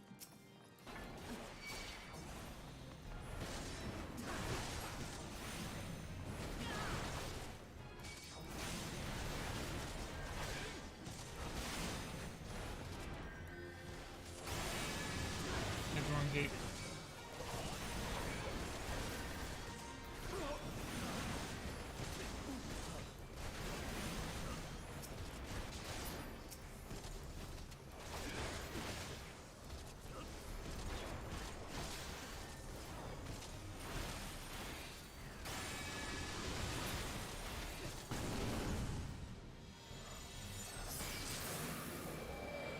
Be faster.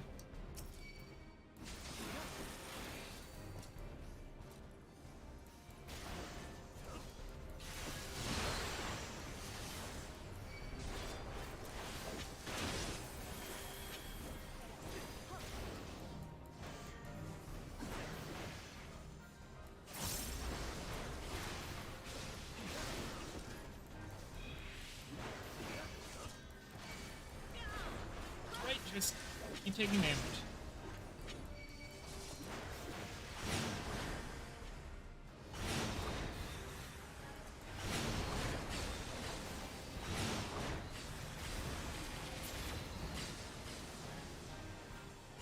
Here's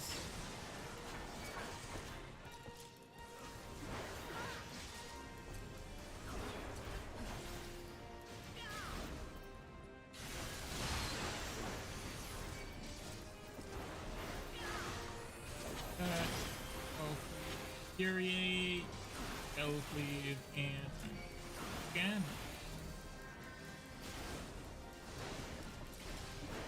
I shall show you something special.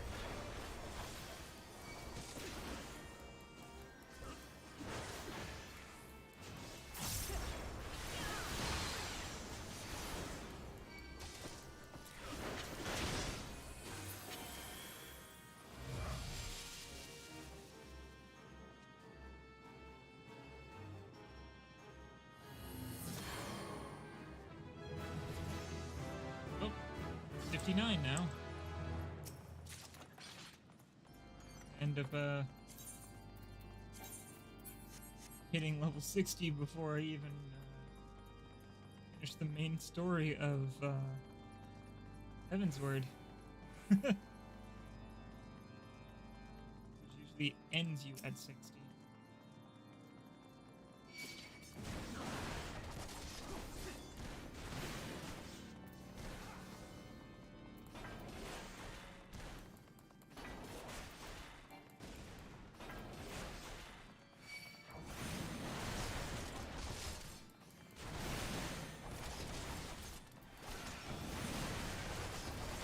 pride. I really love this tank skill. Give me a little bit of damage reduction and then a hell of a lot of healing.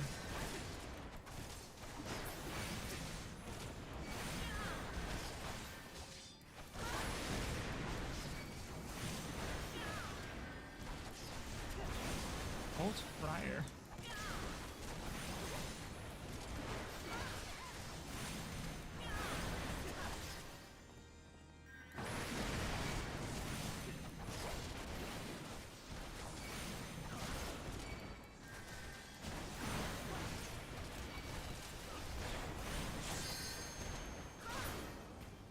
Perfect.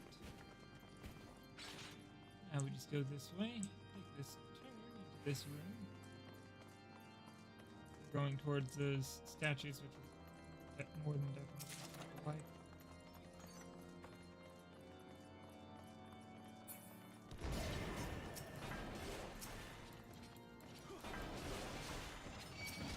Focus. Release!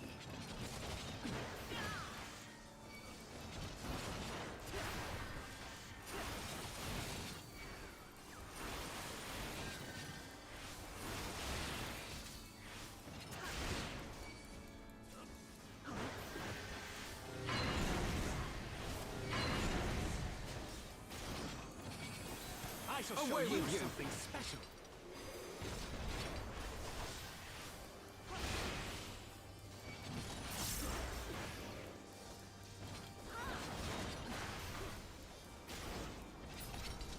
Done. Take the elevator up.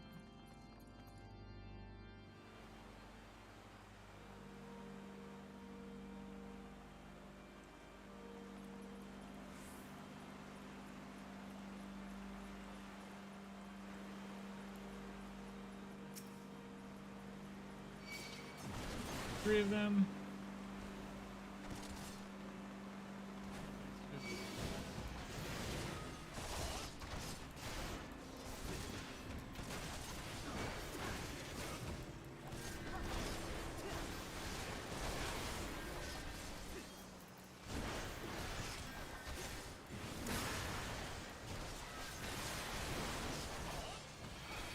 I have my pride.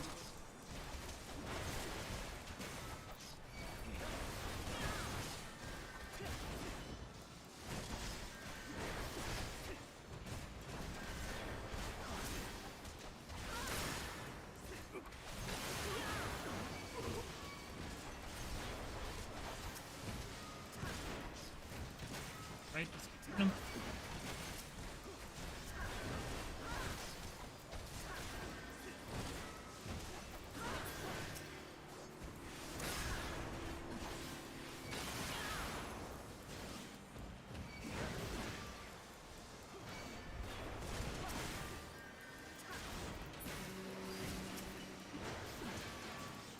All right.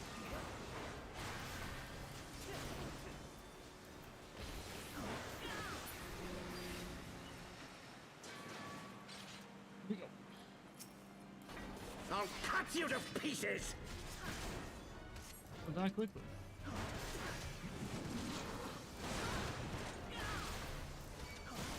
For the honor of House Fortar!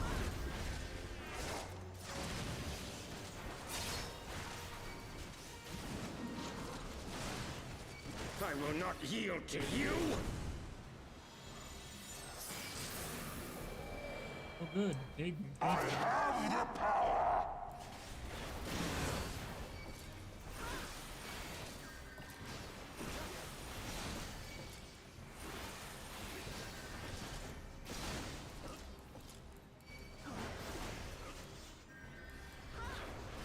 Down with you! Oh, yep. I was a little too far to one side.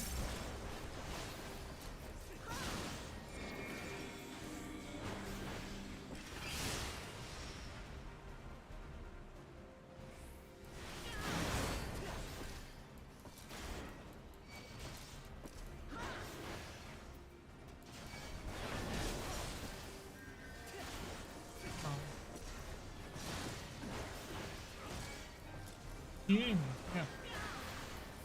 Down with you!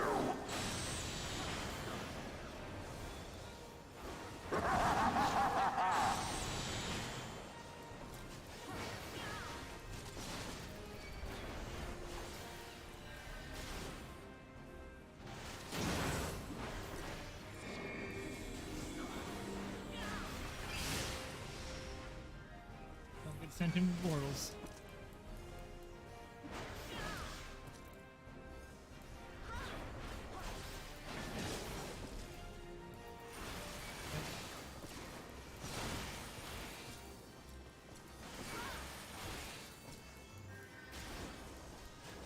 Down with you! And down he goes.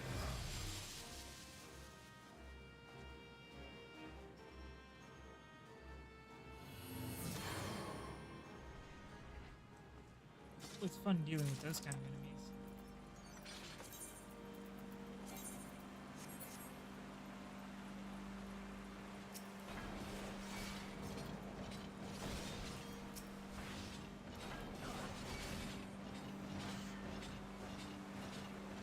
Focus. Release!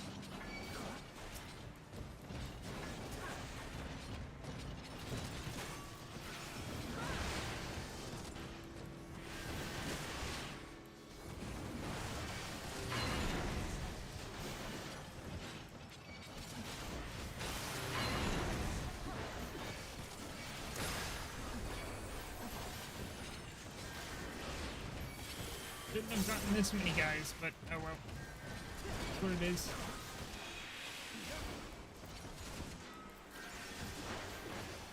Hopefully the healing one is only 25 seconds on Away with recharge. you.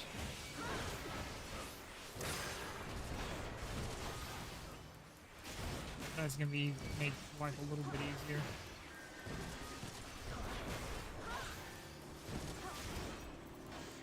Good old intuition. I shall show you something special.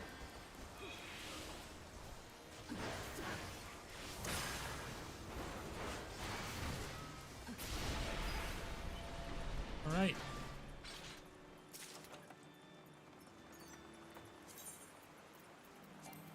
That ring will be still using level 50 rings that are for the wrong class. Oh well, it's what it is.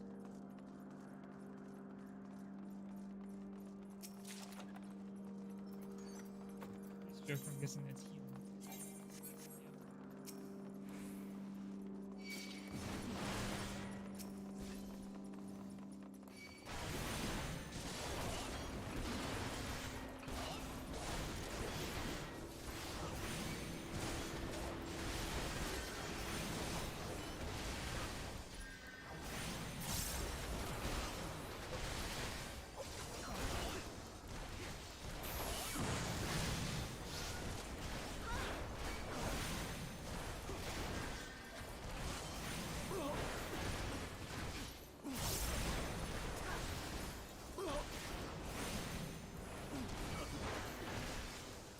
I think this priest is rather tanky.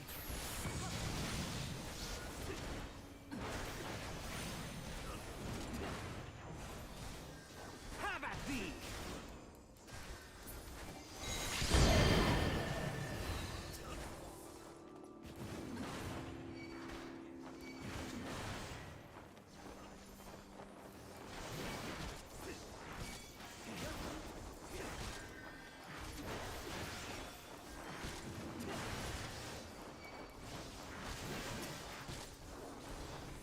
I shall show you something special.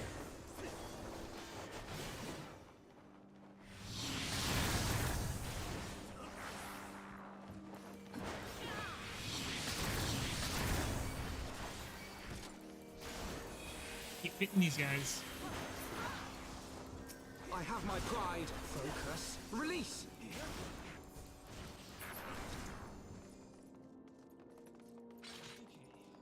There we go. Before I go into that boss fight, let me just check. No, we got it.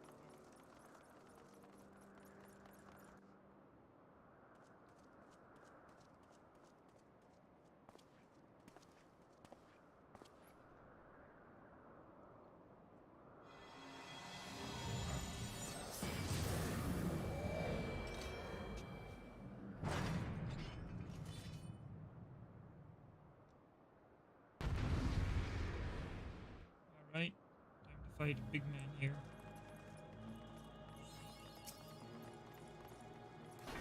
Filthy rats!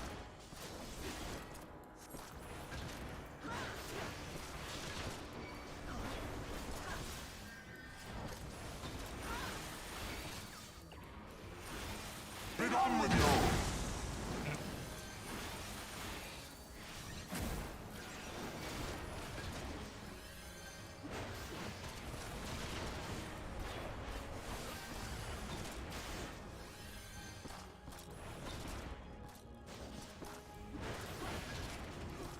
I have my pride. Away with you! Sickness must be purged!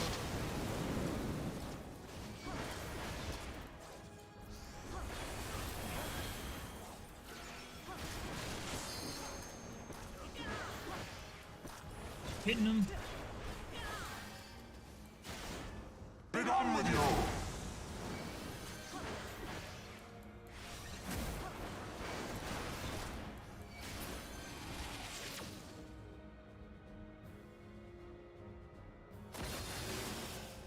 And now the final curtain! I shall show you something special.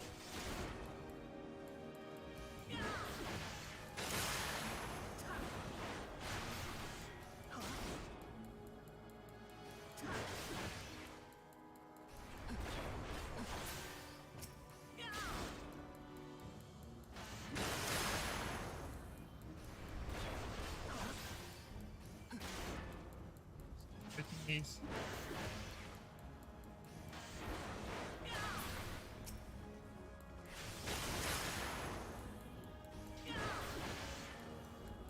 This shall be a mercy. You disgust me.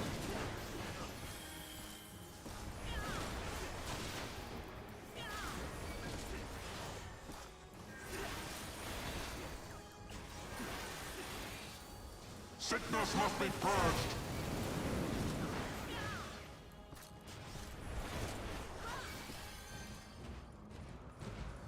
Be done with you.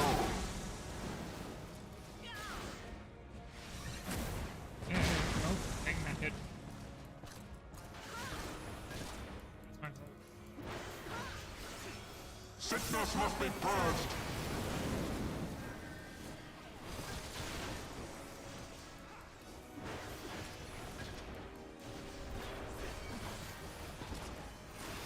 Away with you! I shall show you something special. Sickness must be purged.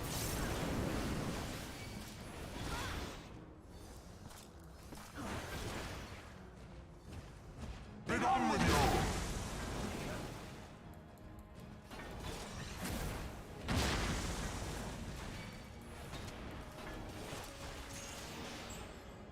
Nice. Made it through.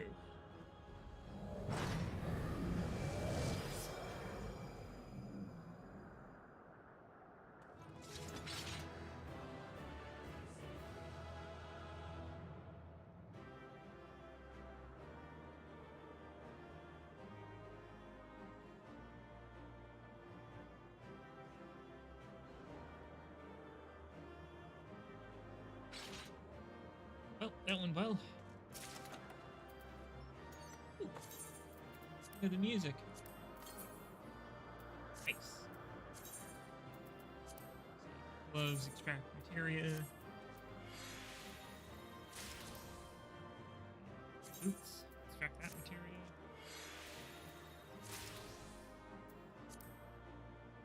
Extract materia on the ring.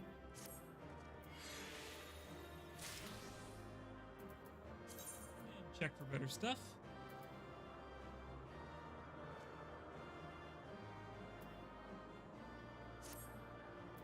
Hellenic Inquisitors here.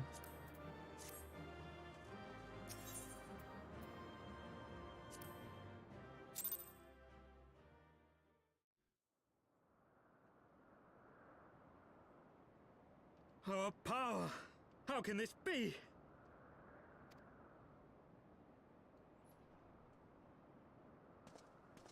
Fall back!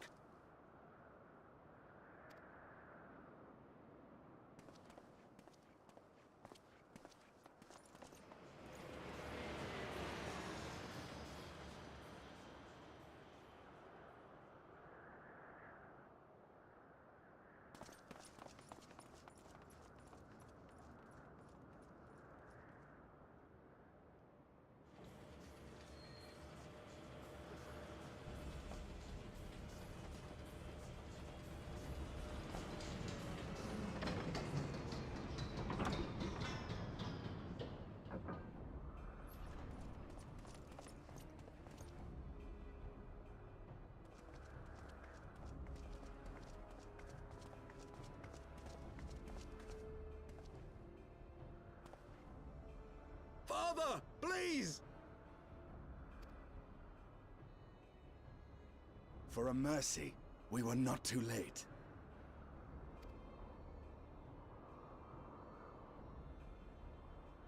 Why must you do this, Father? Nidhogg is fallen. There is no need for further deception. Now is the time to renounce the lies which led us down this path. To start anew! And tear down the very pillars of our society? Our history? Our values? Everything we have built over 1,000 years? A fool to the last.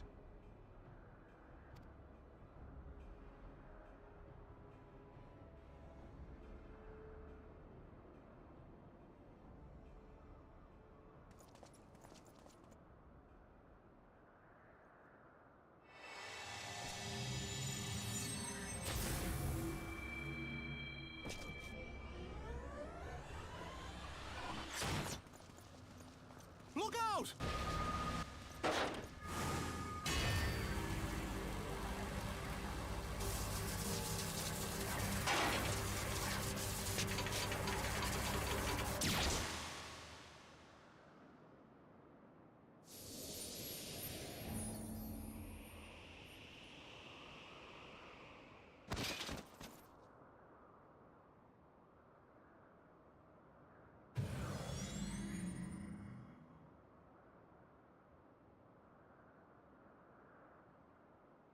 Go. Asisla awaits.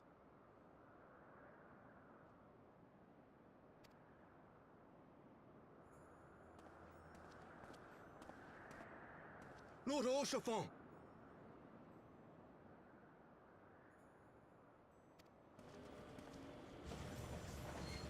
I've seen this before, it still hurts me every time.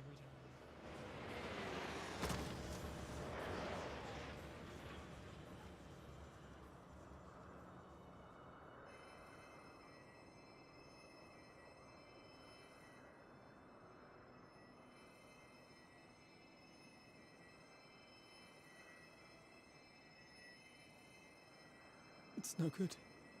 The wound is too deep. It refuses to mend.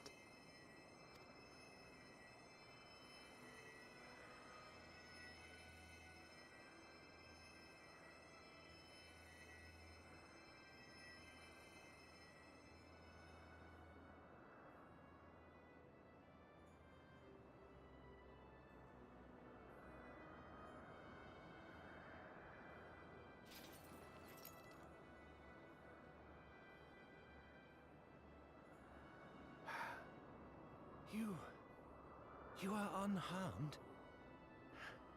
Forgive me. I could not bear the thought of...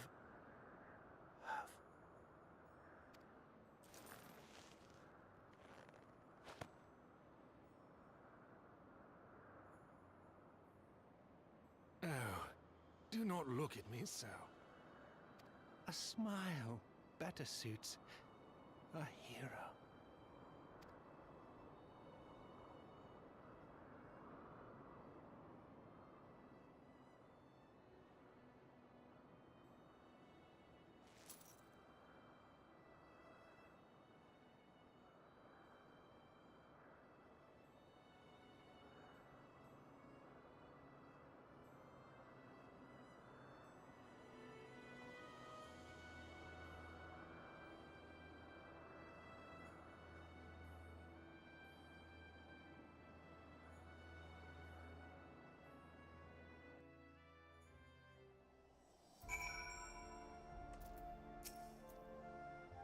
I know not what to say.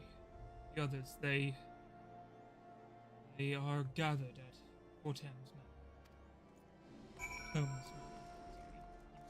I'm saying Hortem's Tomes.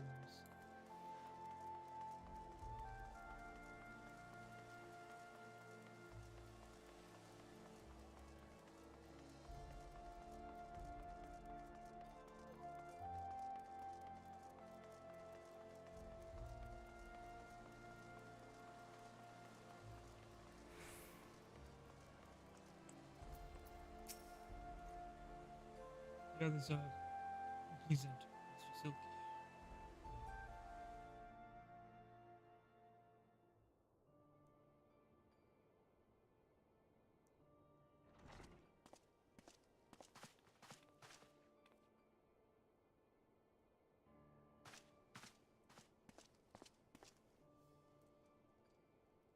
Don't. Please. A knight lives to serve, to protect, to sacrifice. There is no greater calling.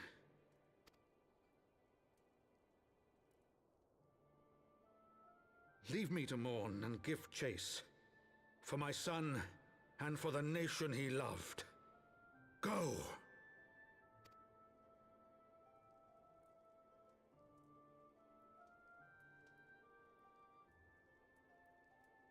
His sacrifice shall not be forgotten. My son.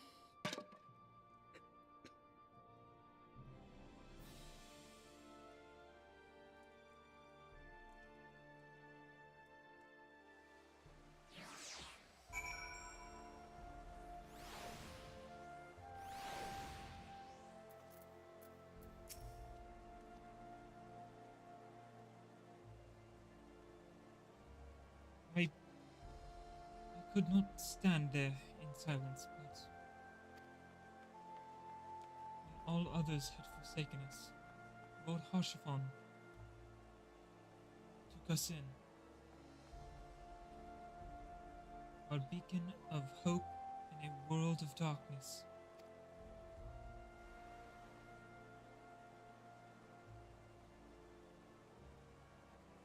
He did his utmost to raise our spirits, so we might face our troubles with courage, with conviction, so that we might face them as knights.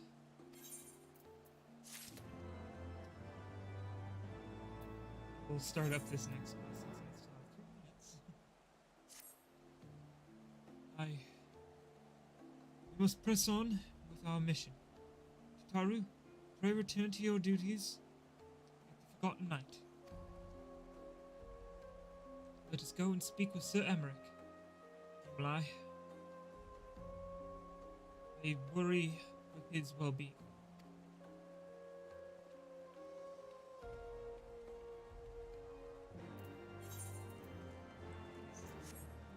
This quest is level 57, I'm level 59.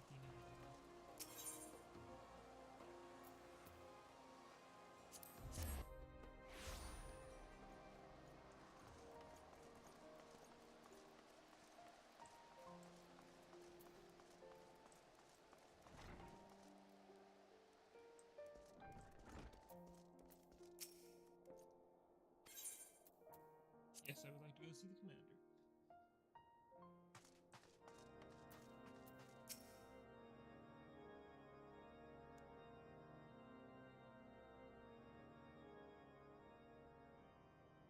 My friends, I am in your debt. Think nothing of it. Your wounds are healing well, I trust. Some wounds do not heal.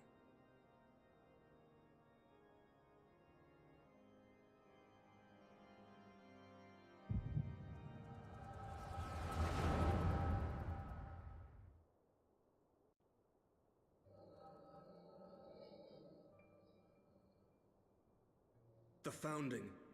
The scriptures, 1,000 years of lies, all to deceive the common man. Nay, our own brothers and sisters.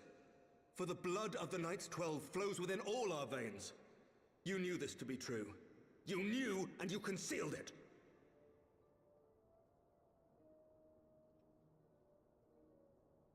I should be interested to hear how you came by this knowledge. But yes, you have the right of it.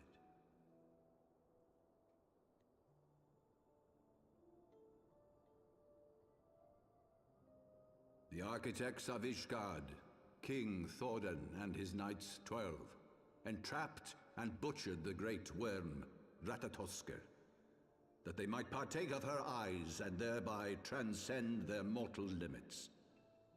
Upon learning of their treachery, Nidhogg was consumed with a murderous and justified rage.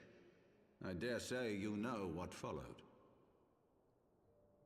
The great worm slew the king and half of his knights. Aye, but Nidhogg was subdued, and his eyes plucked from their sockets by the knights that remained. Their one mistake was to show mercy, for from his brother Hreisvelger did Nidhogg receive a new eye, thus rejuvenating his form and empowering him to embark upon an eternal quest for vengeance. Whilst Thorden's son Haldreth took one of Nidhogg's eyes and learned to wield its power in defense of his people. Thus was the first Azure Dragoon born, and ever since that time, his honored successors have risen to drive Nidhogg from our lands whenever the worm has returned to plague us.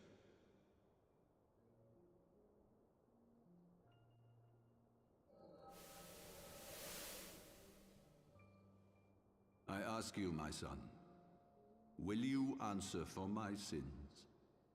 Will your son and his son answer for me as well? What do you mean? If a man cannot atone for his sins in the course of his all-too fleeting life, must his progeny then be held to account? Must every subsequent generation be judged as well? Thorin's betrayal of Ratatosker was an unconscionable, unforgivable sin. Should we then, as his descendants, meekly surrender ourselves to an eternity of punishment? Nay, say I. I would not see our children sacrificed in a vain attempt to appease an implacable foe. Dragons are not like us, my son. To they who live forever, the wrongs of antiquity are as those of yesterday. No reparations shall ever suffice. This fact alone should serve as ample justification for our actions. Yet some refuse to see it as such. For men like you, who yearn to commit themselves to a nobler cause, a more compelling narrative is required. This is your solution. This is how you protect our people. You have given us a lost cause, a death sentence. With your compelling narrative, you but doom our countrymen to give their lives for a lie. And they do so gladly. Highborn and lowborn alike are proud to serve, to fight and die for their country.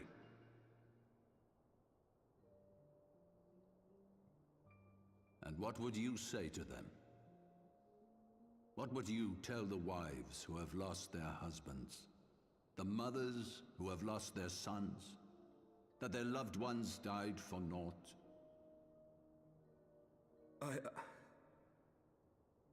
Over the course of 1,000 years, countless men have donned these robes, and every one of them came to accept the necessity of this solution.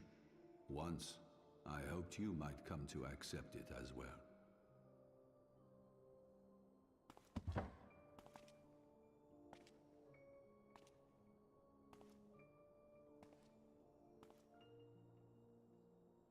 Do not despair, my son. Soon I shall free us from the sins of antiquity, and bring about the change you so fervently desire.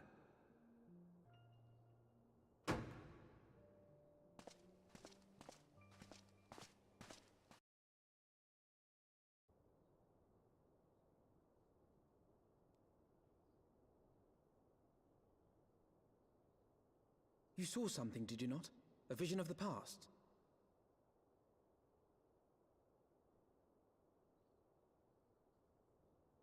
So this is the power of the Echo. Would that it had shown you a finer moment from my past. 'Twas an exercise in futility, as you saw. faced with the firmity of his conviction and his many ready rejoinders, my words deserted me. To be frank, I am embarrassed to recall it.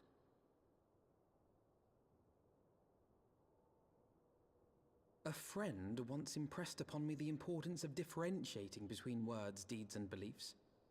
Were he here, I suspect he would judge your father's conviction to be no more than rank, self-serving delusion. Even so, I cannot help but wonder what manner of change he intends to bring about. I have given some thought to that as well. During the battle within the vault, the Heaven's Ward demonstrated strange and unnatural abilities. Aye, the manner in which Sir Zephyrin struck down Lord Horchefon was unlike anything I've ever seen before. The spectacle called to mind King Thordan and his Knights 12 as they are depicted in scripture, holy powers and all. Mere fabrications, which have become objects of faith, instilled with the belief of countless devoted souls. 7 hells! If Lady Iceheart can use her own body as a vessel for summoning, I see no reason why others could not. Are the Heaven's Ward truly so reckless? Unbelievable. As they fled, my father spoke of Aziz La. Though I know not what he intends, I fear no good shall come of it. His ambitions are too great, and his minions too powerful. We must find the Heaven's Ward and stop my father before it is too late.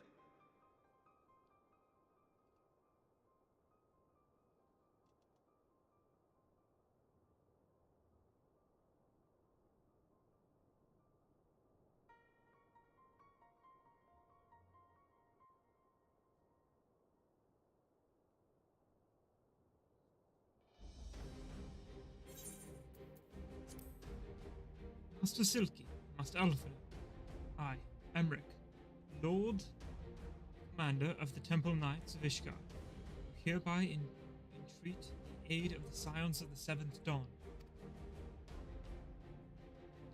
Our aid in preventing whatever it is the Archbishop intends. Your aid in bringing him to justice. Too much blood has been spilled for the lies he perpetrated. No more.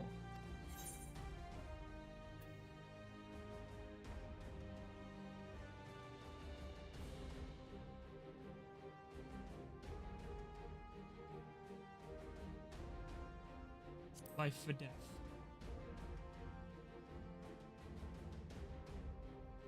Yes. Yes, of course. You two were close, I know. Much has changed since our since our order's founding. But our duty is to combat the primal threat.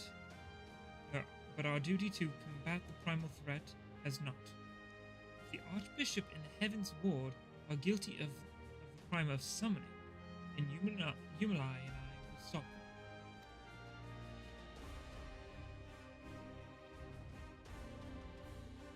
Would that I could join you in the pursuit, but alas, my father's absence has thrown our government into chaos. Ever since the founding of our nation, it has been an archbishop to serve as a guiding light for the masses, a force of stability to counterbalance the High House's ceaseless maneuver.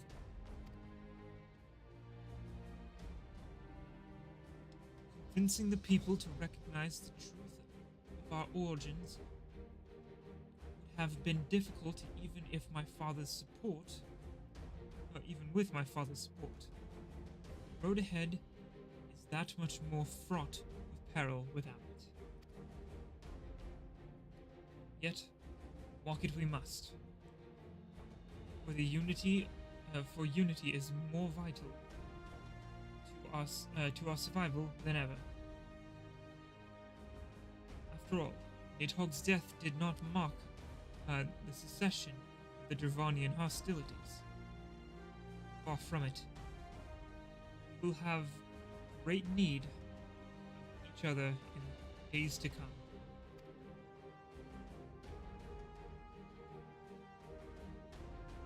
You may ever count on my lance, sir. To my dying breath, I shall defend Ishgard from the Horde. If I may, Lord Commander, I would like to assist the Scions in their search for the Archbishop. Imlai, Master Alphinaud, pray, attend me outside.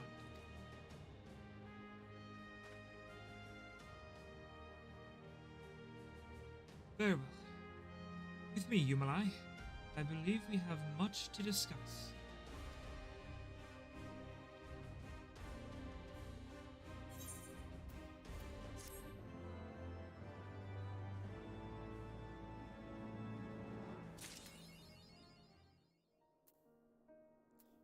Alright, and this is where we will end things off. Poor Harshapan. Well, hope everybody did enjoy, because I have been.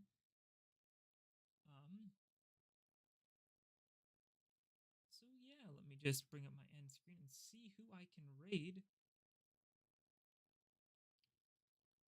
Bring that up. Get ready for this. Just check this. Anyone I can raid. Not really.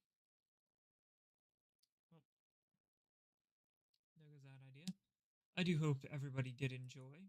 If you did, please follow. That'd be fantastic if you could. If not, I completely understand. But again, if you did like my stream, I have a YouTube channel. You can go there, subscribe, and check out all my VODs. You can also go over to my Twitter and keep up to date on when I'm streaming. Hope you all enjoyed. Until tomorrow, I'll catch you all later.